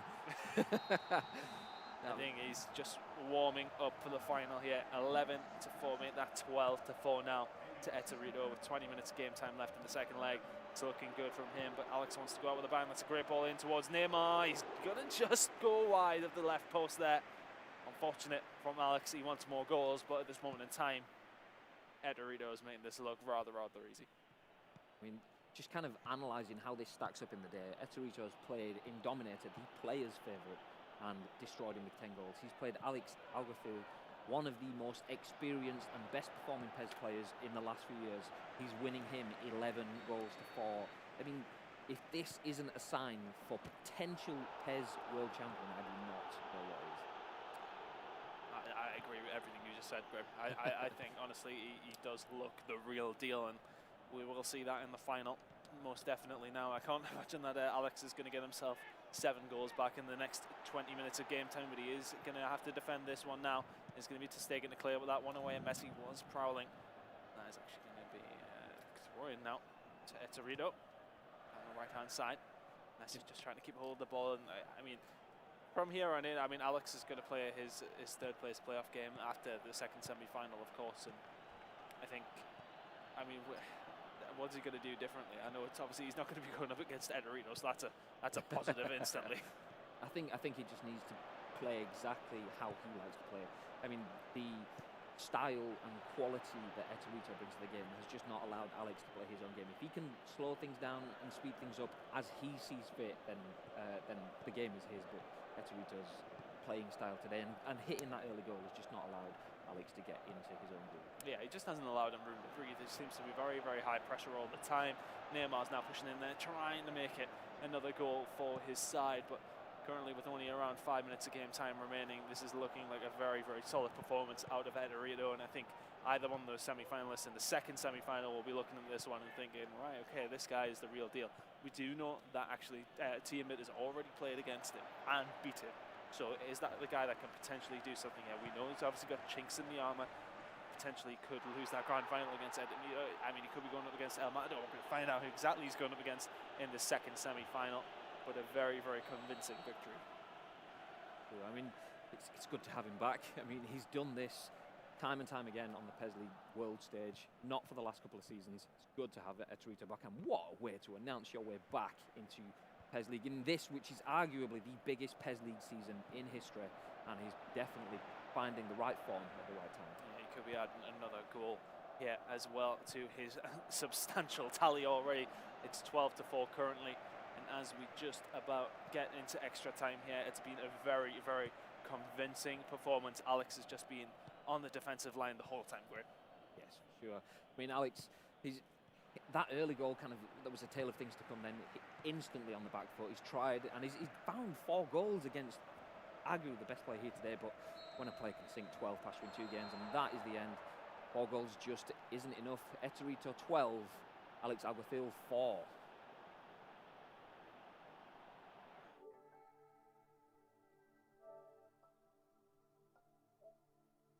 All right, well, that was a goal fest, most certainly. 12 goals to 4. Eterito is making a name for himself as one of the most prolific goal scorers in possibly PES tournament history. He is smashing his way through the competition. To do that in the semi-final. And I know, to do that in the first game. And he did it twice in groups. And he's continued to do it as he goes through this bracket. But he did lose a game. He lost the game, so I think it's still... We got to ask, what happened in that game? I don't know. What happened in that game? No, it's crazy to think that he's been playing that well and he somehow lost. I don't even know what the score was in that game, but in the end, it's crazy how good he is looking today. Well, he's so good. There is a replay list as long as my arm. So we're going to take a look at some of the replays now and see the prolific amount of goals he actually ended up scoring here. As you guys kind of take me through the highlights. Well, I mean, as you saw them from the start, it was so many. It was over from 3 minutes. Using the angles, playing like a true PES League player, wait until the shot was on indefinitely. And as you can see, time and time again, Chris, obviously. I mean, he had so many chances as well. I mean, that was a fortunate one with the deflection landing at his player's feet, and then Iniesta just does fantastically well there from that angle. Keeper could possibly do a little bit better, but I mean, he's just such a great creator of chances. He always seems to be there to be able to create fantastic chances as well, not just half chances, they're always solid. And for me, in that situation where Alex was, it was always going to be hard for him when somebody is just shooting and creating chances that well. I mean, you mentioned like a highlights reel as long as your arm. I mean, this amount of like gilt-edged chances you'd expect to see over the course of a whole tournament, not 2 games. I mean, we're still going. Bearing in mind, this is the first game. This is still the first game. We've just got into the second half of the first game. And the second game, there was more goals in the second game. This is a ridiculous amount of replays. Like, I think it's like 2.5 minutes total of just goals from that game. That's how crazy it is. Like, going forward with it, and that's just how ridiculous. Because if it was just once he'd done it, or maybe he had a big game here, like playstyles may have mismatched, you could have said, oh, maybe it was just an off chance. Maybe Alex, just didn't have the right playstyle, or he had an off game. But the fact that Eterito continuously is putting this amount of goals behind people, I think he's a player that other players are now going to have to study, especially when they go to Cardiff. They're going to have to look at him and figure out a way to stop his most common runs. I mean, he likes to cut in. I mean, we've just seen it there from Neymar. It seems to be in a position where he's down one of the wings with Neymar or Messi, and it's always seemed to be cutting in and looking for the shot rather than just looking for the pass all the time. I think his crosses are well orchestrated as well. Every single chance he just seems to be so clinical with it. I mean, we're seeing another goal from Alex here. His reactions though, and his way that he evolves his players. So like he will see instantly that an opportunity is gone, and then just completely change his mindset into a different attack. He can see passes that I can't see that are there. So I mean, fair play to anyone that can manage to put 4 goals against him, but still concede 12 in just 2 games. Well, there you go. A few more goals actually in that game, but unbelievable is the way it goes forward. So Ederito will be our first in the grand final moving forward. And obviously, we're going to see the second semi-final coming up very shortly. Unbelievable goals from him. But I'll tell you what we should do now. Let's go down to the stage with Paul to find out live from the action. Amazing. Thanks very much. I'm here with Jim Beglin. Jim, 7 years you've now been co-commentator on Pro Evolution Soccer. And this is your first time at one of the major tournaments. It's very impressive, isn't it? It's huge. I mean, from when I first started, I think the whole process has moved on in leaps and bounds. I think the game is now huge. And I think, like for us as players back in the day, you kind of want to aspire to the top. I think this kind of platform and these kind of days for all these PES enthusiasts and really good PES players, I think are fantastic to be able to kind of challenge themselves against the best. So it's a privilege to be a part of it now. When I came on board from day one, I actually said to them, I'll do my best to make the game better, or certainly the commentary side of the game better. And I hope that's the case. I hope it is moving it on. And you know, now that I'm working with Peter Drury, that chemistry we have doing our kind of live broadcasts is coming across on the game. I mean, I'm sure if it wasn't great, I'm sure there's enough people who listen to your voice day in, day out who would tell you. So if no one's told you, you must be doing a pretty good job at this point. Well, every now and again that somebody will not be doing too well on the game and they come on to me on Twitter and blame me for it. It's easy to blame the commentators when things start going wrong. So I do get a little bit of flack now and again, but I can cope. Well, absolutely, and obviously some high-pressure stakes for the players on the day here. A lot of money to be played for, some great prestige as well. You know, as a man who's a tasted success, double winner with Liverpool back in '86, you know, and particularly at Anfield as well. What kind of advice can you offer to these guys how to keep the cool in these kind of situations? Well, that's key, and it is all about kind of keeping your head, because I think when you get to the bigger events, more distraction can come into play, and you get so much attention, you can just lose a little bit of focus. So the key always is to keep driving on. Use that motivation to do the same as you've done to get to this point, because as soon as you take your eye off the ball, then you know things can start going wrong. So obviously more pressure comes into it, and always when you're trying to deal with pressure, it can throw you, can make you a little bit nervy at times, and it can just knock you off kilter. But you've got to kind of put all that to the back of your head. You've got to store it all away, and you've got to find the composure. You've got to find the concentration, just like as a footballer before he goes out.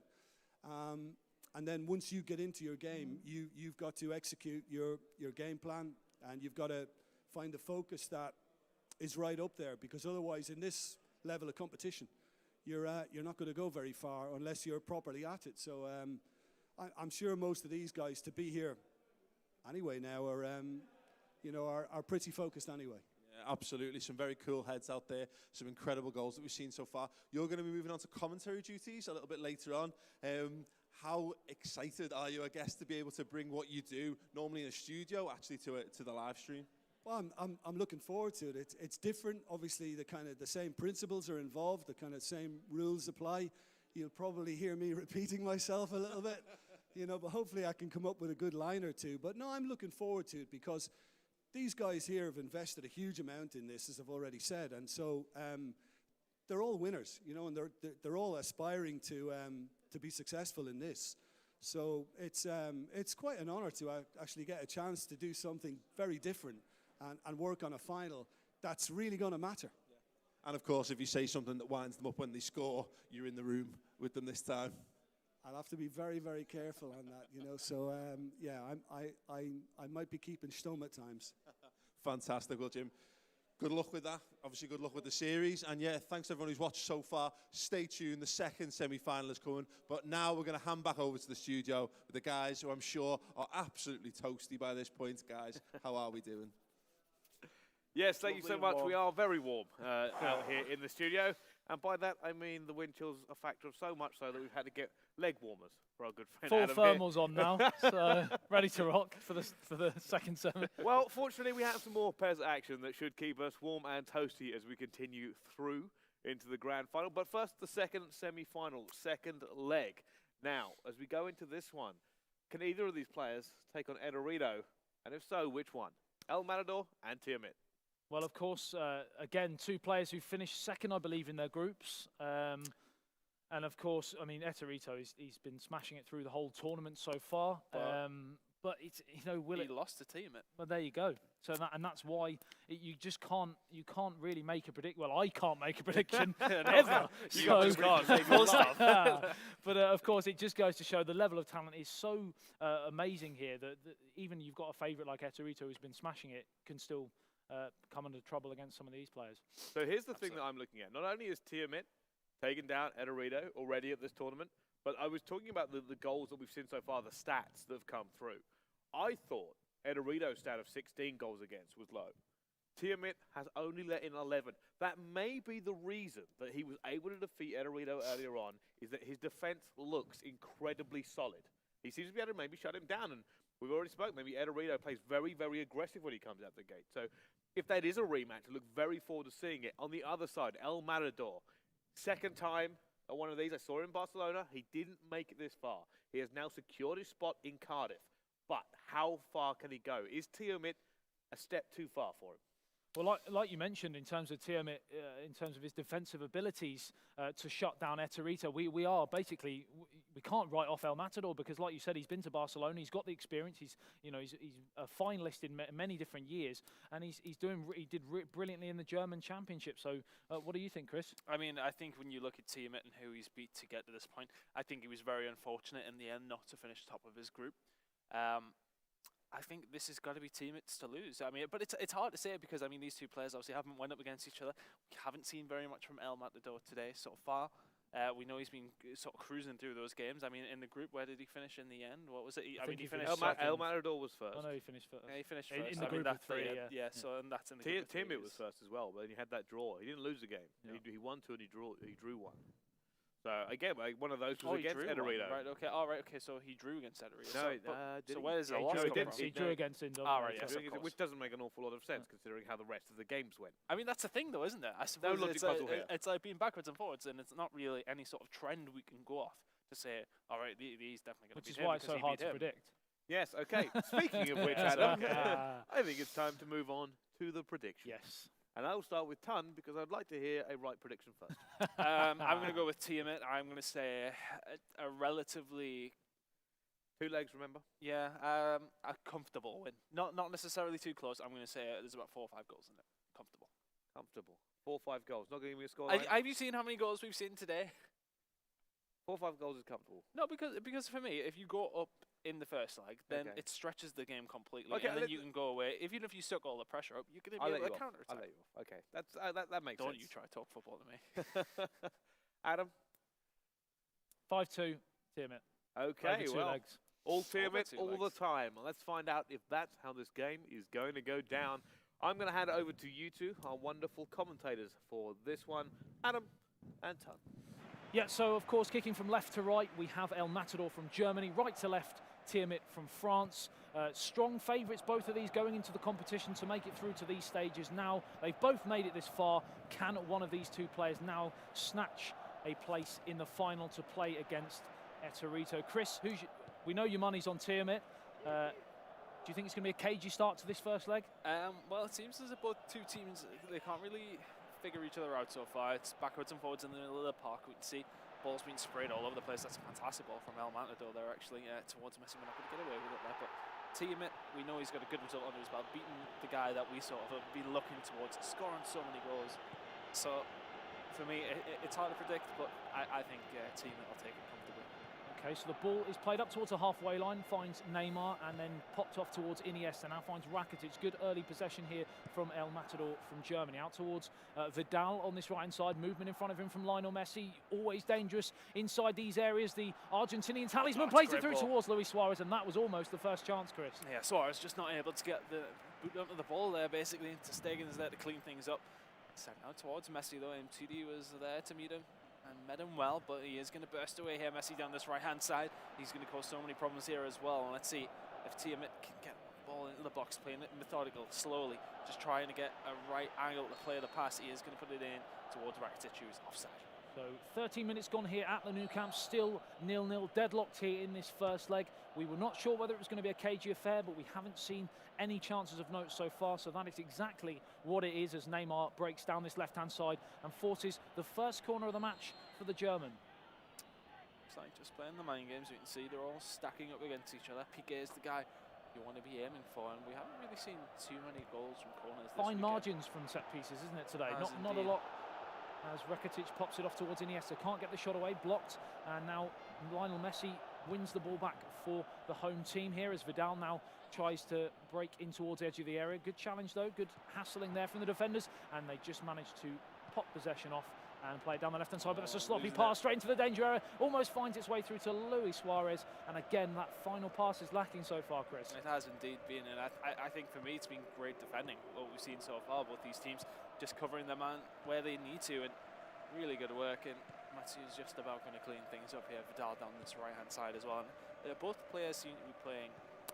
I mean, I think when we've seen Eterito, he's so fast, he's going for all the chances all the time. It's sort of like balls to the wall sort of play, you know, he's really going for it. But these two taking their time, waiting for the passes where they need to try and move it. You certainly feel either of these two players going into a final against Eterito, it would be an interesting tactical battle. You know, the attacking football against these two more measured approaches, and it'll be interesting to see which one will come out on top in the final, whoever may get there to face him. Lionel Messi with the ball over the top, looking for Neymar, but again headed away. Defences have definitely been on top so far. Absolutely. After 25 minutes yeah, here. it's not very often that we see no goals so far. In around the 30-minute mark, we've seen all these players are fantastic craftsmen when getting some chances created, and I think to go this far, just a real testament to how good they are defending as well. But lovely ball over the top, looking for Lionel Messi. Again, the offside flag is raised with the goal at his mercy. If he could have just timed his run at that fraction of a yard, just a slight shoulder in front of the defender. Of course, the flag was raised, and that means the offside flag causes the attack to break down, and it's a chance to play it down the line, and it's out of play for a goal kick. Half an hour gone here at the Nou Camp, still scoreless, Chris. A cagey affair. Interesting game so far. I think both teams have defended fantastically well, but I thought there'd be more goals than this so far. Considering both of these two teams, both these two players, should I say, have made it through to Cardiff already, you would think it might be a bit more free-flowing, but maybe the potential additional prize money might be causing a few nerves jangling at the back as Lionel Messi picks the ball up, twists, turns, right foot cross towards Luis Suarez. Again, a good solid defensive header away. Not a crack so far in either defences as we tick towards the final 10 minutes of the first half at a blustery Anfield. Oh, blustery indeed, but Messi down this right-hand side. Can he create anything here for El Matador? Is the ball going to go in? And once again, the defence is solid. The barn door slammed shut. That barn door has been shut many, many times so far in this game by both teams. This moment in time, though, team trying to get this one out. Just trying to create a chance, but it looks like we're going into the half. No goal scored. So not one for the fans so far, but equally fascinating, a tactical battle as Neymar plays it through. Vidal, first chance of the match, and it's the first goal of the match. A clinical finish from the man from Germany, and it's El Matador 1, Tiamat 0, and we talked about his defensive ability. He's behind though, Chris.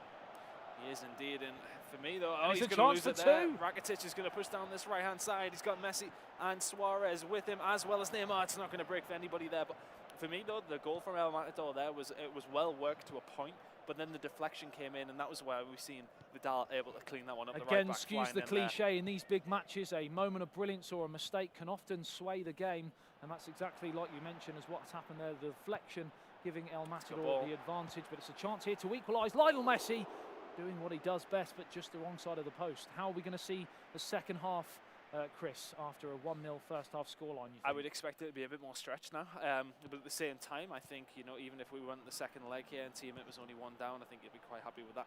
Maybe he tries to play it a little bit, just, you know, slow anyway, and wait for his chance with these players with full energy once again.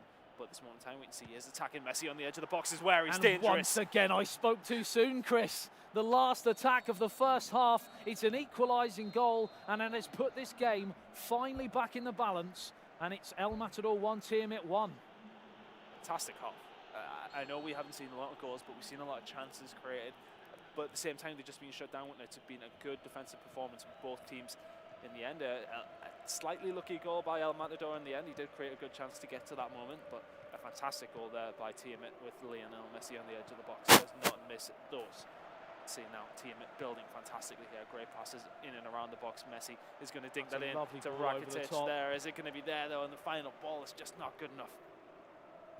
I think it was down to brilliant defending in the end. He just closed the gap there, closed the angle for the cross, and that first time finish from Luis Suarez, which was looking ominous there, was again slammed shut, as it's a chance here for El Matador to kind of turn the screw, should I say, as we approach the first 10 minutes gone here in the second half, as the ball's played down the left-hand side towards Neymar. Chance to break towards the area. Good defending again from PK, but it breaks back again, and it's played through. Lovely one-touch football from Barcelona. Iniesta, saved by the goalkeeper. Luis Suarez does not miss from there, but controversially, Chris, the offside flag has been raised.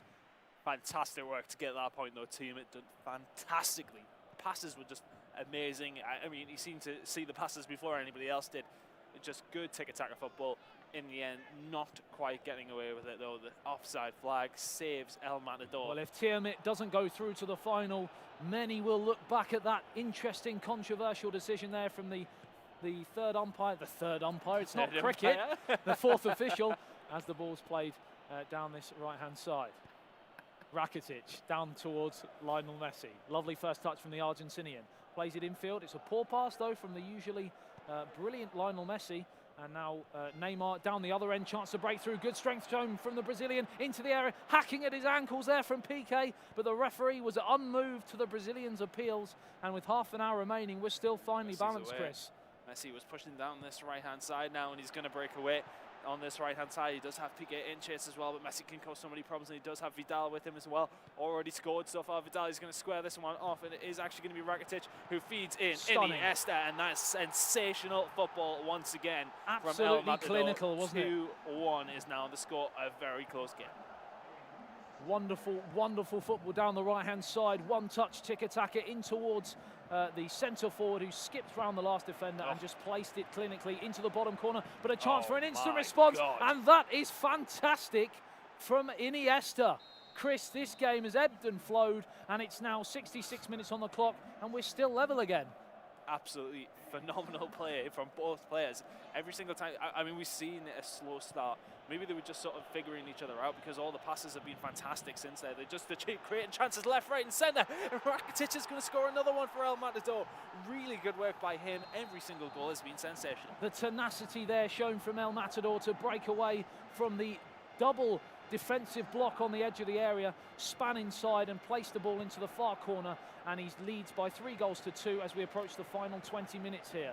Team It just needs to not bleed any more goals now. I think in this situation, you're 1 down, that's all right for now, but he has to be careful because he's been stretched just that little bit as he looks for that equaliser at this moment in time. Maybe wait until the second leg where the energy is fully up and you can better utilise your resources, if anything. That's the thing we've seen time and time again on a two-legged game.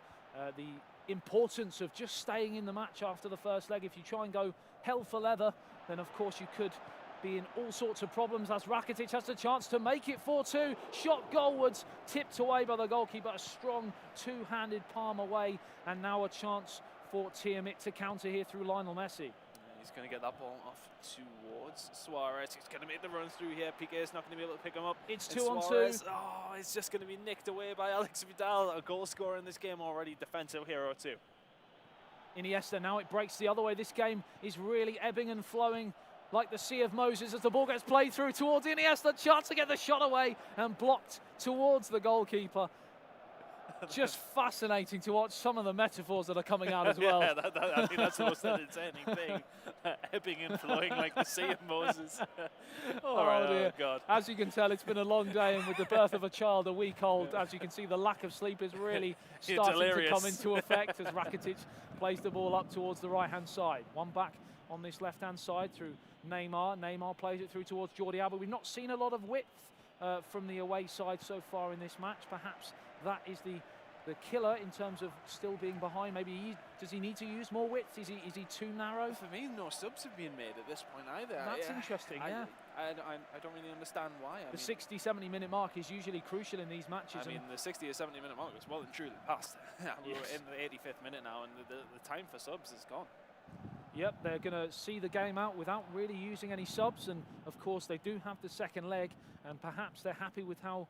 I mean, we noticed in Barcelona, for example, a lot of the players liked certain players within the team that they didn't want to sub out, even though they were heavily fatigued, and that's a really, really controversial decision that, you know, can change matches, of course, making that change towards the end of the match. But as we tick into the final minute or so of normal time here in the first leg, it is still El Matador 3, Tiamat 2. He's looked good value for it as well. I believe the score fairly reflects how the game has went. And on board now with Tiamat, though. Can he get back into this game? If anybody's going to be able to do it for him, it is going to be Messi. Puts it out to Vidal. It's going to be the last throw of the dice. So deep into added on time here. Chance for Luis Suarez. Pulls it back. Rakitic, Iniesta, and that goal might be so crucial in the scheme of things, because as we tick towards the final kick of the match, it's finished here. El Matador 4, Tiamat 2. Is that a massive goal, Chris? It's a huge goal. It's a huge goal. One goal is more than achievable. Two is a lot harder to come back from. El Matador will be ecstatic with that final goal. Looking very calm and composed there, the German. He looks delighted at this moment in time, but he knows, as he said, calm and collected. There's still another game to go. Yeah. But a 2-goal cushion at this moment in time, he'll be happy. The Frenchman Tiamat, though, at this moment in time, will be thinking to himself, right, what could I have done differently? What do I need to do differently in the second half? Second leg, I should say, sorry. But for me, crazy that no subs or any tactical changes were made. But do you think it's maybe because they were just so close? I think at this level, at this stage in the competition, I think, like you mentioned, one change here and there could change the match, but equally it could be detrimental to your, the way things are going. So I think fine margins, and I think it's the caution has come into effect there. Tiamat, obviously a slight sigh there as we saw a close-up of him. Obviously disappointed conceding such a late goal, the 92nd minute winner in the first leg. Does he need to just completely forget that game and start again, or does he need to try and change what he did in the first leg? I mean, for me, he obviously didn't create as many chances, but I think change it up slightly. But at the same time, it hasn't been too. It's not like he got the floor wiped with himself. You know what I mean? It was a really relatively close game. 4-2 was a standard enough score, if anything. So I think he's well and truly still in this game, and it could well and truly come back into it and win it. But I think the amazing thing looking from here is the fact that during the whole of qualification, he conceded 11 goals, and in that one game, he conceded 4. Just again goes to show the level of players here to cause damage is pretty impressive. Well, moving into the second leg of the second semi-final. So who is going to meet our other semi-final winner? Yeah, do or die now for one of these two players. Who is going to be joining Eterito in the final of the second regional finals here at Anfield? A wonderful stadium here, if not slightly cold at the moment for us up here. But of course, the heat on the pitch, the Pez pitch is like a furnace as Neymar tries the shot, and it's blocked wide of the target. Another sensational, sensational. 2 minutes gone here, and it is 4-2 on aggregate to the German El Matador. It really needs to make sure he gets a goal back pretty early. Do you feel that that's important? Do you feel he needs to go out of the blocks, or do you think just staying in the game? I think it is important because we've seen how good that El Matador is attacking when he needs to. It's broken here for Lionel Messi. It's off the underside of the crossbar, but unlike Tony Yeboah, it's come back out. Unbelievable. So close to making this a lot harder for Tiamat to come back into this game. El Matador's attack was sensational, and the shot was just as good. In the end, though, just about missed the target there. Hits off the underside of the crossbar and out. So a real let-off there for Tiamat. It could have been curtains here. right at the start of this second leg as Lionel Messi plays it through towards Luis Suarez. El Matador knows that 5th goal on aggregate could be a killer goal, and he is going for it here, like hammer and tong. And Iniesta is going to put it towards Suarez. Just playing this one smart. He's the one with the lead, but they're actually going to lose the ball here now. So Neymar's going to push this one out. He does have, I think it is Suarez on his left-hand side. It is. He's going to try and push through. The cross could be coming in, but he could just help Jordi Alba here. Try and get a hold of the ball. It's just about staying alive with that one, but it is going to get it cleared away, and really good defense by It was a lovely jinking run from Jordi Alba, but again, the door was closed, and now it's a chance here to counter here for El Matador. Deep in towards the edge of the area. Lovely La Roulette there from Lionel Messi, but again, this time the Barcelona defender was equal to it and clears the danger up towards a halfway line. Chris, how have you seen the first 15 minutes? It's been more El Matador, and that's not what we want. If we want Teammate to come back into this one, he's 4-2 down. We need to see more from him, and this could be one of the attacks that could maybe do something with. Not going to happen. No, El Matador shuts the door once again, and this is the thing. He has the lead. The counter-attack is all him as well. Oh, what a ball. That is absolutely incredible. And really, Lionel Messi, for once, let down the pass. He did indeed. It was great here by Ter Stegen here, but the pressure's going to stay on. And El Matador keeping hold of the ball inside the opponent's half yet. This is what we were mentioning in one of the PES League live shows, in case you saw it from the studios a few weeks ago. We mentioned how, again, to become an amazing player, you can utilise just holding possession, making sure you don't rush things, and El Matador's definitely doing this at the moment, you know, twisting and turning, making sure that he doesn't play the early pass and lose possession. He's up, you know, he's 4-2 up at the moment, so he doesn't need to rush anything, and that's exactly what we're seeing here. Just nice, comfy possession here. Chris, is he going to get that 5th goal, or do you think it's going to stay fairly balanced up until half-time? Well, we've seen the last time both these two, nothing really happened up until the end of the first half, and it could go that way again. That's unfortunate from Tiamat, not going to be able to do anything about that. But yeah, it seems as if they try to put the feelers out. You know, they try to see which way the other team's trying to play, and you know, you would have thought they would have gotten a hold of that after the first leg. In this moment in time, El Matador on top, but Tiamat needs to turn up. He needs to turn up soon. 30 minutes gone, he's still behind. Neymar breaks up over the halfway line. Lovely pace there from the Brazilian. Finds Arda Turan. Back to Neymar. Now finds Jordi Alba on the overlap. Chance to cross it. No. Cuts inside. Lovely one-touch from Barcelona. And the goalkeeper was in no man's land. And it's game on, Chris. Absolutely game on. That's exactly what Tiamat needed. Now El Matador has to be very, very careful. Because Tiamat is going to be pushing, he's going to be able to counter-attack. But then he has to be careful not to get counter-attacked himself. That's the thing. He doesn't need to commit too much to it. Just play how he played in the first leg, and he should be all right. But Tiamat is well and truly back into the game. So we're just waiting for the aggregate score to be updated. It is now 4-3 to El Matador, still leading, but it's a chance here for 4-4. Lionel Messi just shrugged off the ball there. Good strength shown by the defender, and the goalkeeper clears the danger. 10 minutes remaining in the first half. Vidal out to Messi, and El Matador could do with that 2-goal cushion once again. The longer the time ticks on, the more pressure is on Tiamat though, and that ball should have really been sprayed out towards Neymar. Not going to happen though. Rakitic going to pick this one up. Great football by El Matador again. Vidal not going to be able to get the pass off.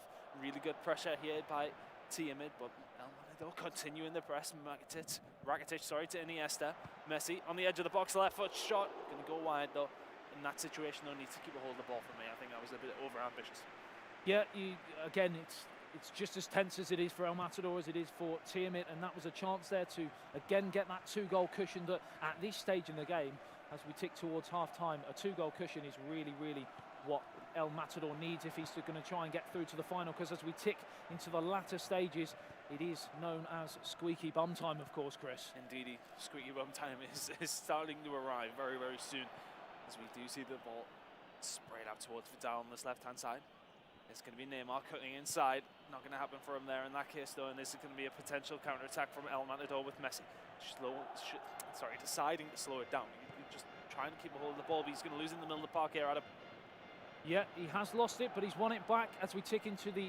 There was no minutes added on here at the end of the first half, and it's finished 1-0 in this game at the end of the first half, and of course 4-3 on aggregate. And the first semi-final was a pretty one-sided affair. This is anything but. He could definitely still come back into this at this point. Tiamat and El Matador though looking in control, but Tiamat has had his chances. We've seen that he can create them. We've seen he can score goals. And he's got a chance here. And it's Neymar onto his right foot, away from the defender. Chance to get the shot away, straight at the goalkeeper. It's just the start that he needed, though, Chris. Get that confidence going at the start of the second half. Absolutely, but El Matador will be happy for him to have shots from all the way out there. But another good move, though. He's creating the chances that he needs to, and maybe he can get himself back into this game. And another attack's going to follow here, but a little bit sloppy with the pass here. Matthew to Rakitic, and is that going to land on Messi's feet? Not quite. To Stegen's going to be able to clear that one away, but good pressure from El Matador once again. Ball back towards PK. 52 minutes gone here at the Nou Camp. Still 1-0 to Barcelona. A goal inside the first half an hour has been all that we've seen in front of goal so far, as Vidal breaks into the area. Shot deflected off the goalkeeper, back off the defender, and just drops the wrong side of the post. And that could have been a crucial goal. That would have been massive for El Matador with only 35 minutes to play. It would have been a huge goal for him to score. And he's still going to have a chance here. Umtiti's going to play it out towards Neymar. Is he going to think about crossing this one in? Umtiti does so. Rakitic not going to quite get there, and this is going to be a chance for Tiamat to try and break away. If he can win this battle, he's going to just about win it. He's not going to quite get away, though. Really good defending by El Matador once again, and he can press on and try and get another goal himself. Another close-up there of El Matador from Germany, looking very calm and composed. And that's why he's calm and composed, because he knows the ability that he possesses. The ball over the top we've seen utilised so many times from the Germans so far today. And it's again worked as it drops to the feet of Luis Suarez. And the Uruguayan just doesn't miss those, Chris. Absolutely not, and a really well-converted chance, and a fantastic chance that they carved out. Fantastic ball into Suarez, and as I said, not going to miss those. And now it is all for Tiamat to do. It's a foul on the edge of the challenge. box. Is he going to be able to retain the ball just about? To Stegen just there to grasp it out of thin air. And this could be now a counter-attack for El Matador. And the longer this game goes on, the more it plays into his hands, because he can just counter-attack every single time that Tiamat comes home. So just under half an hour remaining. Of course, we will have some allotted added on time at the end of the 90 minutes. And at this moment in time, we will not be going to extra time. It is, of course, well, it wouldn't go to extra time anyway. It would, of course, go to the 5-minute playoff due to the double legger. But 66 minutes gone here, and we need 2 goals for that to happen. Of course, 5-3 on aggregate to El Matador. Well, still a lot of time for Tiamat to come back into this game. But El Matador is controlling it very well. Just playing the passes where he needs to. He doesn't need to do anything crazy now. He's got that 2-goal cushion, which is a crucial one. But now he could potentially be attacked here. We're going to see Iniesta move this ball forward. That's a lovely ball over the top towards Lionel Messi. Just stopped and started the run, and he just lost momentum. But they've got it back here, and that save might just win him a place in the final, Chris. Nearly going to be able to break through himself again, but not quite going to happen. And a really good save by ter Stegen. This could be the counter-attack that puts the final nail in the coffin. It's going to be spread out to Messi on the right-hand side. He's got 3 or 4 members of his team inside the box. Is he going to cross it in? No, he's not. The corner comes. I think he should have been a bit more aggressive with that one there. But the tactical changes coming in. Perhaps he was just playing for time, Chris. Winning that corner, make the changes. Now we're seeing it like you mentioned. What can Tiamat do now?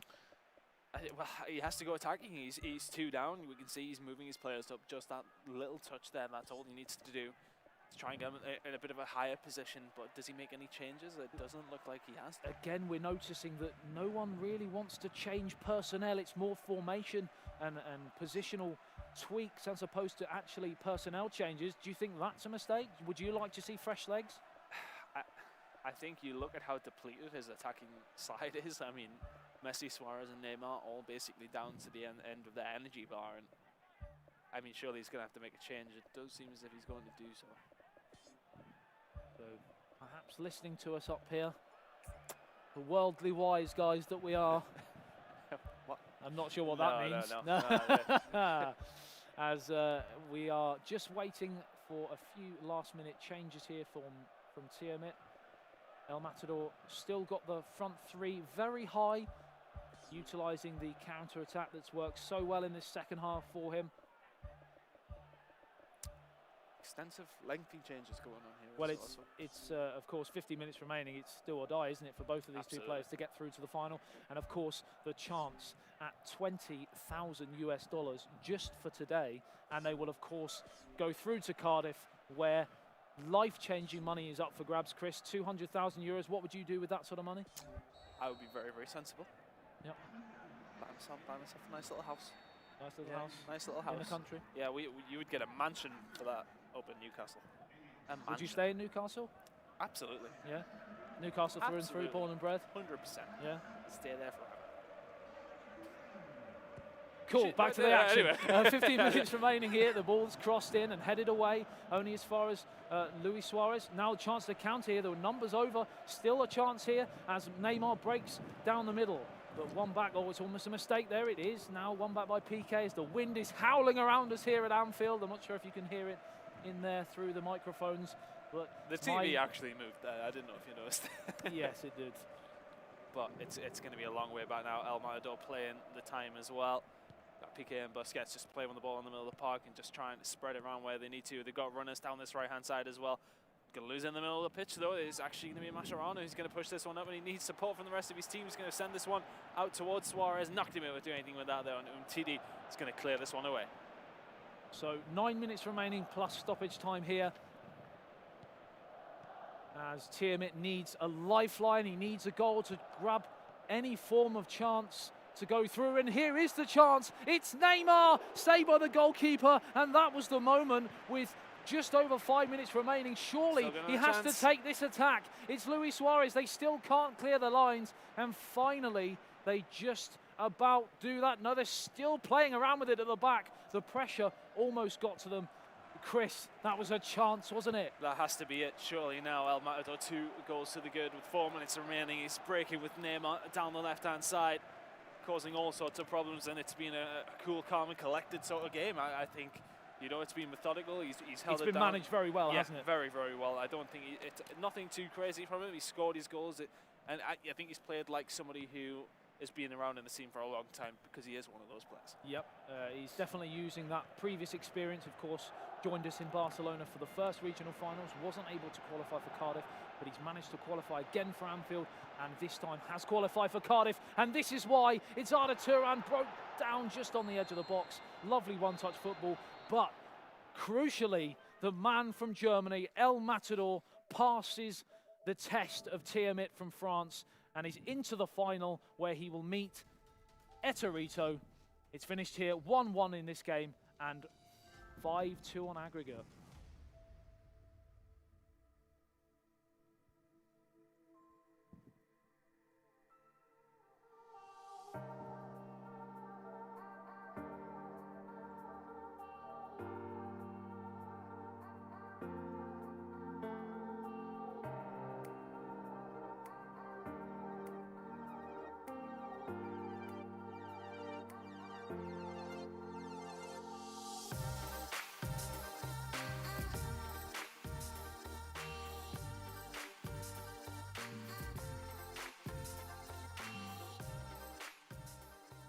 Okay, so I'm here with El Matador.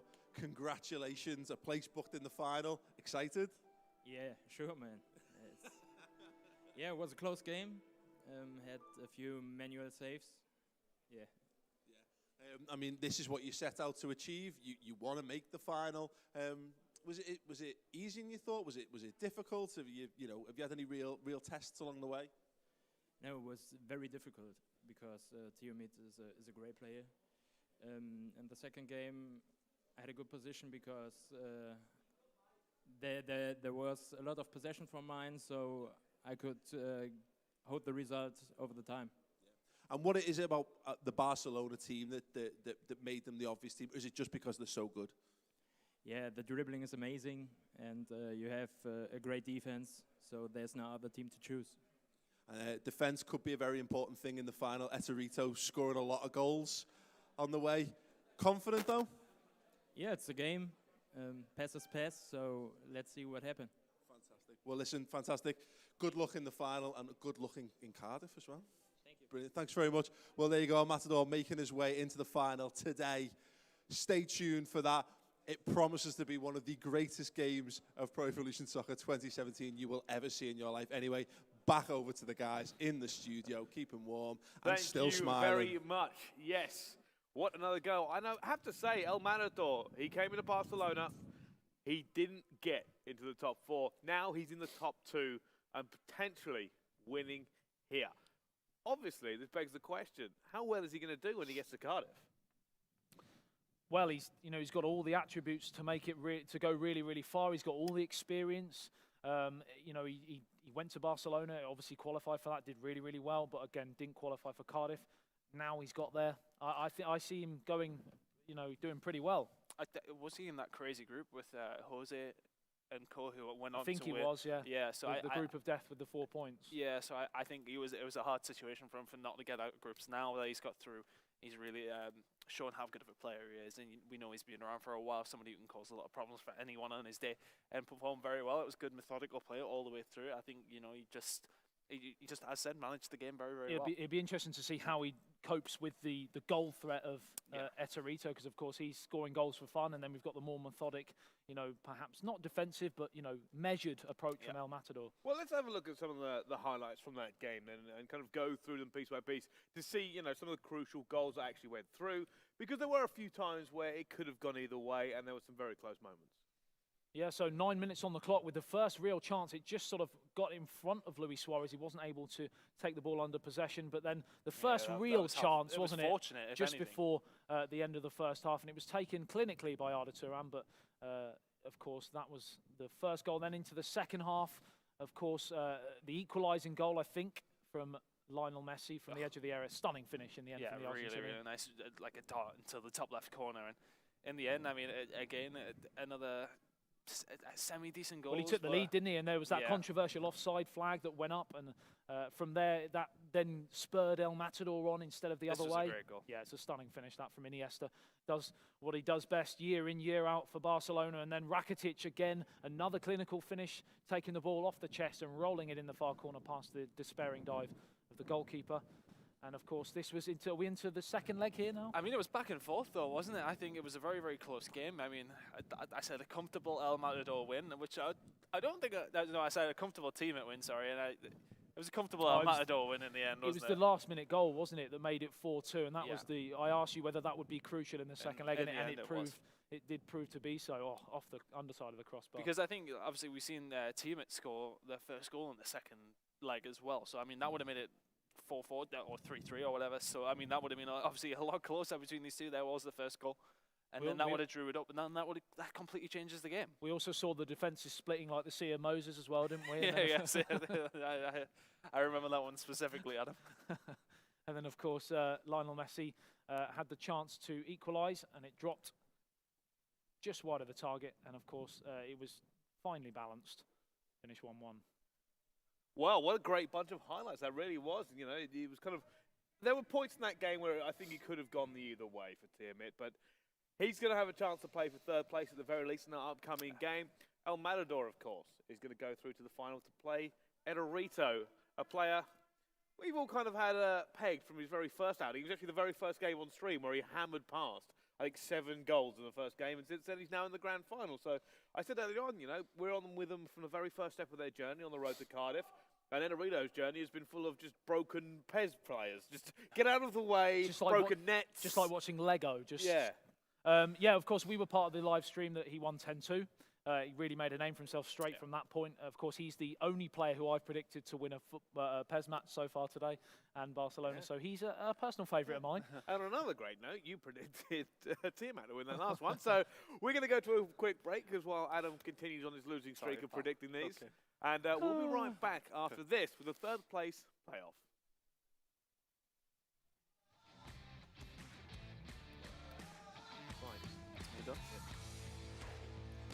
Oh my god.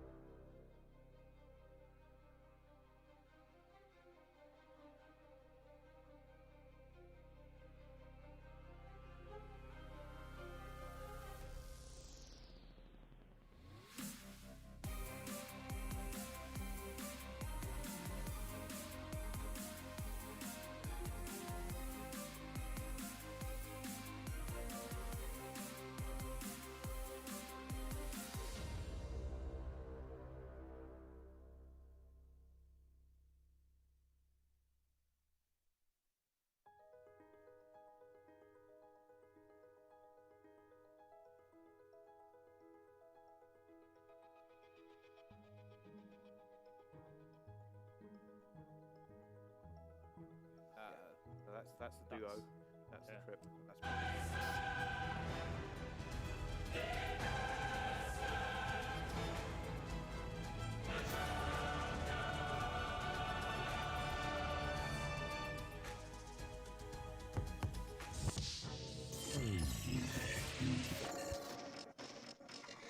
Ladies and gentlemen, welcome back to the PES League EU Season 2 here live at Anfield. This is, of course, the regional final. My name is Bryce, and we are getting into our third place playoff. A little bit of the pressure off at this point, but it's just for money. Find out who comes third and who comes fourth as we move forward.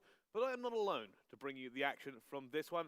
Joining me, and with great honour to announce, Jim Begling is joining us on the desk this time, as well as Adam, who can't get a prediction right. You're going to be better than him just with one prediction.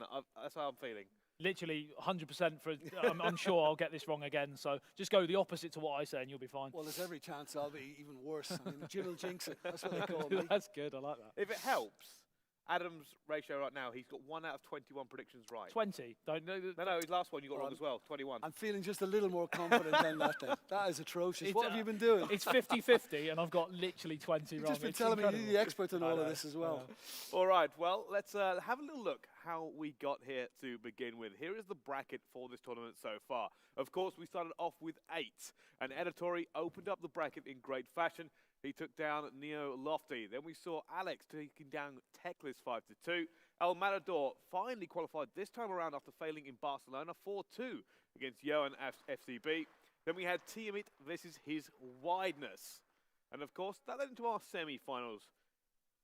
Edorito again putting the numbers up, as he's been doing all tournament long. 12-4 in that 2-leg semi-final against Alex. And Alex, of course, now in this third place. Then El Matador taking down Tiamat, which puts Tiamat here as well. So, between the two of them, of course, they've both suffered losses, but this is more of a silver lining game. Yeah, I mean, like we were just mentioning off air, it's a case of the pressure's off now. They don't have to. They're already qualified for Cardiff.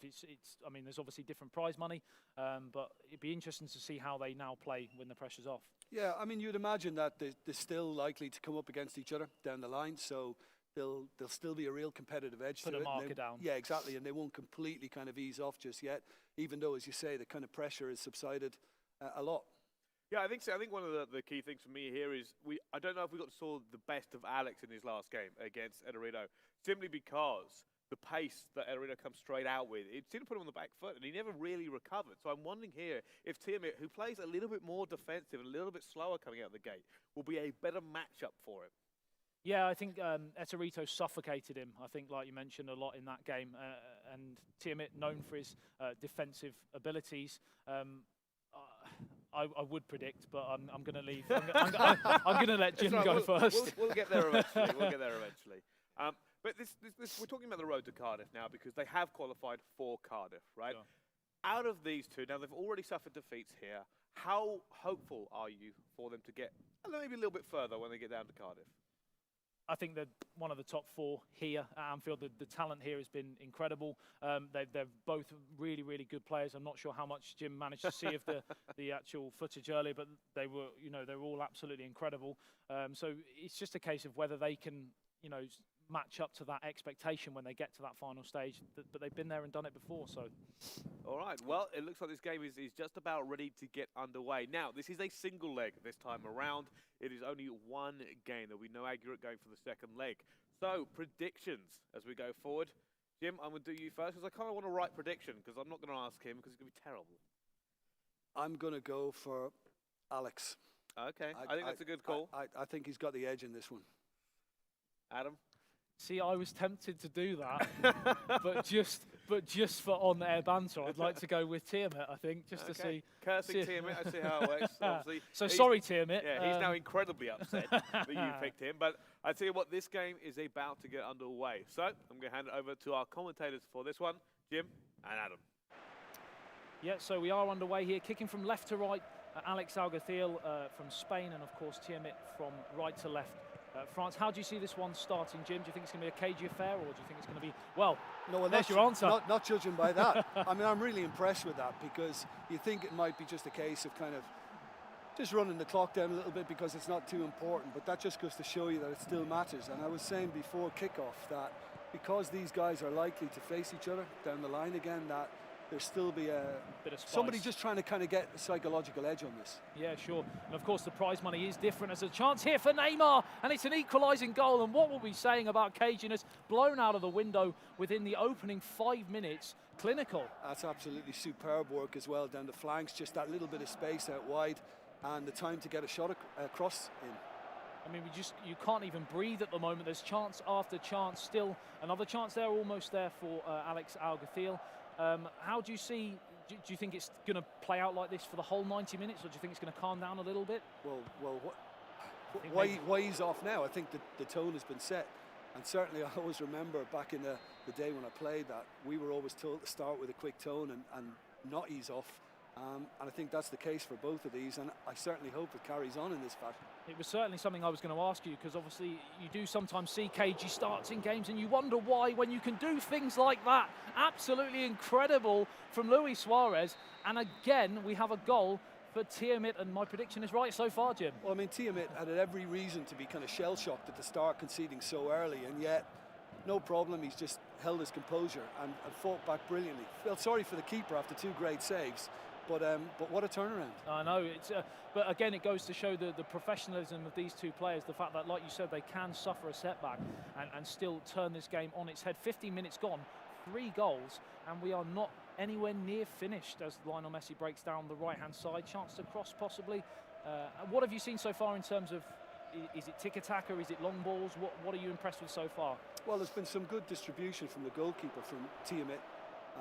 And especially that right side have worked well. We saw a cross come in earlier on for the equaliser, and I think he's looking to kind of exploit that a little bit more onside. Luis Suarez, the flag stays down, shot straight at the goalkeeper and turn wide of the target. Massive chance that, Jim. Yeah, absolutely. Good save from the keeper, but I think Tiamat got away with it a little bit because they were a bit sluggish getting out. That could have been played for an offside situation, and they didn't read it early enough. There's certainly, like we mentioned, the pressure is certainly off. There's a lot of free-flowing football from attack from one side to the other as Alex Alguacil tries to break. There's so much space in the midfield there, Jim. Yeah, totally. I mean, that's the key when you win it quickly like that, and that time it is off. Win the ball high and force, yeah. You win the ball high and you're going to kind of be able to operate in much more space, and you can get at the opposition defence much quicker as a result. Yeah. I mean, you've seen that in real-life football at the moment. That some of the top teams, like in the Premier League, for example, Chelsea, Tottenham, they win the ball high and they attack from there. Well, never more so than here at Anfield. Yeah, of course, it's exactly it's a real tactic from Jurgen Klopp. We know about the gegenpress.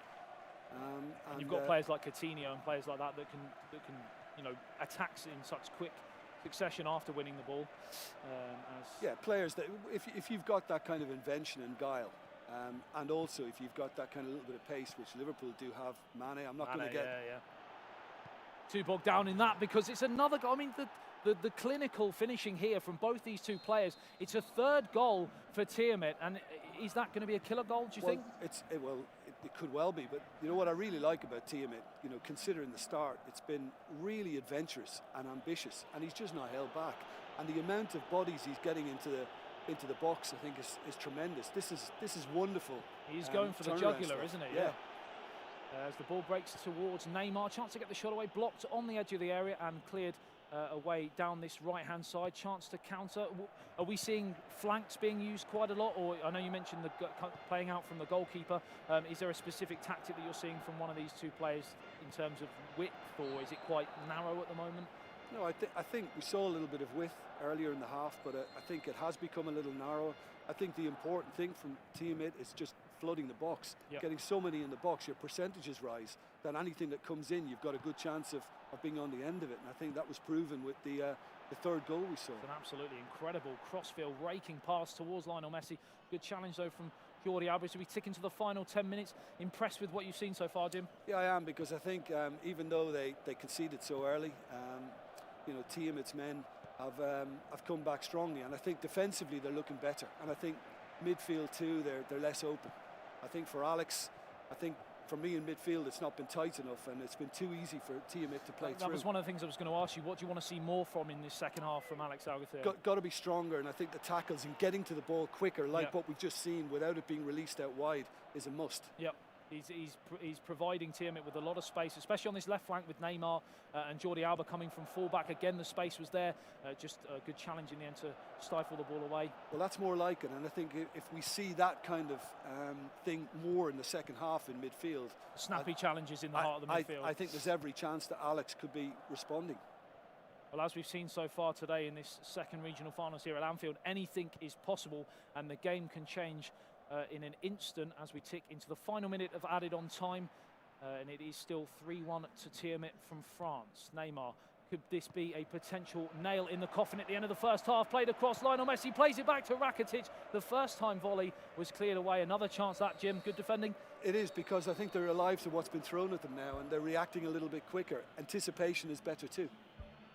So we are half-time here. Do you expect to see any early changes, or do you think they're going to play the second half out till around the 60-70 minute mark before making any changes? I think that's the likelihood. I mean, usually that's the way, isn't it? Give them the benefit of the doubt, and more or less kind of give them a challenge to right the wrongs from the first half. Give them the half-time team talk and let them absolutely. You just kind of response. Stir it a little bit. So Arda Turan, 48 minutes gone here, plays it back towards Vidal. Nice one-touch football here from Tiamat, plays it through Luis Suarez. Neymar, saved by the goalkeeper. Well, there's kind of a concentration on more defensively, but still they've worked their way through beautifully there, and the keeper had to be lively. Yeah, he stayed very alert there as Lionel Messi goes to take short. No, he's going to cross it in, blocked. It was a sloppy cross in the end from the Argentinian, and a chance to break, but one back again from Tiamat, and a chance to play it into the area. Plays it through towards Lionel Messi. Left foot shot, stunning. World class, Jim. Well, that's the one thing you can't do, is just let him get on his left foot. If you do, you're asking for trouble, and he had time to just be able to pick his spot, and he did it as he does. I mean, one of the best players the history of the game has ever seen. You can't allow him that much time on that wicked left foot, and you run out of superlatives to describe the man, and he's done it again. Well, you asked me in the first half if the third goal was going to be crucial to what we're seeing, and that one certainly, I think, could be very, very significant now. It's going to be very hard to come back. It's a massive uphill climb now, isn't it? Yeah. I mean, a few formation changes here from Alex Alguacil, trying to change the way. I mean, it's difficult to see a way back at the moment. He's struggling to really create much in front of goal, isn't he? Well, the problem is trying to get the balance right now. Obviously, there's he doesn't want to, exactly. He doesn't want to go kind of gung ho. Yes, because if he does, then he's just going to open things up completely, and it could be a heavy defeat. So I think this is a case of just trying to get more on the front foot with the ability to kind of spot trouble on the counter attack and to stop Tiamat raiding yet again. Yep. I've been thoroughly impressed with Tiamat after a semi-final where he feels he probably could have done better to get to the final. It's been a great response from him. Well, it has, and he's completely quashed the idea like that you mentioned, he was 1-0 down, wasn't he? Yeah, he's completely quashed the idea that there could be a kind of a lessening of the intensity from these guys because it's the third and fourth place playoff. It's not the case. This has been played like a final, and he has really gone at it very professionally. Yeah, it's great to watch. Of course, all four of these players, so the third place playoff you're watching now, and of course the final, which we will have shortly afterwards, all qualified for Cardiff, where the chance for $200,000 US. It's a nice sum of money, Jim. Wow. Yeah, I think I might take it up. I was literally saying this morning. Maybe I should start playing. As Arda Turan breaks towards Lionel Messi. Again, we've seen that wicked left foot used already into the top left-hand corner, but the pass this time is a poor one. Half an hour remaining. Are we going to see a dramatic turnaround, Jim, or do you think it's going to stay pretty much the same? Well, it looks that way because Tiamat still on the front foot, and it looks as if he's just ready to get the fifth. Arda Turan blocked wide for a corner and a chance to add insult to injury here. Lionel Messi goes short towards the right back who's just come on. Now a chance here to play it back towards Neymar. Neymar finds Sergio Busquets. One back though from Neymar and through towards the centre forward Luis Suarez, who plays a lovely first time pass to Neymar. Again, the space is opening up on this left flank. Cuts in towards the area, chance to cross it. No, goes short towards Rafinha. Wasted chance that, Jim, or do you think he's still got a chance to? Yeah, just the momentum from the attack was lost momentarily, and it might just be about keeping it together. Lionel Messi breaks in towards his left foot shot, saved by the goalkeeper. 65 minutes gone here, still 4-1 to Tiamat. and it looks like he's just going to run the clock down now, Jim. Yeah, very much so. I think it's just a case of now game management, that not doing anything too stupid, and like this, just keep on probing, keep on pressing. There's another. When you've got that sort of ability, like you mentioned earlier, I've been so impressed watching Tiamat just continuously taking the game to the opposition. After going 1-0 down, he's come back 5 unanswered goals, Jim. Yeah, it's incredible. And I think what you're seeing now as well is the opposition just becoming a little kind of demoralised. The chins are dropping a little bit, and it's further reason for him to try and exploit that. They look more vulnerable now, and you know, we speculated that it was always likely to be a case of him adding to the lead, and it's been that way. Yeah, we mentioned as well that, of course, these two players didn't manage to get through to the final, which begs the question, how did Tiamat not manage to get through to the final? And the level of the two players who did make it to the final is surely just incredible this year at Anfield. Well, it doesn't take much at times. It can be just a simple little error, bad decision making at the wrong time, and especially at this high level. Yeah. And at this level, exactly, you're just going to be punished to the full. And I think we're certainly seeing, even though he didn't make the final, Tiamat, I think a little bit of anger has maybe showed itself. He's definitely stirred something inside the Frenchman for sure, as the ball gets one back in the midfield from Iniesta, now out towards Arda Turan on this right-hand side. Chance to cross it in, looking for the 6th goal. Plays it back, though, towards Iniesta. Lovely one-touch football from Barcelona. It's absolutely world-class. Saved by the goalkeeper, drops to Lionel Messi, and somehow smuggled away by Piqué. So impressive. Well done the goalkeeper for trying to keep the score down. I mean, the follow-up save was even more impressive than the first. It is great to watch a double save from goalkeepers. It's always very impressive to see, and he certainly did that there. It's a crunching challenge. And Luis Suarez, of course, was a favourite here at Anfield, where we are now. Would you like to see him back in the Premier League? I'd love to see him back in the Premier League because he's a world-class talent, and I think everybody would. I think it'd be hard for Liverpool fans if they saw him go somewhere else, though. Especially somewhere else in the northwest, possibly. Well, yeah, doesn't want to be someone in blue. So Neymar plays it back towards Jordi Alba, crosses in, one back though, and forward towards Lionel Messi on this right-hand side. 85 minutes gone here in this titanic third-place playoff, but it's been slightly one-sided, perhaps more than we were expecting going into this match, because of course Alex Alguacil is no slouch when it comes to PES 2017. A chance to perhaps get a late consolation. Jim, do you think that in terms of, I mean, what's more to say about this game in terms of the attacking ability of Tiamat? I think, yeah, Tiamat, I think it's been lovely and incisive, and they just had a sharpness really from the team from start to finish. It's a good save again, but I think, you know, Alex Alguacil will be just a little kind of frustrated with himself, because I don't think defensively ever got it quite right, because it was a little too open in midfield in the first half. That's where a lot of the damage was done, and defensively there's been a lack of organisation. Yeah, sure. I mean, I know a lot of people say you can score too early. Do you think that was possibly a case today, or do you just think never really had quite the right mindset going into it? I think it was just the comeback was so quick. I just don't think he he could cope with it. The comeback was so strong, so good. I don't really think the fact that they scored early that had a big influence. Okay, so it has finished here in the third place playoff, 5-1 to Tiamat. It certainly has, and it means we find out exactly how this ends up going down. So Tiamat will be third, and Alex will be fourth. 2 L's left there, Alex, at the end of his tournament, but he made it to Cardiff, so the future is still very, very bright. Of course, moving forward, what do we think maybe was the issue then with Alex going forward? Because he is one of the veterans of this one. He's one of the more achieved players that has come into this tournament. And let's have a look at the replays as we go through. Maybe we can pick out a few moments. Yeah, I mean, Jim picked up on a lot of things in terms of the incisiveness of the attacking football. It was clinical. It was one touch to watch. I mean, that was the first goal, I think. But then the response, Jim, was incredible, wasn't it? Yeah, and I think you could see just defensively that there was a lack of discipline, and just, there was a lack of communication. There was no real instruction. And lack of leadership?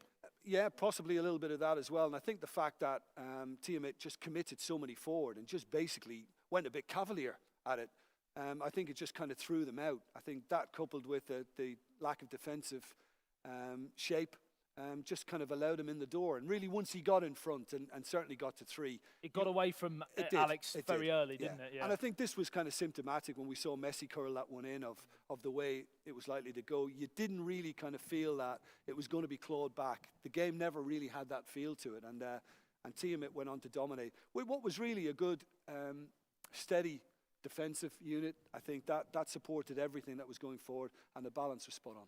Yeah. All right, well, it turns out we are going to say goodbye to both of these now, because even though you win, Team It is only for third place. And that does set us up quite nicely for our grand final. One more game to go when we crown our champion of Anfield. And moving on to Cardiff, certainly a player we'll all be keeping an eye out. But that is all coming up right after this. Don't go anywhere.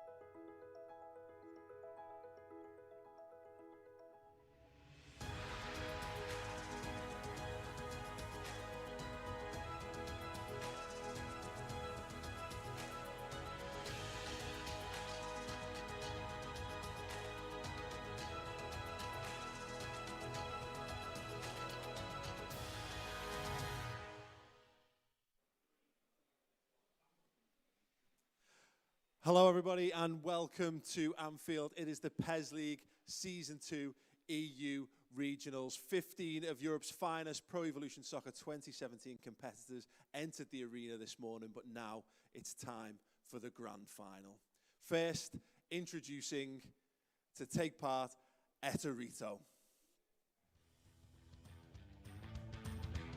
What a man this man has been today. Free scoring, lighting up the competition. The Italian has raised the bar for all of his fellow competitors. What a competitor he's been. Can he go all the way? And he will face off against El Matador.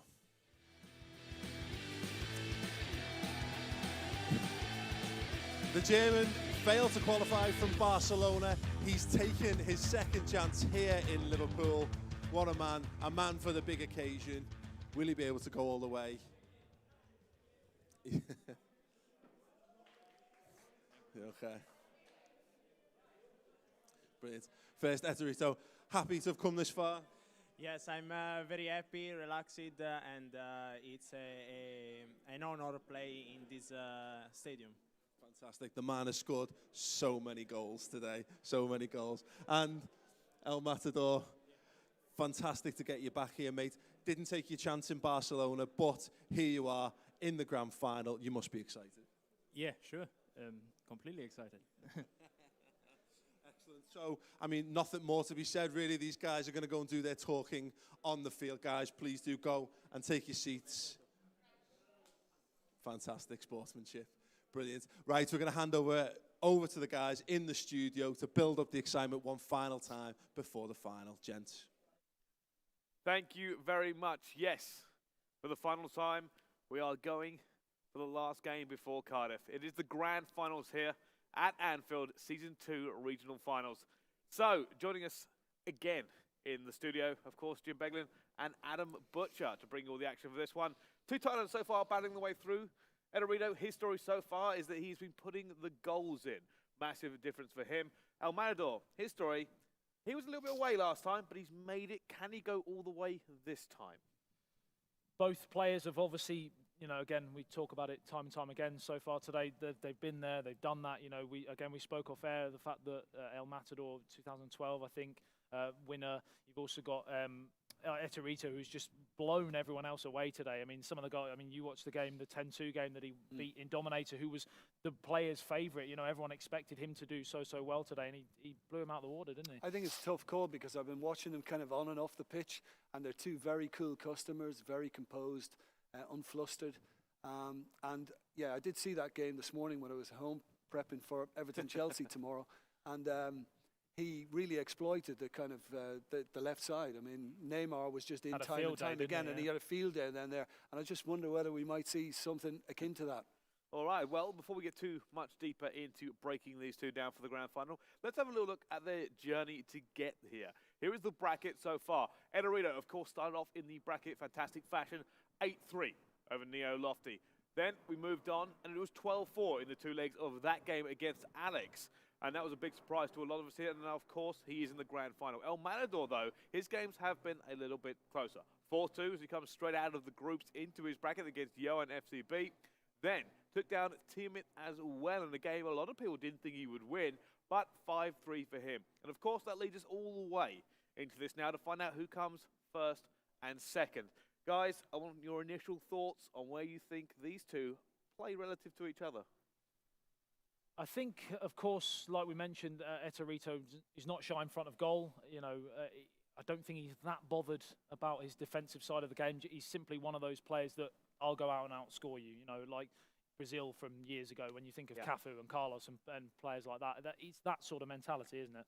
I would go with that. I would think that Eterito is probably likely to set the tone for what's to come now, and that El Matador is just going to have to kind of stay with that. I don't think we're going to see a cagey, cautious one. I expect it to be open, exciting, attacking, because Eterito is likely to set the pace.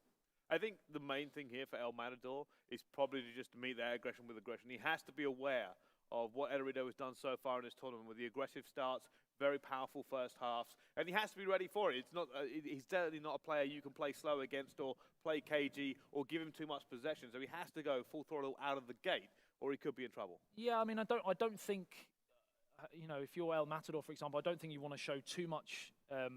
What's the word I'm looking for? Too much respect for Eterito, because at the end of the day, El Matador's been there and done it himself. You know, he's no slouch to this sort of stadium, you know, these stages. So I think just go out and play your own game and see where that takes you after the first sort of half an hour or so. But having said that, I mean, 20 goals scored in the quarters and the semis for Eterito, so he's got to make sure he gets things right at the back, and it'll be very interesting to see how the setup is, whether he goes with a 4, whether he goes with a 5, or whether he goes with a 3 with kind of wing backs able to just drop in and make it a 5. Yeah, it certainly is. Of course, you can see their statistics when they qualified for this event, of course. And yeah, I mean, that kind of almost says the story as well there. Eterito certainly having the more goals against the age and experience of El Matador. All right, guys, I have to ask you for your predictions at this point, because the game is pretty much ready to go. Do you want me to go first, Jim? Well, if you're going to afford me that opportunity again, I got it wrong last time, but I'm going to go for Jim the Jinx. Eterito. Yeah, I'm going to agree with Jim on that one. I think I'm going to make it 2-2 after my correct prediction in the last one. Do we think it's going to be another high-scoring game? Yes. Okay, that's it. Fair enough. Very simple answer. All right, well, it's the grand final here at Anfield of the PES League. It's the road to Cardiff after this, but it is going to be Eterito versus El Matador. And, of course, our commentators for this one, Jim Beglin and Adam Butcher. So that's right. We, of course, have Eterito kicking from left to right in the home strip, and El Matador kicking from right to left. Remember, $20,000 up for grabs. Both have already qualified for Cardiff. Both have the chance of that massive $200,000 should I say, up for grabs at Cardiff. Jim, lightning start here, do you think? Well, I mean, I think already it's encouraging for El Matador, because he's just kind of made an interception, when they were trying to get on the front foot. That's a great save. That really is a good save. That was flying into that top left-hand corner. Yeah, I mean, I think he just read the body shape and knew where he was going, the goalkeeper, and he just was able to kind of read that fraction early, and that's what saved him. Yeah, it was great anticipation there from the goalkeeper. 6 minutes on the clock, and it's another chance here, this time for Eterito on the counter-attack. Luis Suarez cuts inside, plays it to Messi, back to Suarez, tried to sneak it through to Iniesta, and just managed to get it clear, but only as far as Iniesta on towards Lionel Messi, and that's exactly what we were talking about, Jim, that quick, fast, free-flowing football from Eterito. I love it. I mean, the flair you saw then from Eterito was brilliant. But again, El Matador is just staying in it and making good, strong challenges. And we spoke about that pre-match, about the need to get the defensive side of things right to get into the game, and he's done that. Positively, he's got through the first 10 minutes scoreless, so Indeed. Of course he can, like you said, he can build on it. That's quite an achievement, really, when you consider the amount of goals Eterito has I think been every scoring. game he scored within the first sort of 6 or 7 minutes. Exactly. So it is promising from El Matador's point of view. Of course, we've still got lots of football here to be played, and of course, after 90 minutes, if it stays goalless or indeed a draw in general, it will of course go to extra time and then the dreaded penalty shootout. We haven't had a penalty shootout today. Would you like to see one? Yeah, I never mind the penalty shootout and that always great drama. Little bit of drama, and one goalkeeper usually becoming the hero. But it's a shame that, though, isn't it? The goalkeeper becomes the hero and the person who misses becomes, you know, the villain. Yeah. But I suppose that's the beautiful game that we love, as the ball gets played through towards Lionel Messi, plays it in, Luis Suarez, and we have the first goal of the day. And surprise, surprise, the man who just can't stop scoring is 1-0 up. Yeah, and just that little bit of space that was found. Quick ball in, which is always important. You get the ball in quick, then a striker can time the run. He doesn't have to kind of wait and think, well, what's going on here? When the ball comes in quickly, they can make the run, get ahead to it, and we've seen exactly that. Like you mentioned, he didn't have to do anything, just a slight flick, didn't need to create any power. It was whipped across the front post, and he just guided it past the goalkeeper. It's unfortunate, really. The goalkeeper's not had a lot to do, and he's had to pick the ball out of the net. No, because he's been kind of well protected by the defence so far. I mean, the defence had actually started the game very well, and yet just a little lapse in concentration then opened the gap. It's another chance here for Luis Suarez. He doesn't want to concede a second in as many minutes. It's Lionel Messi, and this is world class from the man from Italy. Absolute sensation. It's just brilliant football. Really incisive, extremely sharp, and ultimately down that left-hand side again, like you mentioned. It has to be clinical, and that left side, he's used that to great effect throughout the day. So we mentioned before the game, you know, staying in the match from El Matador's point of view. He's 2-0 down after 25 minutes. Now what does he need to do Does he now need to go full throttle, or I mean, where does he go from here, Jim? Well, I think he needs to try and get it right at both ends, which is a difficult thing to do now. Could be in again. Lionel Messi, I mean, this is just breathtaking to watch as he plays it back. It's Luis Suarez, and in the final of the regionals here at Anfield, just 27 minutes on the clock, and it's Eterito's 3-0 to the good. And you and I, for a change, have got a chance of getting a prediction right. High five. Yeah. So that is right. It is 3-0 to Eterito from Italy, and Jim, the Jinx, was it? Is that the nickname? Yeah, he could be getting his prediction correct as the ball's played down towards the left-hand side. Lionel Messi plays it back towards Iniesta. Now, Lionel Messi again forward towards Luis Suarez. Lovely one-touch football here. El Matador badly needs a goal for a route back into this match, because as we tick towards half-time, he's getting caught so high up, and the attack is on from there, like we mentioned again, Jim. Well, that was good defending, because it looked as if they were going to be vulnerable then, and they were bailed out on that occasion, but just can't afford a mistake now. That's the situation for El Matador. Has to get everything right, but the way Eterito that high press is causing so many problems, isn't it? With the high press and then the incisiveness of the passing, it's just very difficult to stop. So, of course, the man from Italy looking to go through, well, he is through to Cardiff, looking to go that one stage further after this final. Of course, $20,000 up for grabs here, which at the moment he is flying towards achieving, and then perhaps an even bigger prize in Cardiff. Yeah, indeed. Well, I mean, it's kind of looking very hard to stop, and we may well see a turnaround yet, but I think El Matador just needs some of the ball. They just need to kind of get some confidence back in this team to just try and draw it in a little bit. I just the way he's carving El Matador open, when El Matador has notoriously been very calm, composed, relaxed, you know, doesn't seem he looks flustered at the moment, and in a great position as well, where he's basically, this team is leaving it to the attackers to do, you know, all the work. They don't have to overcommit numbers, so you've got a back four throughout. It's a lovely ball over the top though. Luis Suarez, first time volley, and it's hit the face of the post, and that was a chance for a way back into the match. It's always a more difficult skill though, when you haven't got the time and you see defenders coming around you, closing you down, and you've got to try and swivel and hit it first time. Yeah, it always makes it just tough. But if harder. anyone can do it, you'd think well, Luis Suarez would be your man. That tariff was quite high. Yeah, that was difficult. It was a tough chance for El Matador. It's finished at the end of the first half, and well, it's gone to form so far, hasn't it? It is, yeah. A little head scratching from El Matador. We're not surprised to see that, because he's got tough on him. He's got to try and amend things, and we've been here before in this situation as well. We speak about balance, about yes, the next goal needs to go his way, definitely, because if it goes to Eterito, then you can just see heads dropping second half. Yeah, and of course he doesn't want this to, like you mentioned earlier in one of the other games, these two players might play each other again in Cardiff, so you don't want to lay down too much of a poor performance marker in case you play each other again in the next stage, as Luis Suarez plays it through, looking for Neymar, finessed into the top right-hand corner, and it's another goal, and the man from Italy is stirring the PES world. This is a goal fest from Eterito. It has been throughout the competition, and he's living up to expectations. It really is tremendous to watch. So impressive. There's not too many times I'm speechless, and I'm struggling for words in this game, because to watch a final, these two are the best players from today, and it's a landslide, it's a whitewash at the moment, unless El Matador can rapidly change something. We shouldn't see a goal this big in a final. It should be a lot tighter, and I kind of feel for El Matador in that regard.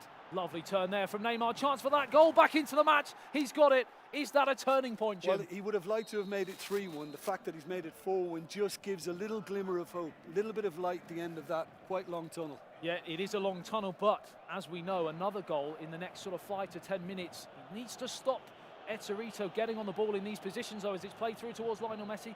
Can't find Luis Suarez, but one back by the tenacity of Luis Suarez, and he's played it through. First time volley saved by the goalkeeper, and it's wide of the target. Another chance there for Eterito. Well, I mean, after the goalkeeper makes that kind of save as well, crucial to try and get down the other end now and nick another one back. Just to kill things off, yeah. I mean, he wasn't able to do it, and the chance to counter-attack isn't on, because it's one back. The possession, I've been so impressed with Eterito, you know, again going back, keeping hold of the ball. Game management, you know, we saw a little bit of that in the first half even, where he didn't necessarily go on the front foot. Somebody who knows exactly what he's doing and in full control of matters, and not really been affected by the fact that a goal has been pulled back. Yeah, you often see players flapping in these positions, having that lead. We saw it in Milan last year and, of course, Barcelona, where players would go to a 3 or 4-0 lead, then let the other player back into the match. But at the moment, Eterito's having none of that. The goal went in, but he's still gone back onto the front foot as Rakitic chanced to play it through towards Neymar. No, again, happy just to consolidate, keep possession. Very impressive, Jim. This is really good stuff. I mean, I can't praise it highly enough. We saw, you know, the goals, particularly in the first half, and now you're seeing some lovely football just to frustrate El Matador. Vidal plays it through towards Luis Suarez. Excuse the cliche, next goal so crucial as Neymar, right foot shot. That needed to go in, didn't it? That was huge moment in the game. That could have been pivotal because it really could have re-energized El Matador. A whisker wide, and with, like you said, with just under half an hour remaining, the chance was on. Yeah. Still is, but it's obviously it's narrowing as time goes on. Went for placement, just kind of, and obviously just missed out. But kind of thinking back on that, may have thought I could have put my foot through it more. It's always that old chestnut, you know, if you go with the laces, they could say potentially maybe the placement, and of course no one knows. Proofs in the pudding at the end as Lionel Messi plays it through towards Neymar. Chance here to play it through towards Iniesta, but crowded out again. Not only is he scoring goals going forwards, but his defensive work as well in this final has been great as well. Spoke about that in the first half, that he hasn't overcommitted, that there are always the numbers back to be able to get in, and he's left very little opportunity. He seems to have 12 players on the pitch at the moment. I think we better start counting. The ball over the top, looking for Lionel Messi, headed away up towards the halfway line. Now Sergio Busquets has the chance to play it through to the Brazilian. Nice one-touch pass towards Iniesta now. Lionel Messi pops it off, back to Iniesta, into Luis Suarez. This is wonderful one-touch football. That was another chance. It was an inch away, just managed to defend and clear his lines. Well, you talk about decision-making. I just wonder whether he needed to go for the pass, because he had the opportunity to just basically put his boot through that and see if he could just find the net again. That's the thing, from the edge of the area, perhaps he was in a better position to take the shot on, like you mentioned, instead of trying to play the ball over the top for Lionel Messi. Still 10 minutes remaining here, a chance now for Iniesta to pull the game back into somewhat difficult stage here as Rakitic plays it through towards Iniesta, but cleared away. And with 10 minutes remaining, 4-1. Is it over, Jim? It's pretty much job done, it is, because when you see that kind of defence as well, it's been strong, it's been lovely and compact, and they've given very little opportunity to El Matador. Like you mentioned, I mean, usually we see in these stages in finals, so much can change in the last few minutes, but it just has one of those feelings where it's like you said again, it's been so well managed.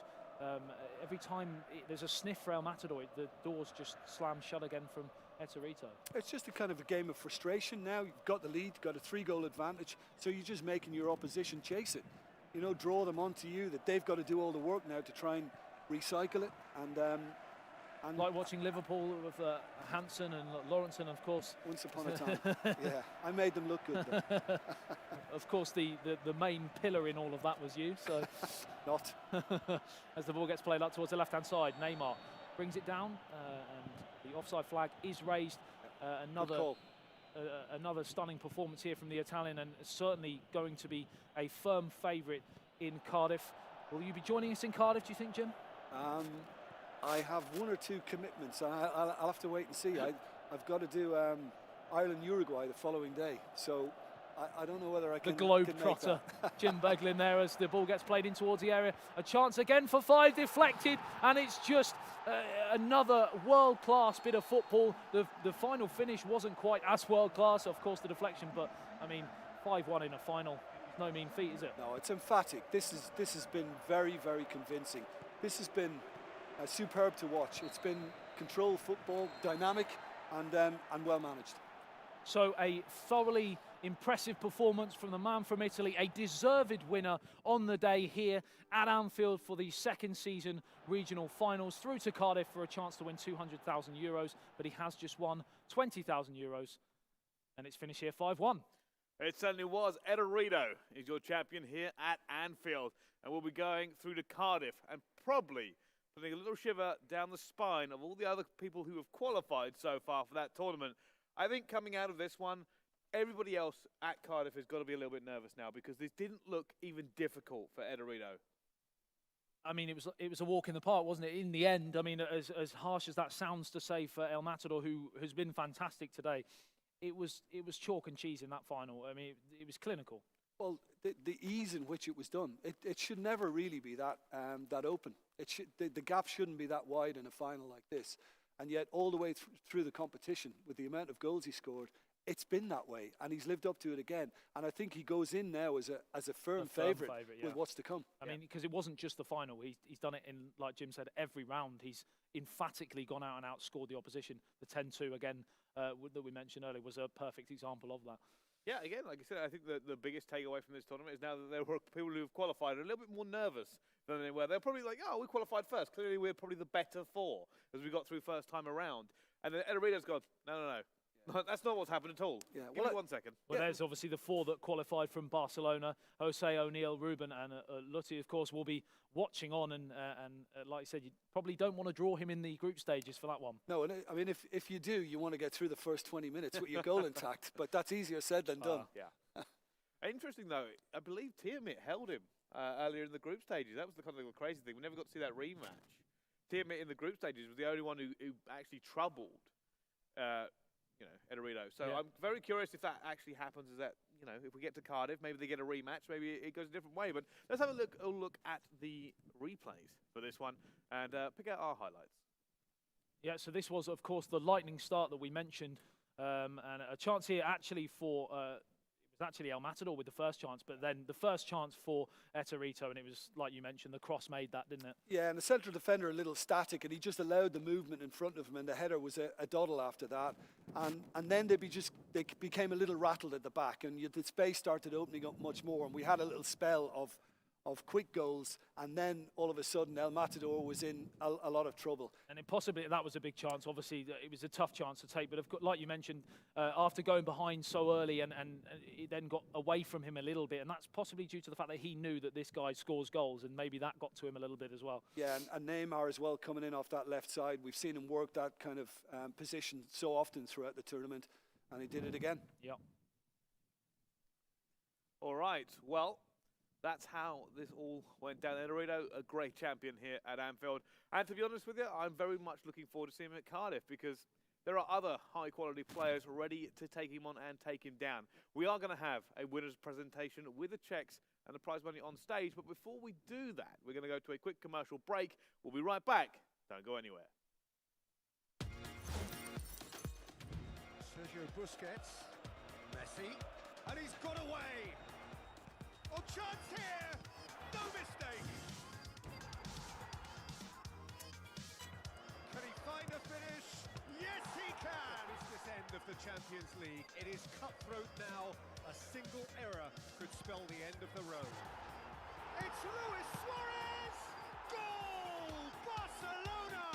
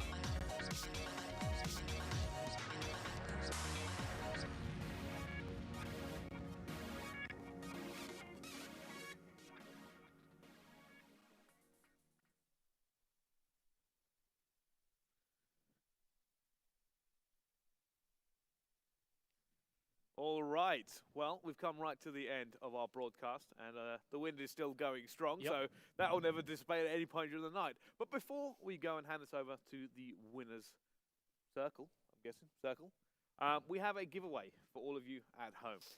If you want to win... the chance to win a Liverpool home signed shirt by Ian Rush. Very, very simple. What do you need to do, Brycey? Well, all you've got to do is follow at Pez League and retweet the pinned tweet. Couldn't be simpler, and you put yourself with a great chance to win that wonderful bit of merchandise.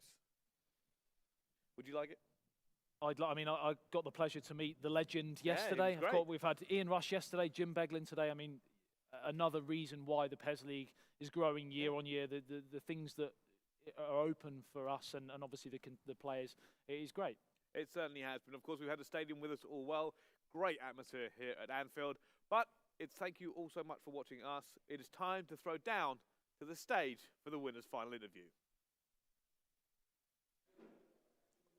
Thank you. If I can call Jonas from Konami on stage to make the Czech presentations, please.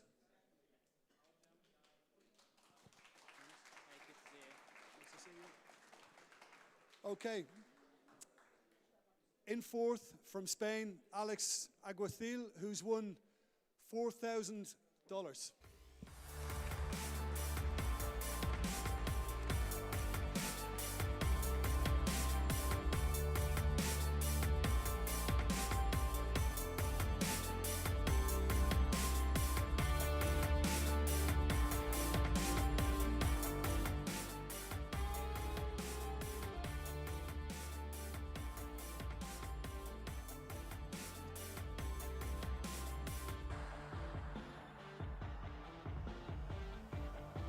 Played, Alex. Very well done. And now to third spot from France. It's Tiamit, who's won $6,000.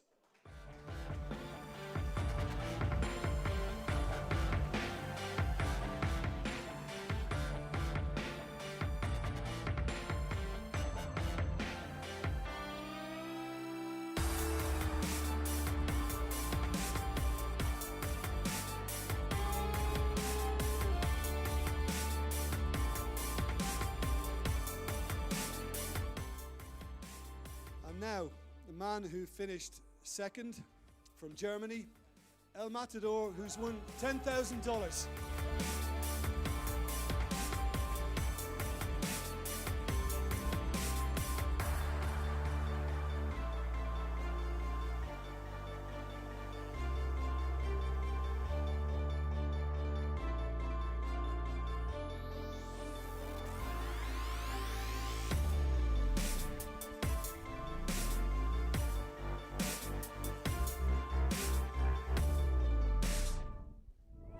And finally, we've got the man from Italy, Eterito, who's won $20,000.